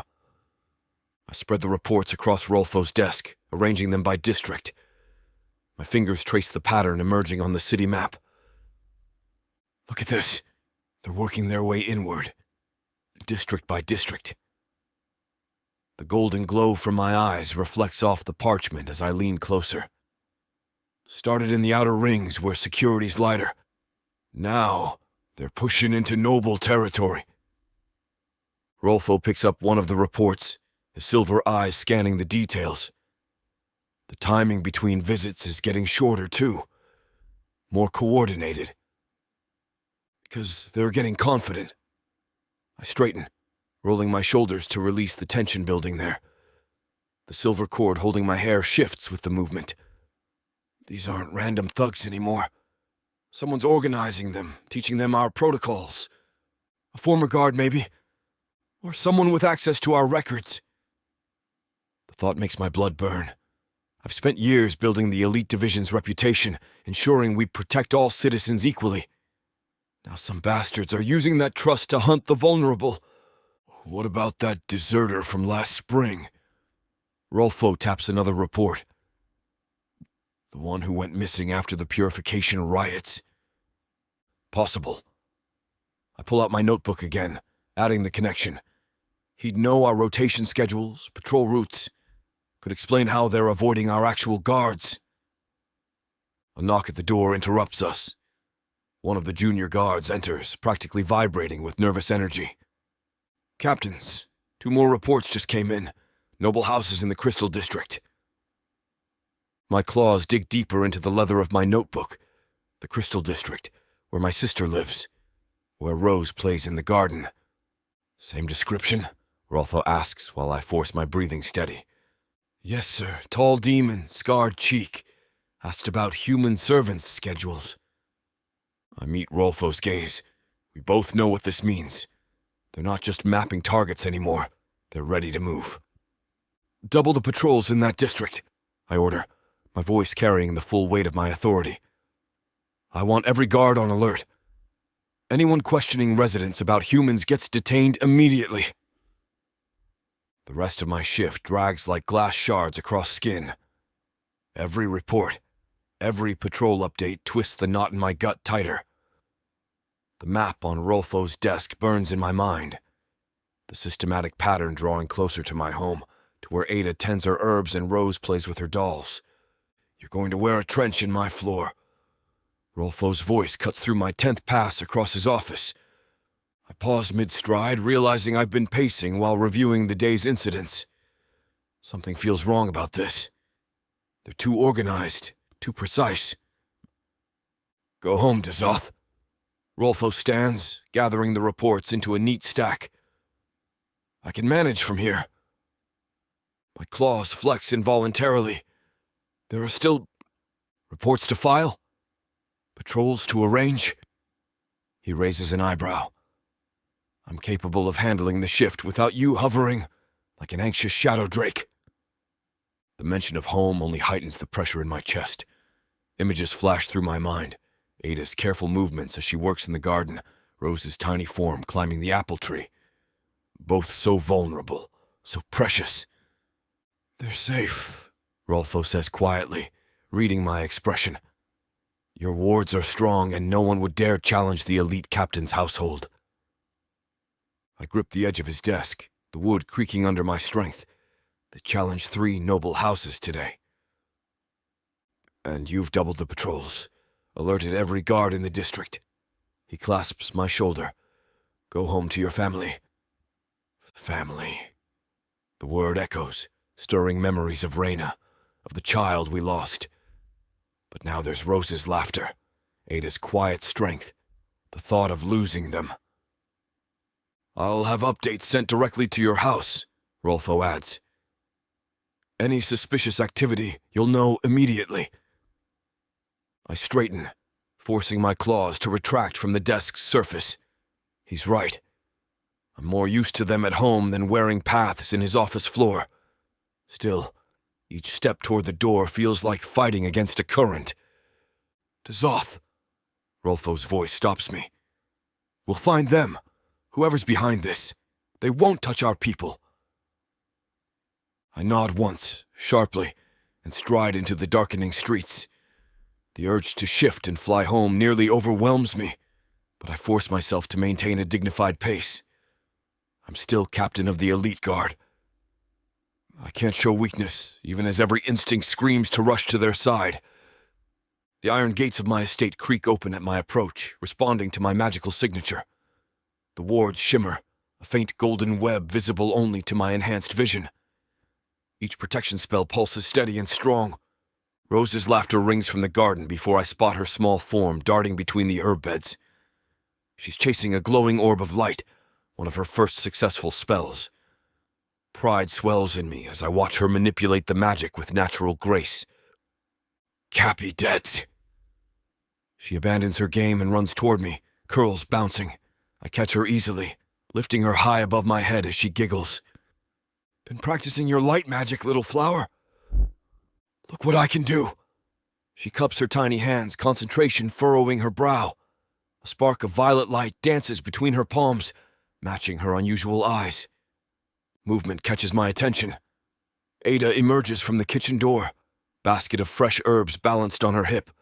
Her honey blonde braid swings as she pauses, watching us with that careful wariness she never quite sheds. But there's a softness in her brown eyes that wasn't there weeks ago. You're home early? She sets the basket down, brushing soil from her simple brown dress. Finish my reports. The lie tastes bitter, but I won't burden her with news of these updates. Not yet. Not while Rose shows me how she can make her light orb change colors. Adah's gaze sharpens. She reads me too well these days. But she simply nods and returns to sorting her herbs, movements precise and graceful despite her obvious fatigue. I settle Rose on my hip, scanning the garden's perimeter. The wards remain undisturbed, but my muscles won't uncoil. Each shadow holds potential threats. Every rustle of leaves draws my attention. Tea party? Rose tugs my sleeve, pulling me from dark thoughts. Please, with sparkles? Of course, little flower. I summon a shower of golden sparks that dance around her head, drawing fresh giggles. Adah's quiet laugh joins Rose's as I let our daughter lead me inside, my bulk awkward at her tiny tea table. But even as I dutifully accept an empty cup, my senses remain alert. They're safe for now. I'll ensure they stay that way.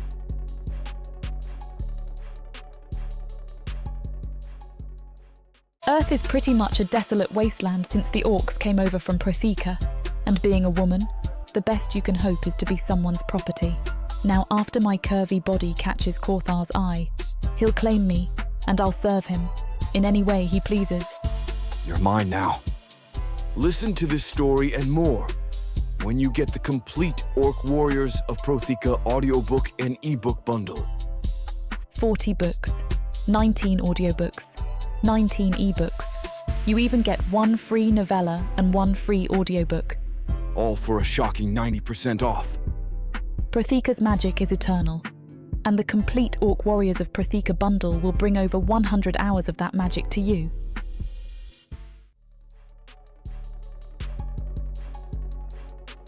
Chapter 21.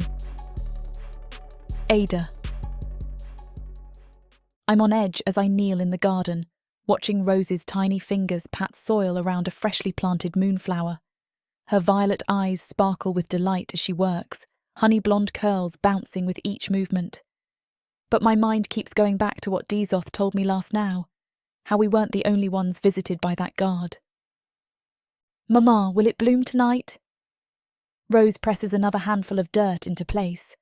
My gaze darts to the kitchen window, scanning for movement. Nothing. Just the flutter of curtains in the breeze. If we take good care of it, sweet one. Can I water it? She reaches for the copper watering can. Gentle now. I help her lift it, my hands trembling slightly. A shadow passes across the garden wall, and my spine stiffens until I realise it's just a branch swaying in the wind. Rose hums a tune while she waters, completely absorbed in her task. I wish I could lose myself in the simple joy of gardening like she does. Instead, my skin prickles with unease. Every rustle of leaves makes me flinch. Look, Mama, a thalivern. Rose points at the shimmerfly, its crystalline wings catching rainbow light. I force myself to smile, but my eyes track to the garden gate. Still locked.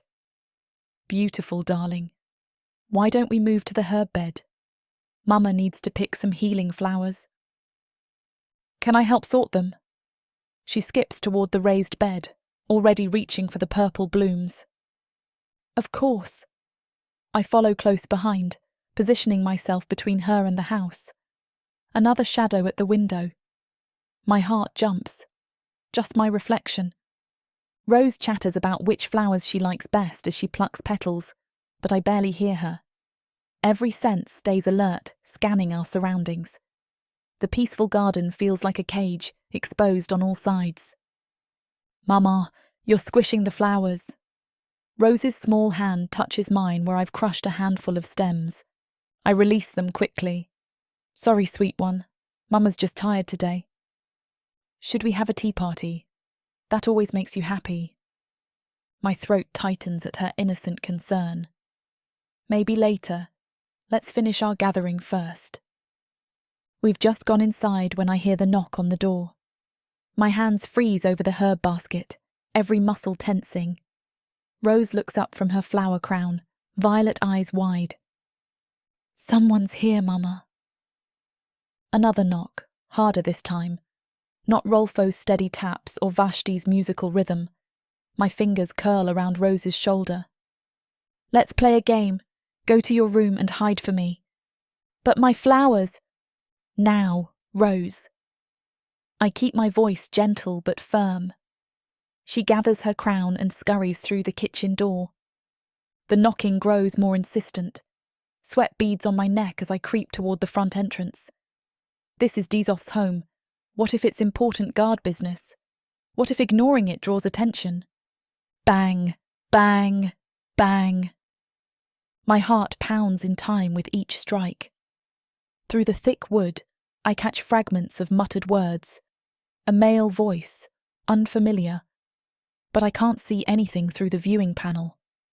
I press my ear to the door, willing my breathing to slow. The handle rattles.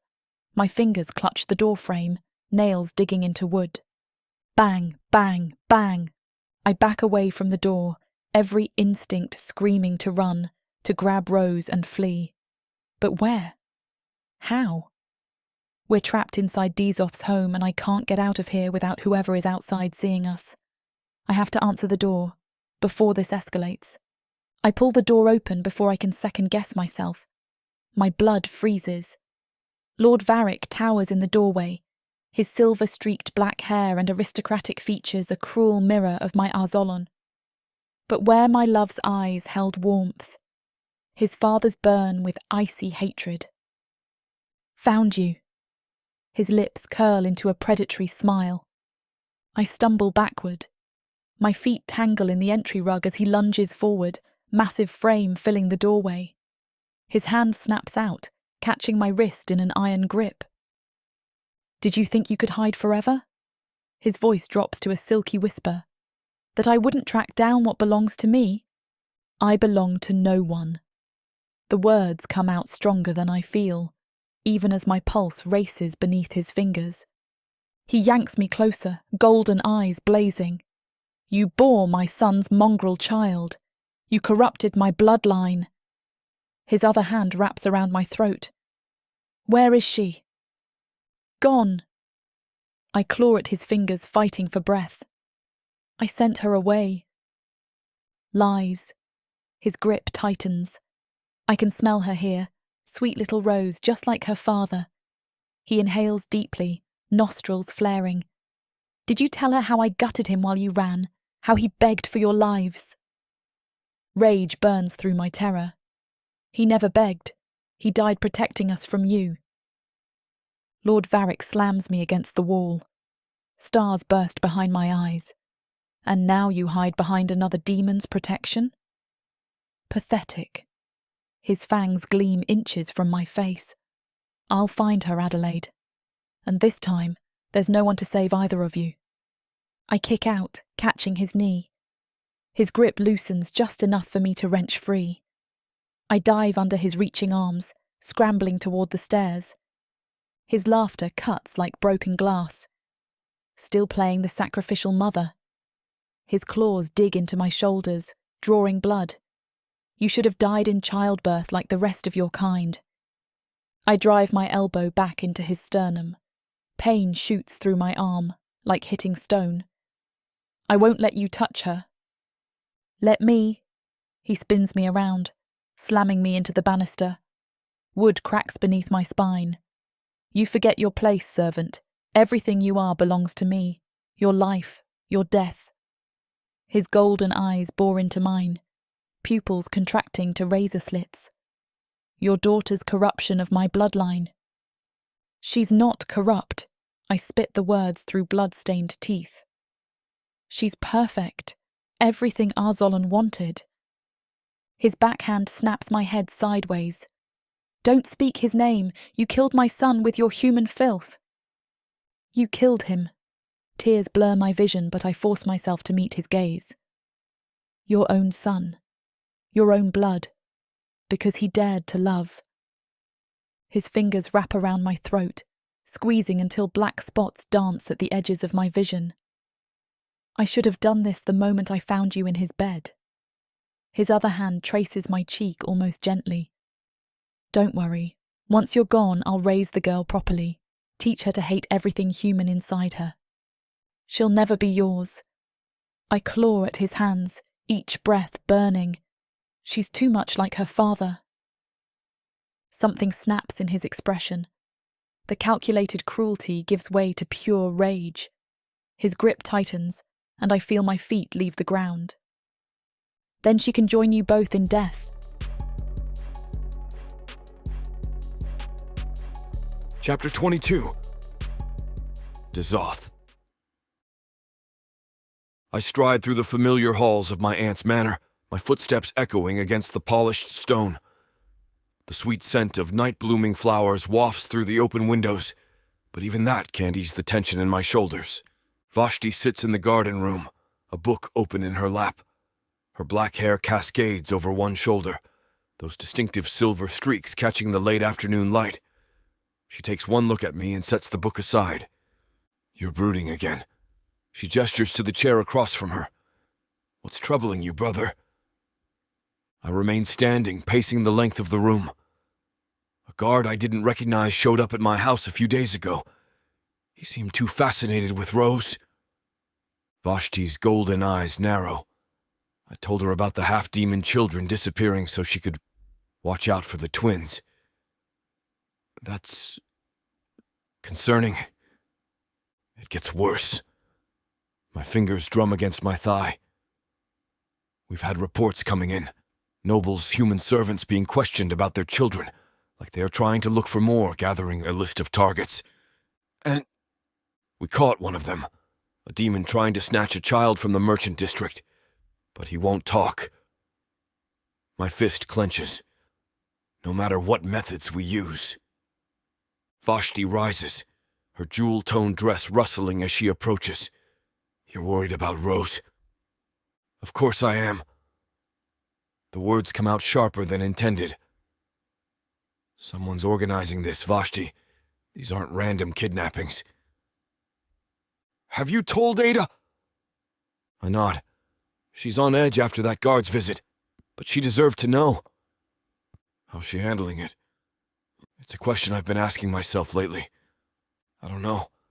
She's quiet and jumpy. I rake a hand through my hair, loosening the silver cord. No matter how much progress we make, sometimes she still looks at me like she used to. Like she's waiting for me to turn on them. One wrong move and she'll run. And you can't bear the thought of losing them. Vashti's expression softens. Oh, brother, when did you let them matter so much? I don't answer. I don't need to. The restless energy coursing through me speaks volumes, and Vashti has always read me better than anyone. I sigh. I just wanted you to know. Make sure that the twins stay safe. I need to get back home. Come on. Vashti grabs her shawl from the back of her chair. I'm going with you. That's not necessary. When has that ever stopped me? She loops the fabric around her shoulders. Besides, Rose has been begging me to show her how to make those light orbs again.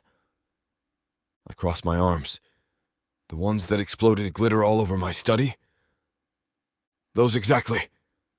A mischievous smile plays at her lips. Though this time we'll practice outside. Vashti, you're not talking me out of this. She steps closer, her playful expression shifting to something more serious. Someone's targeting children like Rose. If you think I'm staying here while my niece is in danger, you don't know me at all. The word niece hits me square in the chest. Vashti's never called Rose that before, at least not out loud. She must catch my expression because her features soften. What? You thought you were the only one who'd grown attached? She straightens my collar with practiced ease. That little girl has wrapped this entire family around her finger, whether you planned for it or not. Adah might not. Adah trusts me. Vashti's tone brooks no argument. And right now, you both need someone you can trust to help. Maybe we can come up with a plan to help ease Adah's worries and protect Rose. I grimace. She's right. She usually is about these things. Fine, but no glitter. No promises. She loops her arm through mine as we head for the door. Now tell me everything you know about these kidnappings. Don't leave anything out. The protective edge in her voice mirrors the feeling that's been clawing at my inside since that guard showed up. Whatever's coming, whatever threat is lurking in the shadows of my city, they'll have to go through both of us to get to Rose, and demons protect what's theirs. The late afternoon sun casts long shadows across the cobblestone streets as Vashti and I make our way through the district. My fingers brush the hilt of my sword for the third time in as many minutes. Every flicker of movement draws my attention, a curtain shifting in the breeze, a stray cat darting between houses. You're going to wear a groove in that sword hilt. Vashti keeps pace beside me, her usual graceful stride matching my tense gait. Better paranoid than caught off guard. My eyes scan the rooftops, tracking the movement of shadows. The streets are quieter than usual, too quiet for this time of day. A door slams somewhere behind us. I whirl, hand gripping my weapon, only to find an elderly demon woman shuffling down her front steps. See? Vashti's hand settles on my arm. This is exactly what I mean. You're wound tighter than a spring trap. And you're not wound tight enough. I force my fingers to relax their death grip on the sword. These are children, Vashti. Families torn apart in our own city. I know. Her voice drops lower, serious now. But you need to think clearly. You are worried about Rose, but don't let that make you sloppy.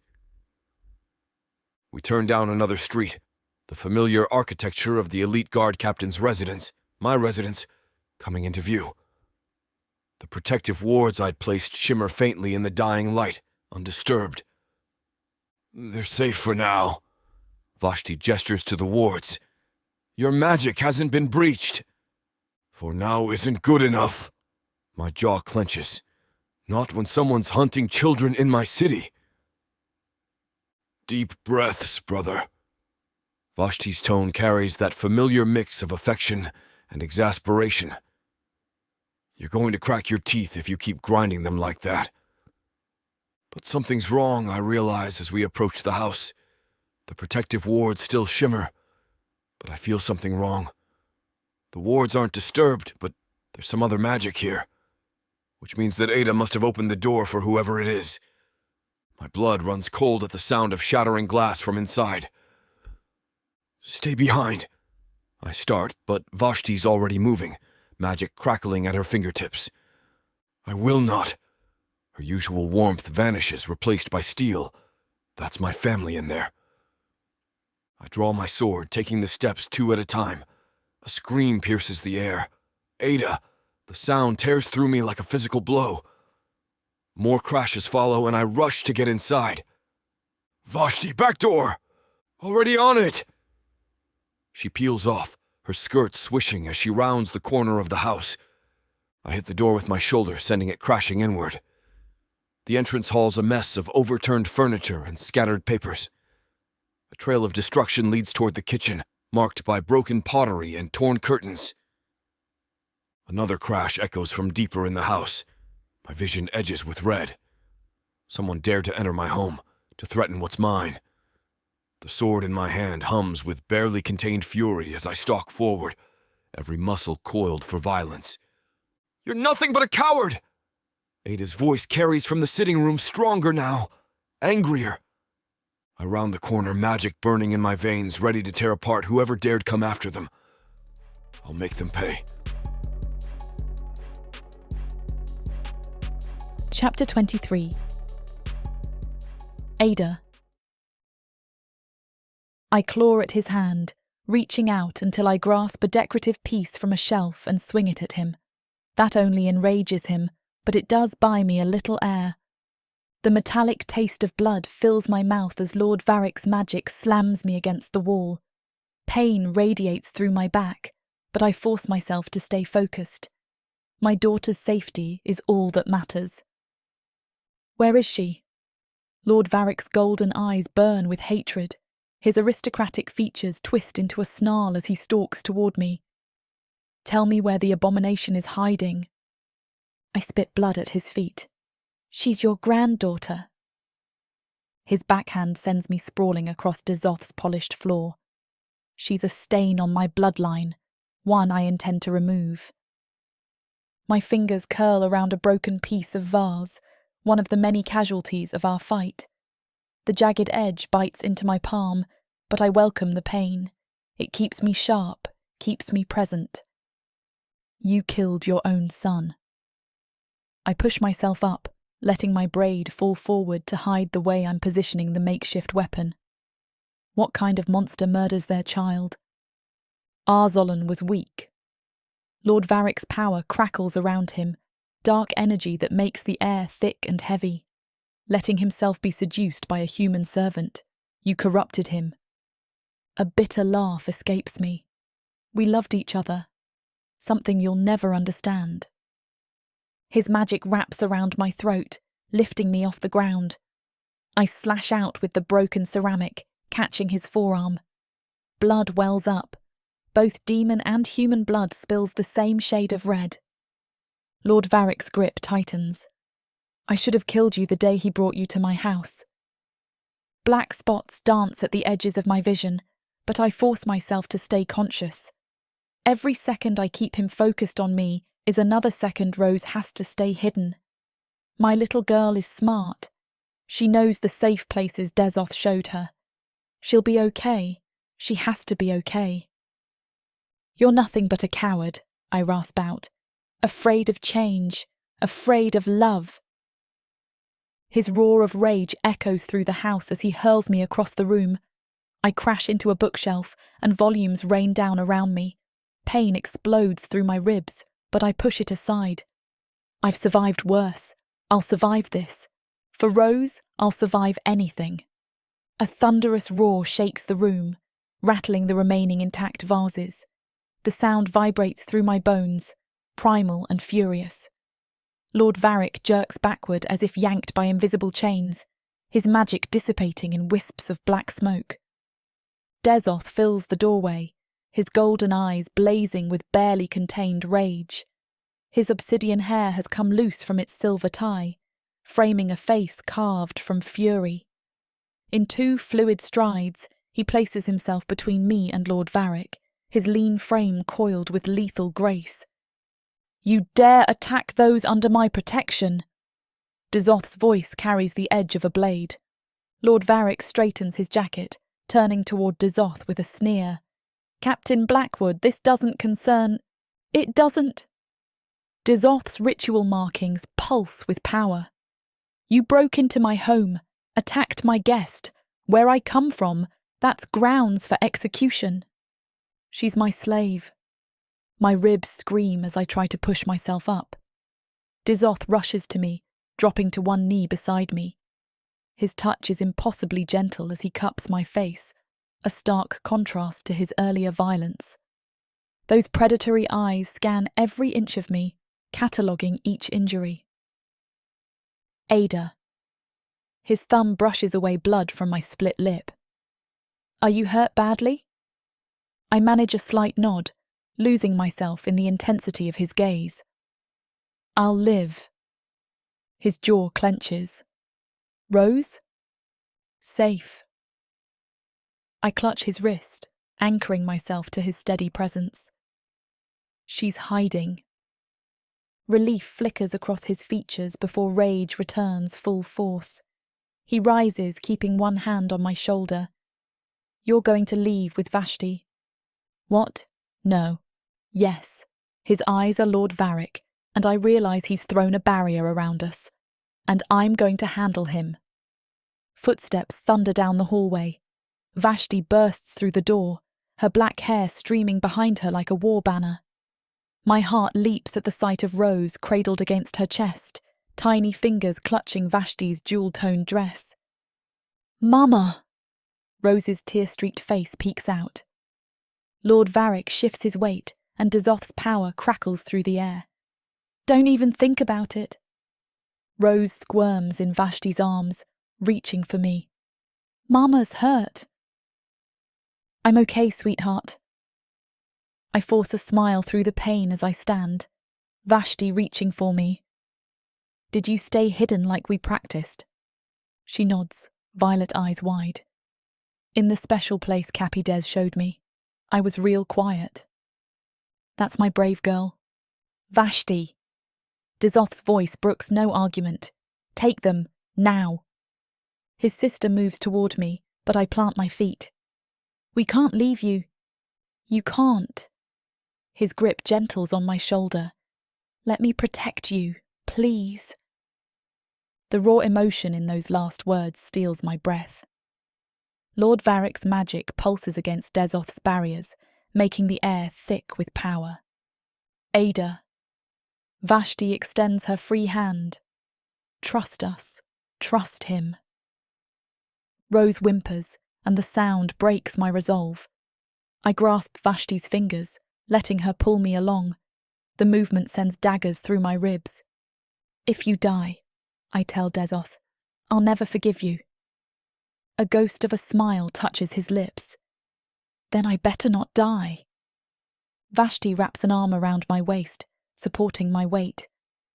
As she guides me toward the back door, Dezoth between us and Varric, Rose reaches over her shoulder. "Be careful, Cappy Des." His expression softens for a heartbeat. "Always am, little flower." Lord Varric's dark energy crackles against Dezoth's barriers, making the air thick and heavy. My chest constricts at the familiar sensation, memories of that terrible night threatening to surface. "Adah." Dezoth's eyes meet mine, burning with intensity. "Trust me." Those two words hold more weight than they should. Trust has been a luxury I couldn't afford since losing our Zoon. But looking into Dezoth's eyes, seeing the fierce determination there. "Promise me," I whisper. "I promise." His eyes flick behind me to his sister. "Now go."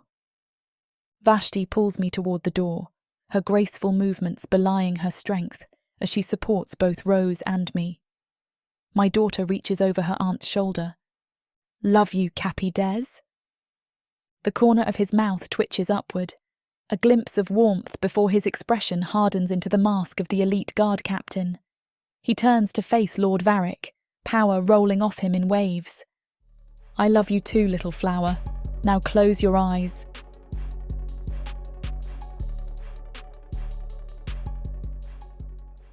From the depths of the darkness of proththea, Or clawing up from the realms of fantasy.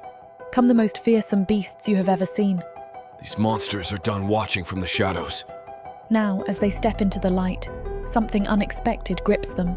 Something even they can't fight off. Love, Vampires.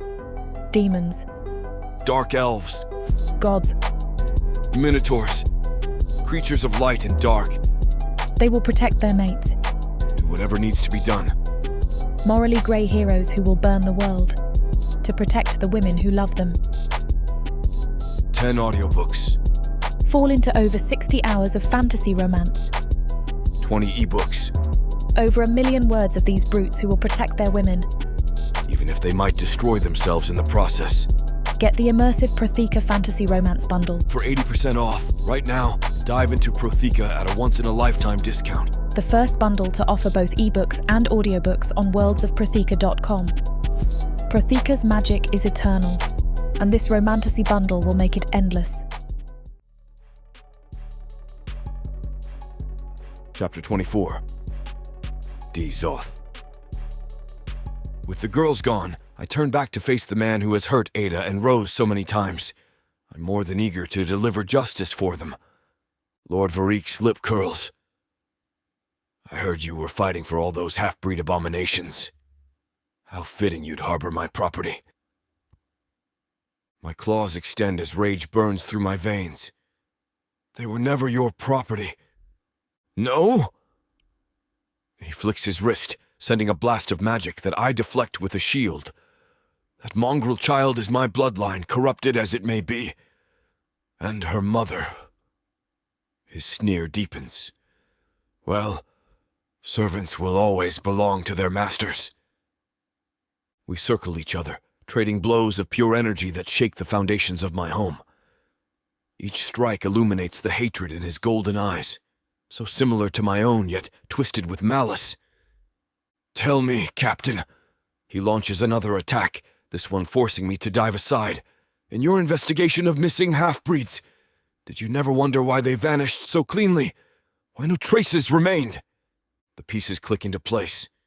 The missing children, the lack of evidence, the way each disappearance connected to noble houses. And there is one noble who has a lot of resources and a history of violence when it comes to demon-human pairings. You're behind the kidnappings. His laughter echoes off the walls. Someone must keep our bloodlines pure. These abominations, these half-breeds, they're a plague upon our society. I simply remove the infection. Pride drips from his words. Starting with my own grandson's mistake. One of your past guards has been helping me immensely with my endeavor, too. So Rolfo was right. That is something I will need to remedy after I handle Varric. Those children were innocent. My voice drops to a growl as I channel power through my ritual markings. The silver lines on my forearms blaze with light. Innocent? He spits the word. They're proof of weakness, of demons forgetting their place above humans. Like my foolish son, thinking he could marry a servant. His magic lashes out like whips. I should have killed the brat when I killed him. The confession ignites something primal in me. My next strike sends him crashing through what remains of my dining table. Lord Varric pulls himself from the wreckage, brushing splinters from his immaculate robes with casual disdain. Blood trickles from a cut on his cheek, but his posture remains regal and titled. You should have seen him beg. He straightens his cuffs, on his knees, pleading for that human's life, as if she was worth the dirt beneath our feet. My markings pulse brighter as fury courses through me. Each word feeds the rage building in me. A demon noble, groveling for a servant. He clicks his tongue. I gave him a choice. Renounce them both or die with honor. He chose neither. His lips curve into a cruel smile. The look in his eyes when I ran him through. That's when he finally understood his place. Your own son. The words scrape from my throat. My greatest disappointment. He examines his nails. Though watching him bleed out was almost worth the shame he brought to our house. Almost. His golden eyes, so like mine yet hollow of anything but contempt, meet my gaze. The child is all that remains of his disgrace. Once I've dealt with her, our bloodline will be pure again. Magic crackles between us, his darkness against my controlled fury. The temperature in the room drops as power builds. Tell me, Captain, what makes you protect them? Some misplaced sense of honor? He scoffs. Or perhaps you see yourself in my son's weakness. I've heard whispers of your own. Indiscretion with a human. The mention of Reyna sends a fresh surge of power through my markings. The only weakness here is a father who'd murder his own blood. Murder! He laughs, the sound sharp as breaking glass. I cleansed our line, just as I'll cleanse it of that half-breed abomination. It's my duty as head of our house. His magic whips toward me like obsidian shards. I pivot, channeling power through my markings to create a shield that shatters his attack. The fragments dissolve into smoke that curls around our feet. You nobles! I launch a counterattack, my own magic manifesting as concentrated force. Always thinking your bloodline makes you untouchable. Lord Varric blocks my strike, but the impact drives him back a step. A flicker of surprise crosses his features before his mask of superiority returns. And you're nothing but a glorified guard batlass, playing at nobility with your captain's rank. My next attack catches him in the shoulder. He stumbles, genuine shock replacing his sneer as blood seeps through his expensive robes. This guard batlass has spent years hunting killers. I press forward, each strike precise from countless hours of training. While you sat in your manor, I learned how monsters think, how they move, how they die. He snarls, abandoning his calculated style for raw power. Dark energy pulses from him in waves, cracking the stone walls. But his attacks grow wilder, less controlled. The facade of the composed noble slips further with each exchange. You're just like the rest. His words come faster, tinged with desperation. Protecting these half-breeds, do you know how many I've found? How many noble houses harbor these secrets? His magic surges erratically. They're everywhere, contaminating our pure bloodlines with human weakness. I deflect another blast, understanding blooming like ice in my chest. The missing children cases. All those families claiming their half-demon kids were sent away. My markings blaze brighter as fury feeds my power. You've been systematically hunting them. Hunting? He laughs, high and unhinged. I'm purifying our race, one mongrel at a time. His eyes gleam with zealous pride. The nobles thank me even as they pretend to mourn their little mistakes. They understand the necessity. The truth of his words hits harder than any physical blow. This isn't just about Rose and Adah. It's about every half-demon child who vanished without a trace, every grieving parent who couldn't speak out, every noble house complicit in this quiet genocide. I channel that revelation into pure force, my next strike catching him square in the chest. He crashes into the wall, and for the first time, real fear flashes across his face. Lord Varric's fear turns to desperate rage. He hurls a final blast of dark magic, but his form is sloppy, unfocused. I sidestep and drive forward, channeling power through my ritual markings until they burn white-hot against my skin. The magic responds to my intent, coalescing into a blade of pure force. For every child you murdered. The blade pierces his chest, right where he stabbed his own son. His eyes widen in disbelief. For Adah. For Rose. For your own blood. He tries to speak, but only blood spills from his lips. The proud noble dies like any other criminal, choking on his own mistakes. I don't waste time watching him fall. My fingers trace the communication sigil etched into my left forearm, sending power through the mark. Rolfo knows that it means I'll need him to come. But I can't wait. He'll see the wreckage of my home and understand. He'll handle the cleanup, and I'll explain all I've learned later. Right now I need to see my family. I'm already running, my longer stride eating up the distance between my home and Vashti's, where Adah and Rose are. The streets blur past as I push myself faster, ignoring the drain from the fight. Nothing matters except reaching them. Chapter 25. Adah. Soft sheets cradle my aching body as sunlight streams through gauzy curtains. The room spins less now, though every breath sends sharp pains through my ribs. I focus on the ornate ceiling patterns until the dizziness passes. Mama, look what I made! Rose bounces onto the bed, her violet eyes sparkling. She thrusts a string of wildflowers under my nose, their sweet fragrance mingling with the sharp herbal poultices Vashti applied earlier. Careful with your mother, little one.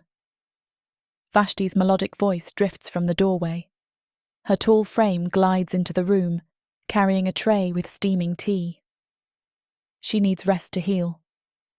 Sorry. Rose's bottom lip trembles. She settles beside me with exaggerated care, her tiny fingers arranging the flower chain across my pillow. It's beautiful, sweetheart. I stroke her honey blonde curls, so like my own. Did you pick these from the garden? Uh-huh. Miss Vashti showed me where the prettiest ones grow. Rose beams at our hostess. And she says when you're better, we can plant our own. Vashti sets the tray on the bedside table, her jewel-toned dress rustling. I thought you might enjoy that. I've noticed your talent with herbs. My chest tightens, not from pain. The casual kindness in her golden eyes threatens to undo my careful defences. You've done too much already. Nonsense. She perches on the edge of the bed, her silver-streaked hair catching the light. Besides, Rose has been wonderful company. She helped me organise my entire tea collection yesterday. By colour, Rose announces proudly. The purple ones smell the best. That's because they're infused with night bloom essence. Vashti winks at her. Perfect for sweet dreams. I watch them interact, noting how Vashti's natural warmth draws out Rose's playful side. My daughter deserves this. Safety, comfort, the freedom to just be a child. But experience has taught me such peace never lasts. Time for your medicine. Vashti hands me a delicate cup. Don't worry, I added honey to mask the bitter herbs. The herbal tea warms my throat, its sweetness barely masking the medicinal tang. Vashti's steady hands help me sit up straighter as she checks the bandages wrapped around my ribs. He didn't do anything that won't heal. Her fingers ghost over tender spots with practiced care. Thank the Seven for that. Thank you. I wince as she applies fresh poultice. Where did you learn such skilled healing? Rose curls up at the foot of the bed, absorbed in rearranging her flower chain. Vashti's golden eyes cloud with memory as she works. After my husband died, I threw myself into studying healing arts. I couldn't save him, but... She secures the bandage with nimble movements. I refuse to feel that helpless again. I'm sorry. The words feel inadequate. Life has a way of forcing us to become stronger. Her smile holds understanding rather than pity. Like you, running with a child, surviving against impossible odds. My throat tightens. Some days I wasn't sure we would. But you did. Vashti squeezes my hand. You protected Rose, got her to safety. That takes incredible courage. Mama's the bravest. Rose pipes up, crawling closer to snuggle against my side. She fought off bad guys and made magic potions to help us hide. Clever. Vashti's eyes sparkle with approval. Using herbology for protection rather than just healing. I'd love to learn some of your techniques. I could show you. The offer slips out before I can stop it. It's the least I can do after everything. I'd like that. She begins gathering the used bandages. We survivors need to stick together, share our knowledge. Did you fight bad guys too? Rose asks, violet eyes wide. In my own way. Vashti smooths Rose's curls. Sometimes the hardest battles are the ones we fight inside ourselves, learning to trust again. Her words strike a chord deep within me. Here in this sun-filled room, with Rose safe beside me and Vashti's gentle presence, I feel something I haven't in months. Hope. When's Cappy Des coming back? Rose tugs at my sleeve, her violet eyes bright with concern. He promised to teach me more sparkly magic. My heart clenches at her unwavering faith in Dezoth. Despite my reservations about demons, I can't deny the gentleness he's shown my daughter. Soon, sweetheart, he's helping keep us safe. But he's already safe. He's the biggest and strongest. Rose spreads her arms wide to demonstrate. Nothing can hurt him. Vashti's musical laugh fills the room. My brother does cut an imposing figure, though you should see him when Rose convinced him to wear that flower crown. It matched his eyes. Rose bounces on the bed. And he said real warriors wear flowers because they're not scared of looking pretty. The image of the towering demon lord adorned in daisies brings an unexpected smile to my lips. He said that. And he showed me how to make the petals float. Rose cups her hands, face scrunching in concentration. A single flower from her chain rises shakily into the air. See? Just like Cappy Des taught me. Pride and fear war in my chest as I watch my daughter's growing magical abilities. Her demon heritage shines through in moments like these, reminding me why we can never stop running. Mama, don't be scared. Rose drops the flower and crawls into my lap, careful of my injuries. Cappy Des won't let the bad demons find us. He promised. Did he now? I stroke her curls, marvelling at her perceptiveness. With his special warrior handshake. She holds up her tiny pinky. He said Pierce ladies are under his protection, and warriors never break their word. Vashti nods solemnly.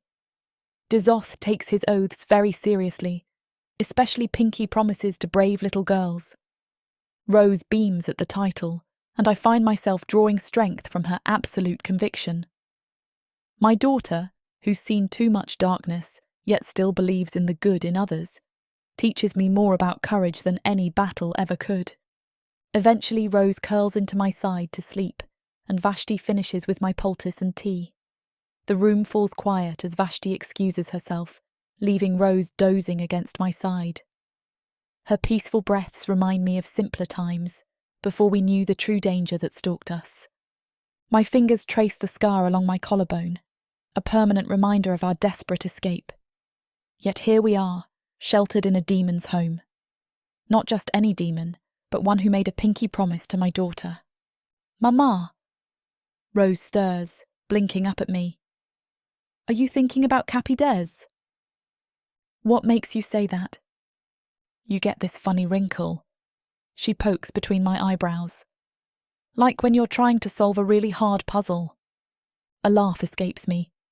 You're too observant for your own good. He gets the same wrinkle when he's worried about us. Rose sits up, her violet eyes serious. That's why he checks all the windows and doors 3 times before bed, and why he taught me the special knock. My breath catches. I'd noticed the complex security measures, but assumed they were standard for a guard captain's home. Special knock? Rose demonstrates a pattern on my knee. If something scary happens, I knock like this. Then Cappy Des will know it's me, even if it's dark. The care behind such a detail strikes me. He didn't just offer us shelter, he's teaching Rose how to stay safe in ways a 4-year-old can understand. Did you know he has magic marks on his arms? Rose traces invisible patterns in the air. They show he's really good at making things, but he says the most important thing he makes is promises. My throat tightens as pieces click into place, the way he positions himself between us and doorways, how his golden eyes scan every room before letting Rose enter, the quiet efficiency with which he's woven protections into every aspect of our lives. He's not like the other demons, is he? The words come out barely above a whisper. Nope, Rose grins. He's our demon. That's what Auntie Vashti says. Our demon. The phrase echoes in my mind, shifting something fundamental in how I see him. Not just a reluctant protector bound by honour, but someone who's chosen to make our safety his priority. The realisation settles like a warm ember, melting years of distrust. Chapter 26. Dezoth. I burst through Vashti's front door, my boots tracking mud across her pristine floor. Blood drips from a gash above my eye, and my clothes bear the marks of battle. The metallic scent of demon blood clings to my skin. Vashti stands at the bottom of her sweeping staircase, arms crossed. A knowing smile plays at her lips. They're upstairs. Adah's resting, but Rose...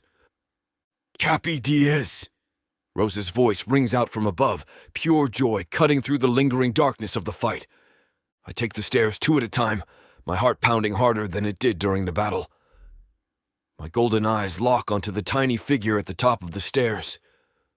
Rose's honey-blonde curls bounce as she launches herself into the air without hesitation. My breath catches. Such trust. Such complete faith that I'll catch her. I snatch her from the air, careful to angle my body so the blood on my clothes doesn't touch her dress. Her tiny arms wrap around my neck, and she presses her face into my shoulder. The violet eyes she inherited from her father shine with delight. "You're all dirty." She pats my cheek with her small hand. "Did you fight the bad guy?" I wonder then if Rose even knows who that man was. For her sake, I hope not. I don't want that truth to mar her. I sure did. I adjust her in my arms, settling her more securely against my chest. "He won't bother you or your mother again. Promise!" I swear it. The words come out rougher than intended. The memory of Varick's threats against his own grandchild flashes through my mind. Rose's fingers trace the ritual markings on my forearm. "You got an ouchie." She points to the cut above my eye. "Nothing that won't heal." I press my forehead to hers, breathing in her innocent scent of flowers and sunshine. "Are you and your mother well?" "Mama's sleeping. Auntie Vashti gave her special tea." Rose's face scrunches up. She was crying, but I held her hand until she fell asleep. My chest tightens. I hold Rose closer, silently vowing that Adah will never have cause to cry like that again. With Rose nestled against my chest, I stride down the hallway. The floorboards creak beneath my boots, marking each step toward the guest room. My muscles tense with each foot forward until Adah stands in the doorway, her braid loose and messy from sleep. Dark circles shadow her eyes, but she's alive. Safe. The vice around my lungs loosens. "Look, Mama, Cappy Diz got the bad guy!" Rose wiggles in my arms, pointing to the blood on my clothes. Adah's warm brown eyes meet mine, haunted but steady. She wraps her arms around herself, shoulders straight despite her obvious exhaustion. "Are you certain he's dead?" I keep my voice low, mindful of the child in my arms. "He won't come near you again." She nods once, her fingers brushing the scar on her collarbone, a reminder of her last escape. The gesture makes my blood boil anew. "You're hurt." Adah steps closer, her practical earth-tone dress swishing against the floor. Her hand reaches toward the cut above my eye, then drops. Always cautious, even now. "It's nothing." "Mama can fix it," Rose declares.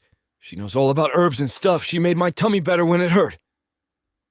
A ghost of a smile touches Adah's lips. "I doubt the captain needs my help, sweetheart." "The captain would be grateful." The words slip out before I can stop them. Adah's eyes widen slightly, and I clear my throat. "If you're willing..." She studies me for a long moment, her quick wit assessing every angle. Finally, she nods. "Very well, but first, you should change. You're covered in..." Her eyes flick to Rose. "Mud," I supply. "Just mud." "Right." Adah's dignity never wavers, even in these circumstances. "Vashti laid out fresh clothes in the washroom." I shift Rose to my hip. "Then I'll clean up and return for that healing if the offer stands." It stands. Her voice is quiet but firm, like steel wrapped in silk. Once I get cleaned up and changed, thankfully I have clothes here at my aunt's house, I sit while Adah tends to me. She assures me she's fine, and nothing is wrong that won't mend. But I still can't stop assessing her. Rose's tiny fingers trace the silver insignia on my collar, a habit she's always had, the very thing that drew her to me. The familiar weight of her in my arms settles something wild in my chest, even as her endless chatter fills the hallway. "And then Auntie Vashti showed me how to make my sparkles change colors in the air," she demonstrates, her face scrunching in concentration. She casts the purple sparkles I showed her to make, but that shimmer blue as they fall. "See? Just like you taught me, but prettier colors." "That's great. And we had tea with her fancy cups." Rose continues, oblivious to the undercurrent of tension. "The ones with gold on them. She let me pour!" Her chest puffs with pride. "I only spilled a little bit. A natural hostess."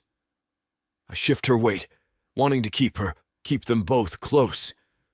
Her violet eyes, so like her father's, sparkle with joy at the praise. Mama didn't want tea. She was watching out the window a lot. Rose's voice drops to what she probably thinks is a whisper. I think she was looking for you. Adah's cheeks flush. I was being cautious, that's all. Of course. I keep my tone neutral, though something warm unfurls in me at Rose's words. A wise approach, given the circumstances. Rose tugs at my silver-corded hair, which has partly come loose during the fight. Your hair's all messy. Want me to fix it? Auntie Vashti taught me braids. I'd love for you to, after your mama is done. Rose nods, seeming to agree to that. Adah watches our interaction, her arms still wrapped around herself. The haunted look hasn't left her eyes, but there's something else there now, a softness she usually guards carefully. Adah steps toward me, her warm brown eyes swimming with a mix of fear and apology. I'm sorry, I shouldn't have doubted. I don't let her finish. With my free arm, I pull her against my chest, careful not to crush Rose between us. Adah stiffens for a heartbeat before melting into the embrace. Her honey-blonde braid tickles my arm as she presses her face into my shoulder, right next to where Rose still clings. The weight of them both against me ignites something primal in me. My arm tightens around Adah's waist and I breathe in the herb-sweet scent of her hair. Rose wiggles happily between us, one hand gripping my collar while the other pats Adah's cheek. Group hug, Rose declares, her violet eyes bright with joy. Adah lets out a watery laugh against my chest. Her fingers curl into the fabric of my shirt, and I feel the slight tremor in her hands. The vulnerability in that small gesture makes my throat tight. I press my face into Adah's hair, my voice pitched low enough that only she can hear. I will burn this world to ash before I let anyone harm either of you again. She pulls back just enough to meet my eyes, her own wide with surprise at the intensity of my words. The haunted look that's shadowed her gaze since I met her flickers, replaced by something warmer, more trusting. Both of us? Her voice barely carries above a whisper. Both of you? My golden eyes hold hers, letting her see the truth of my vow. Always. Rose squirms between us, completely unaware of the weight of this moment. Mama's not crying anymore, she announces proudly, patting Adah's face again. I told her Cappy Des would make it better. Adah's cheeks flush pink, but she doesn't pull away from my embrace. Instead, she rests her head back against my chest, her body relaxing further into my hold. The feeling of them both in my arms settles something wild and possessive in my soul. Mine to protect. Mine to cherish. Mine to keep safe. Never again will they know fear. Never again will they have to run. I tighten my hold on them both, a silent promise sealed in blood and honor. Chapter 27. Adah. I lean into Dezoth's solid chest, his warmth enveloping me as Rose giggles between us. The familiar scent of forge-heated metal mingles with the spices he always carries.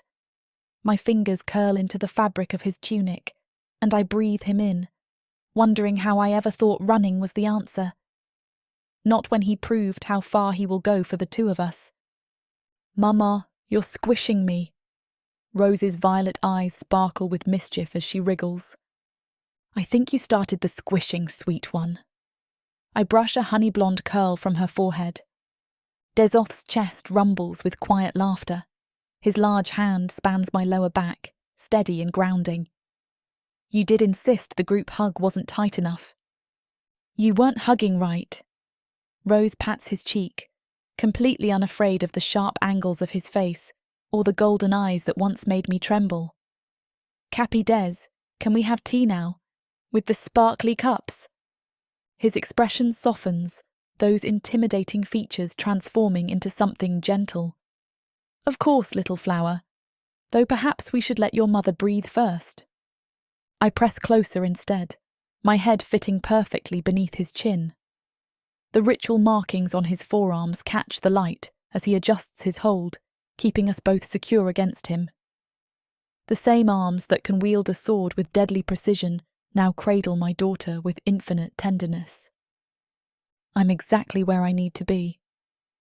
My voice comes out quieter than intended, but I know he hears by the way his arms tighten fractionally around us.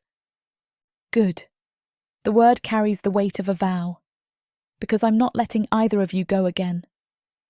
We spend the rest of the afternoon at Dezoth's aunt's. Mrs. Blackwood is a sweet woman who keeps plying me with food now that the bakery is closed, and she gets to fawn over her nephew's new little family. It doesn't take long before Rose is falling asleep from the excitement of the day, and we head upstairs. Rose's soft snores drift from the guest room where Vashti showed us to lay her. My bare feet pad across the polished wooden floor, each step carrying the weight of words I need to say. Dezoth stands by the hearth in his room that we are sharing, his tall frame outlined in firelight. The silver cord in his hair catches the glow, creating a halo effect around his sharp features. My fingers twist in the fabric of my dress. I need to tell you something. He turns, those golden eyes finding mine across the room. Come here. The quiet command in his voice draws me forward until I'm close enough to feel the heat radiating from his body. His ritual markings shift as he reaches for me, but I step back. Please, I need to say this first. My voice cracks. I swore I'd never trust anyone again. After Rose's father, after everything. I built walls so high I thought no one could breach them. The scar along my collarbone burns with phantom pain. Then you came along with your honour and your kindness, and I... My throat closes around the words. Dezoth moves with fluid grace, closing the distance between us. His large hands cup my face, thumbs brushing away tears I hadn't realised were falling. Adah. I'm terrified. The confession rips from my chest. Terrified of losing you like I lost him. Terrified of what that would do to Rose, to me. She loves you so much already, and He lifts me effortlessly, settling into the oversized armchair with me in his lap. My hands find purchase in his tunic as he tucks me against his chest, one arm banded around my waist, while the other hand cradles the back of my head. I'm not going anywhere. His voice rumbles through me. You and Rose are mine to protect now, to cherish. His fingers thread through my loose braid, gentle despite their strength. I know what it means to lose someone, to fear opening your heart again. I press my face into his neck, breathing in his familiar scent. His pulse beats steady and strong against my lips, a rhythm that matches the certainty in his embrace. His lips brush mine, tentative at first, as if giving me every chance to pull away. But I don't. Instead, I lean into him, my hands sliding up his chest to tangle in the silver cord at the base of his neck. The kiss deepens, his mouth moving against mine with a slow, deliberate intensity that steals my breath. Months of unsaid words, of stolen glances and quiet touches pour into this moment. His hands tighten on me, one still cradling the back of my head, the other pressing into the small of my back, pulling me impossibly closer. I melt into him, my body arching against his as the kiss turns desperate, hungry, like we're both trying to make up for all the time we've wasted. His teeth graze my bottom lip, a faint sting that makes me want more. Dezoth, I whisper against his mouth, my voice trembling. His name feels like a prayer, like a promise. He growls low in his chest, the sound vibrating through me as he stands, lifting me with him. My legs wrap around his waist out of instinct, my arms locking around his neck. He carries me effortlessly to the bed, laying me out. Tell me this is what you want, he murmurs, his golden eyes searching mine. His pupils are blown wide, the glow of them softened by the dim light of the room. His voice is rough, but there's a vulnerability there that makes my chest ache. I reach for the hem of his tunic, tugging it over his head and letting it fall to the floor. My fingers trace the ritual markings on his forearms, the raised lines warm beneath my touch. I want this. I want you. No more walls, no more running, just us. His breath hitches, and he cups the back of my neck, pulling me into another searing kiss. His other hand works at the laces of my dress, the fabric slipping from my shoulders and pooling at my feet. His palms skim over my bare skin, the heat of him branding me, claiming me. This scene is about to get too steamy for this platform's comfort. And as much as we'd love to keep going, their guidelines say we need to stop here. To continue releasing these free audiobooks on this platform, we've got to play by the rules. But the passion doesn't end here. Visit worldsofproththea.com to hear the full, uncut version of this fantasy romance, and every daring moment that YouTube can't handle. Use code YouTube30 for 30% off unabridged audiobooks in the worlds of proththea. Don't let YouTube hold you back. Immerse yourself in a world of magic, danger, and unfiltered passion. Prothea's magic is eternal. Listen unabridged and you'll never want to go back.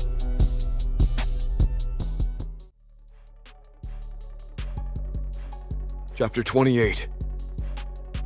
Dezoth. The afternoon sun filters through my study windows as I review guard rotation schedules. It's been months since I had anything more pressing to do, not after news of Lord Varric's death spread, and Rolfo and I were able to put an end to the half-demon children's disappearances. It seemed he was forcing demons to bend to him, and after taking out a few of his servants, there was no one left in support of his ideas. A familiar knock echoes through the room, 3 quick taps followed by 2 slow ones. Vashti's signature. Enter! My sister glides in, her jewel-toned dress swishing against the floor.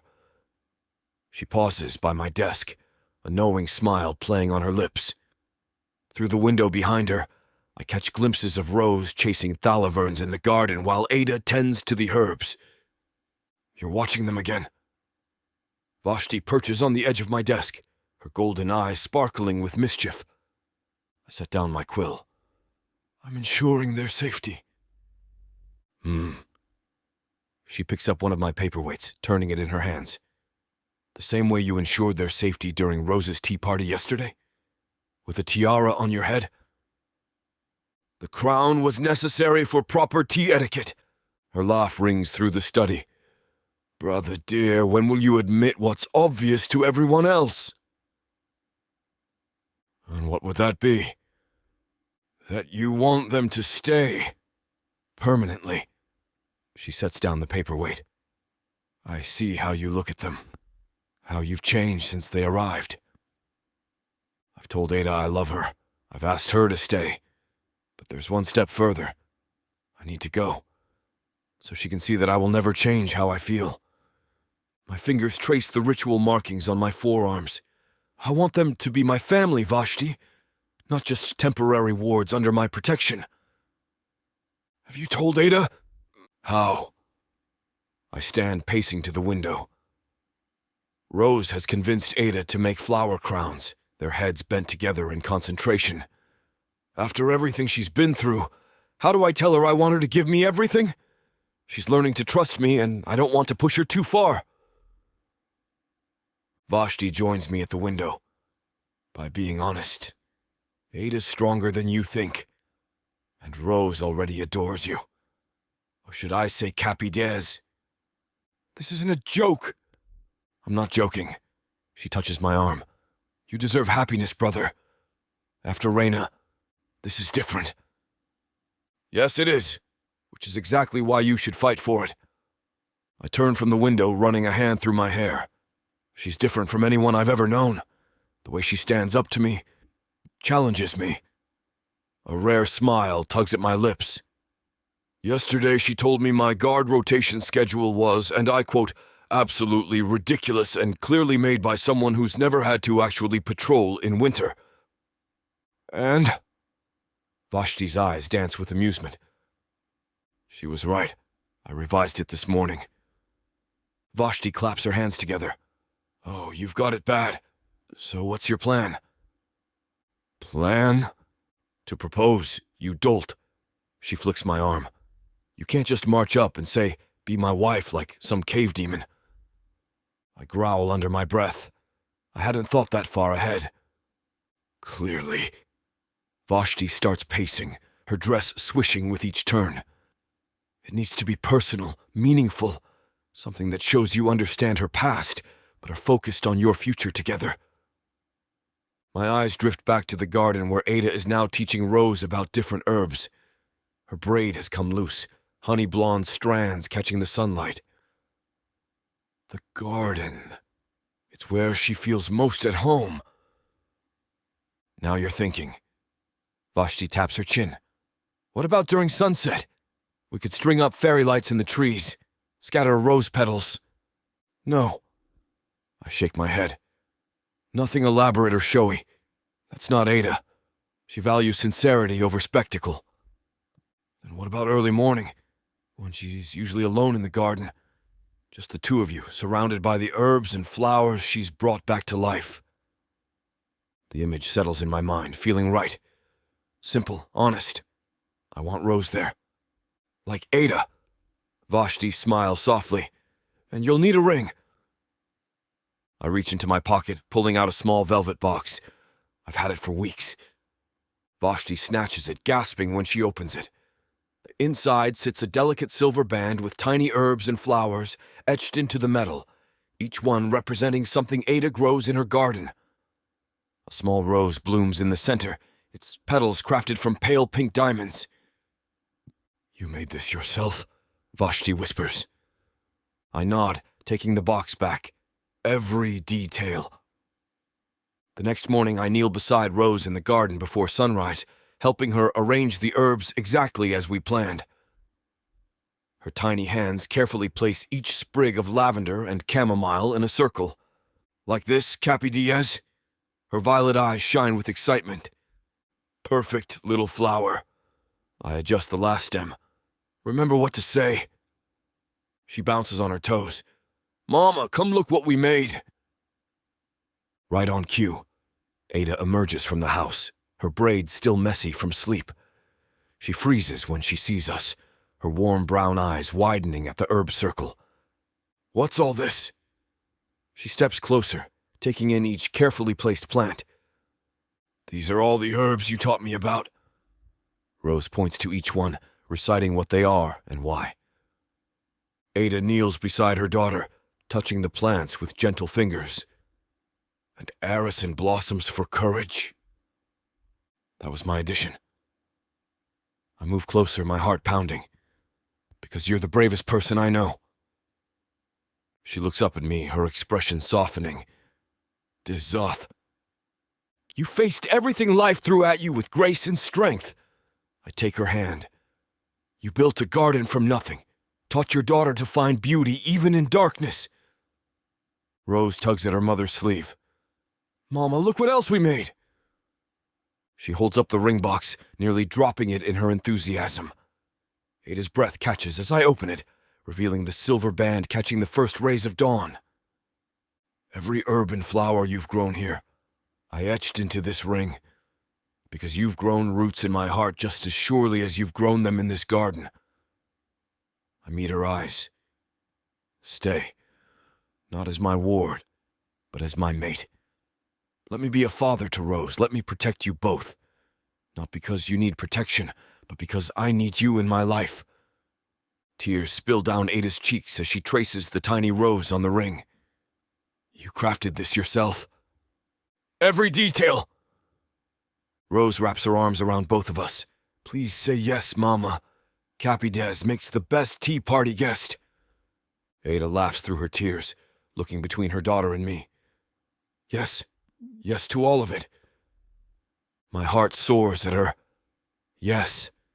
In one fluid motion, I sweep Adah into my arms, lifting her off the ground. Her honey blonde hair comes completely loose from its braid as I capture her lips with mine.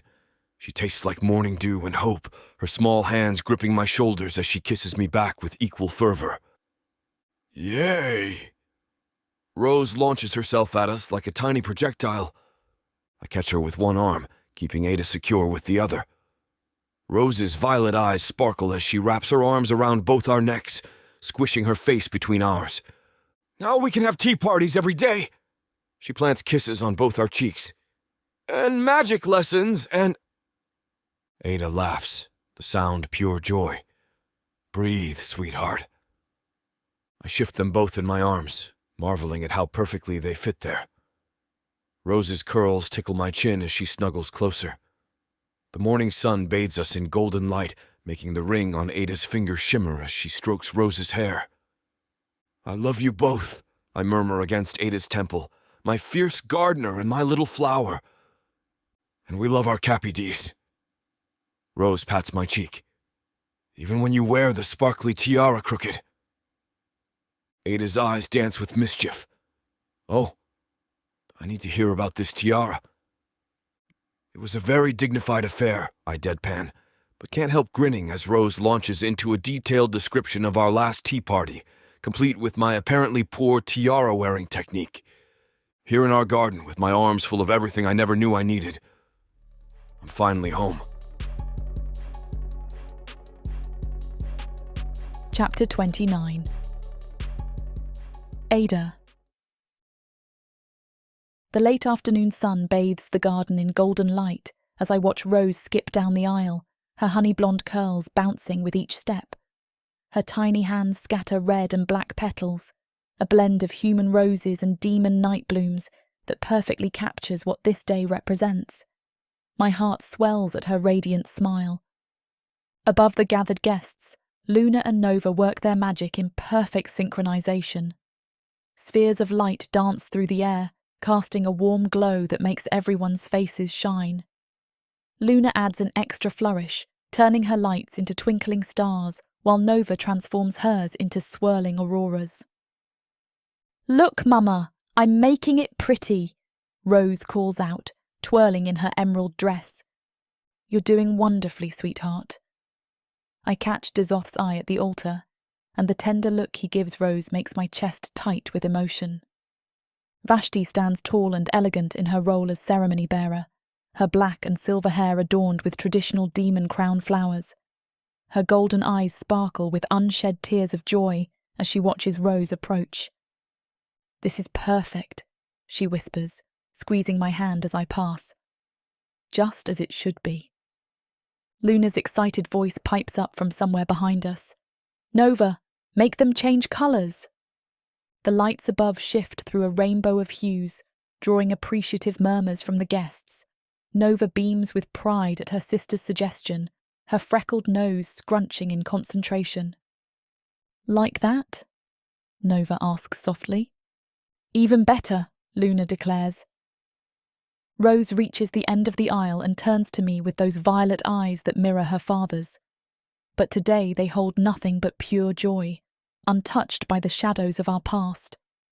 She takes her place beside Vashti, practically vibrating with excitement as she clutches her now empty basket.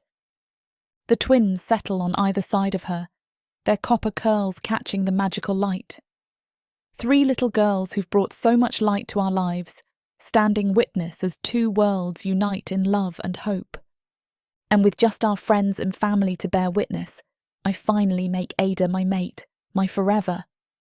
I couldn't ask for anything better. From my seat at the head table, I watch Rose giggle as she chases Luna and Nova between tables. Their magical trail of sparkles and colour transforms leaves into butterflies that dissolve into light.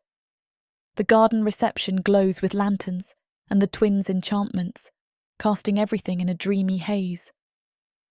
Mira catches my eye from across the table, her green eyes dancing with understanding as she watches our daughters play.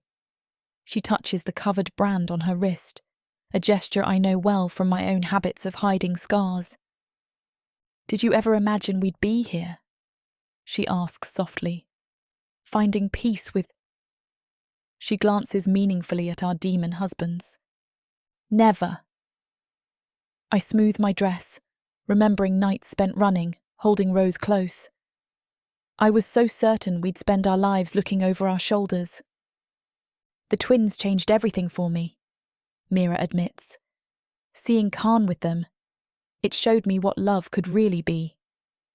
Rose darts past, her violet eyes bright with joy. Mama, Luna showed me how to make sparkly flowers. Just don't set anything on fire this time, I call after her, earning a laugh from Mira. Near the garden fountain, Khan and Dezoth stand deep in conversation, their imposing heights softened by relaxed postures. Dezoth's usually stern face bears a rare smile as he watches Rose. I approach slowly, listening to them. Never thought I'd see the day, Khan says, his copper hair gleaming in the magical light. The fearsome captain of the guard, brought low by a 4-year-old. She has her mother's spirit. Dezoth's golden eyes find mine across the garden. Makes a demon question everything he thought he knew. The twins did that to me, Khan agrees, absently catching Nova as she launches herself at his legs. Changed my whole worldview. Worth it, though? Dezoth asks, helping Rose create a crown of sparkles. Every chaotic moment. Khan grins as Luna joins her sister in climbing him like a tree. Wouldn't trade it for all the peace and quiet in Arasak. I wrap my arms around my mate, the one I never saw coming. Are you ready? He looks down at me with so much love that I can hardly breathe. For you? Always. We'll take good care of Rose, Khan promises, and Dezoth pulls me from the reception area. The garden's magical glow fades behind us as we make our way toward our home. My feet ache from dancing, but my heart feels lighter than it has in years. Rose's delighted giggles echo in my memory as she left with Mira and the twins, already planning their sleepover adventures. I pause at our bedroom door, my hand hesitating on the handle. Dezoth's warm presence steadies me, his tall frame blocking out the hallway light. Close your eyes, he murmurs, his deep voice gentler than usual. I comply, letting him guide me forward. The sweet scent of Aracin blossoms fills my nose, mixed with something warmer. Demon night blooms. When I open my eyes, my breath catches. Hundreds of candles float in the air, casting a soft golden glow across the room. Flowers cover every surface in shades of deep red and midnight blue, their petals scattered across the floor in intricate patterns. You did all this? I turn to find Dezoth watching me intently, his golden eyes reflecting the candlelight. Vashti helped with the arrangements. His fingers brush my shoulder, trailing down to the laces of my wedding gown. Though I insisted on placing them myself. I lean back against his chest as he works at the complicated fastenings. The fearsome captain of the guard, arranging flowers. I excel at many things. His lips curve against my neck.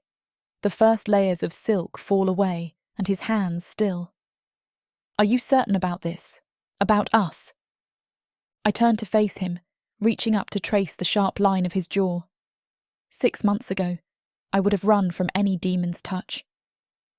Now, the gentle way he cradles my face makes me wonder how I ever feared him.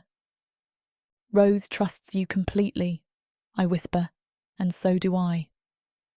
His usual stern expression melts into something softer, more vulnerable. I will spend every day earning that trust. The candlelight dances across his obsidian hair as he bends to kiss me, his touch as reverent as his words. Chapter 30. Dezoth. I stand in my doorway watching 3 small hurricanes of glitter and sparks tear through my usually pristine home. Rose's honey-blonde curls trail behind her as she darts past, her violet eyes bright with joy. Luna and Nova chase after her, their copper-red hair a matching blur. Higher! Rose squeals as rainbow sparkles dance above their heads. Luna waves her hands, sending the light spiraling toward the ceiling. Nova, not to be outdone, transforms the sparkles into tiny butterflies that flutter around the room. Careful with the furniture, I call out, though I can't hide my smile. The girls skid to a stop, 3 pairs of violet eyes turning to me with identical innocent expressions. "Sorry," Cappy D's Rose bounces over, wrapping her arms around my leg. "We're practicing our magic. Look what I can do." She scrunches her face in concentration, and a shower of silver stars rains down around us. Karn chuckles from his spot at my dining table. "At least they're not setting anything on fire this time." "Yet," Mira adds, her green eyes dancing with amusement as she sets down another plate of food. Her movements are graceful, practiced, but there's an ease to them now that wasn't there months ago. The night is still young. I lift Rose onto my shoulders, earning a delighted giggle, though I suspect these 3 troublemakers would rather play than eat. "Food!" the twins chorus, abandoning their magical display to scramble into their seats. Their father's influence shows in their appetite, if nothing else. "Remember what we practiced?" Mira asks softly, and both girls straighten their backs, folding their hands neatly. Rose wiggles on my shoulders. "Can I sit next to Luna and Nova? Please?" I place her in the chair between the twins, watching as they immediately link hands under the table. The room fills with warm chatter and laughter, so different from the cold silence that used to echo through these walls. My home is transformed from a sanctuary of solitude into something brighter, warmer, filled with the family I thought I'd lost the chance to have. The twins regale us with tales of their latest magical mishaps while we eat, their small hands gesturing wildly. I catch Mira's eye as she gently reminds Nova not to talk with her mouth full, and we share a knowing smile. "And then the Saru turned purple," Luna announces, practically bouncing in her seat. "It wasn't supposed to be purple," Nova adds solemnly. "We were trying for blue." Rose giggles, sauce smeared across her chin. "Papa, can you teach me how to make my sparkles change colors like that?" My hand stops halfway to my wine glass. The word echoes in my head. Papa. Such a simple word, yet it steals the breath from my lungs. Heat pricks behind my eyes, and I blink rapidly, struggling to maintain my composure. Karn pauses, giving me a look. Mira pauses, her hand hovering over the breadbasket. And Adah looks at me, clearly touched and waiting to see my reaction. Rose seems oblivious to the impact of her words, already reaching for more potatoes. "The twins said their sparkles started changing colors after you showed them. Will you show me too?" I clear my throat, but my voice still comes out rougher than intended. "Of course, little flower." My fingers tremble as I finally grasp my wine glass. 7 years I've carried the weight of what could have been, of the family that slipped through my fingers. Now this tiny hurricane of glitter and joy looks at me with such trust, such easy affection. "After dinner," I add when I trust my voice again, "we'll practice in the garden where there's more space." Rose beams at me, sauce still on her chin, and my chest tightens with an emotion I'm not ready to name. "Thank you, Papa." The second time hits just as hard as the first. I catch Karn watching me, understanding in his eyes. He knows what this means, what I lost, what I found. I take a long drink of wine, using the moment to compose myself. A small hand slips into mine under the table, squeezing gently. Adah's warmth seeps through my skin, anchoring me in the moment. Her honey-blonde braid falls forward as she leans closer, and I catch the faint scent of herbs that always clings to her clothes. The front door creaks open, and Rolfo's heavy footsteps echo through the hall. His silver eyes take in the scene, the scattered glitter, the half-eaten meal, my barely concealed emotion. An understanding crosses his features. "Started without me, I see." He drops into the empty chair beside me, his black hair still windswept from patrol. His hand lands on my shoulder, grip firm and steady. Though I heard the sparkles from 3 streets away, so I knew where to find everyone. "Uncle Rolfo!" Rose bounces in her seat. "Look what I can do now!" She waves her tiny hands, and silver stars dance around his head. Impressive. Rolfo ducks as one star zips past his ear. You'll be running the guard's magical division before you know it. Adah's thumb traces circles on my palm, her touch grounding. When I glance at her, there's a softness in her brown eyes I've never seen before. The haunted shadow that usually lurks there has lifted, if only for this moment. Here. Mira slides a plate toward Rolfo, her movements careful but no longer fearful. We saved you plenty. You're a blessing. Rolfo digs in with the enthusiasm of a man who spent 12 hours on patrol. Between bites, he catches my eye. You good? I nod, not trusting my voice just yet. Adah's hand tightens in mine, and something in my chest loosens. The twins have resumed their chatter, Rose joining in with tales of her own magical experiments. Their laughter fills the spaces between my ribs where loneliness used to live. The house settles into quiet as our guests depart. Karn herds the twins toward their carriage, both girls yawning despite their protests. Mira follows with an armful of leftover desserts, and Rolfo escorts them home. Adah retreats to our room after kissing Rose goodnight, her smile softer than usual. Rose insisted that I put her to bed. I move through the house, extinguishing lamps and gathering scattered toys. A faint glow catches my attention, light spilling from my study door. Inside, Rose has claimed my massive leather chair, her tiny frame dwarfed by its size. A book lies open across her lap, its pages illuminated by a small orb of silver light floating above her head. Her honey-blonde curls spill over the armrest, and her violet eyes droop as she traces the words with her finger. The sight stops me in my doorway. How many nights had I sat alone in that same chair, drowning myself in work to fill the emptiness? Papa! Rose's sleepy voice breaks through my thoughts. Can you carry me to bed? I'm too tired to walk. My heart swells, threatening to burst through my ribs. I cross the room in 2 strides, carefully lifting her into my arms. The book slides onto the cushion, one of my old tomes on magical theory, far too advanced for her yet. Rose burrows against my chest, her small fingers curling into my shirt. I like your heartbeat, she mumbles. It sounds like thunder, but softer. I press my lips to her hair, breathing in the scent of flowers and magic that always surrounds her. Her weight in my arms feels right, like a missing piece slotting into place. Sleep, little flower. I've got you. She yawns, her eyes already closed. Love you, Papa.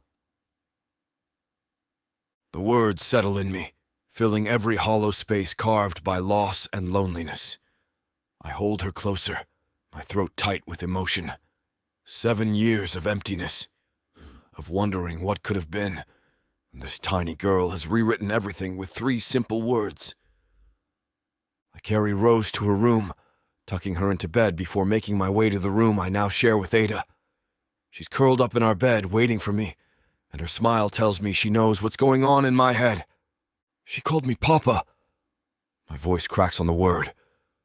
Adah reaches for me, warmth radiating from her brown eyes.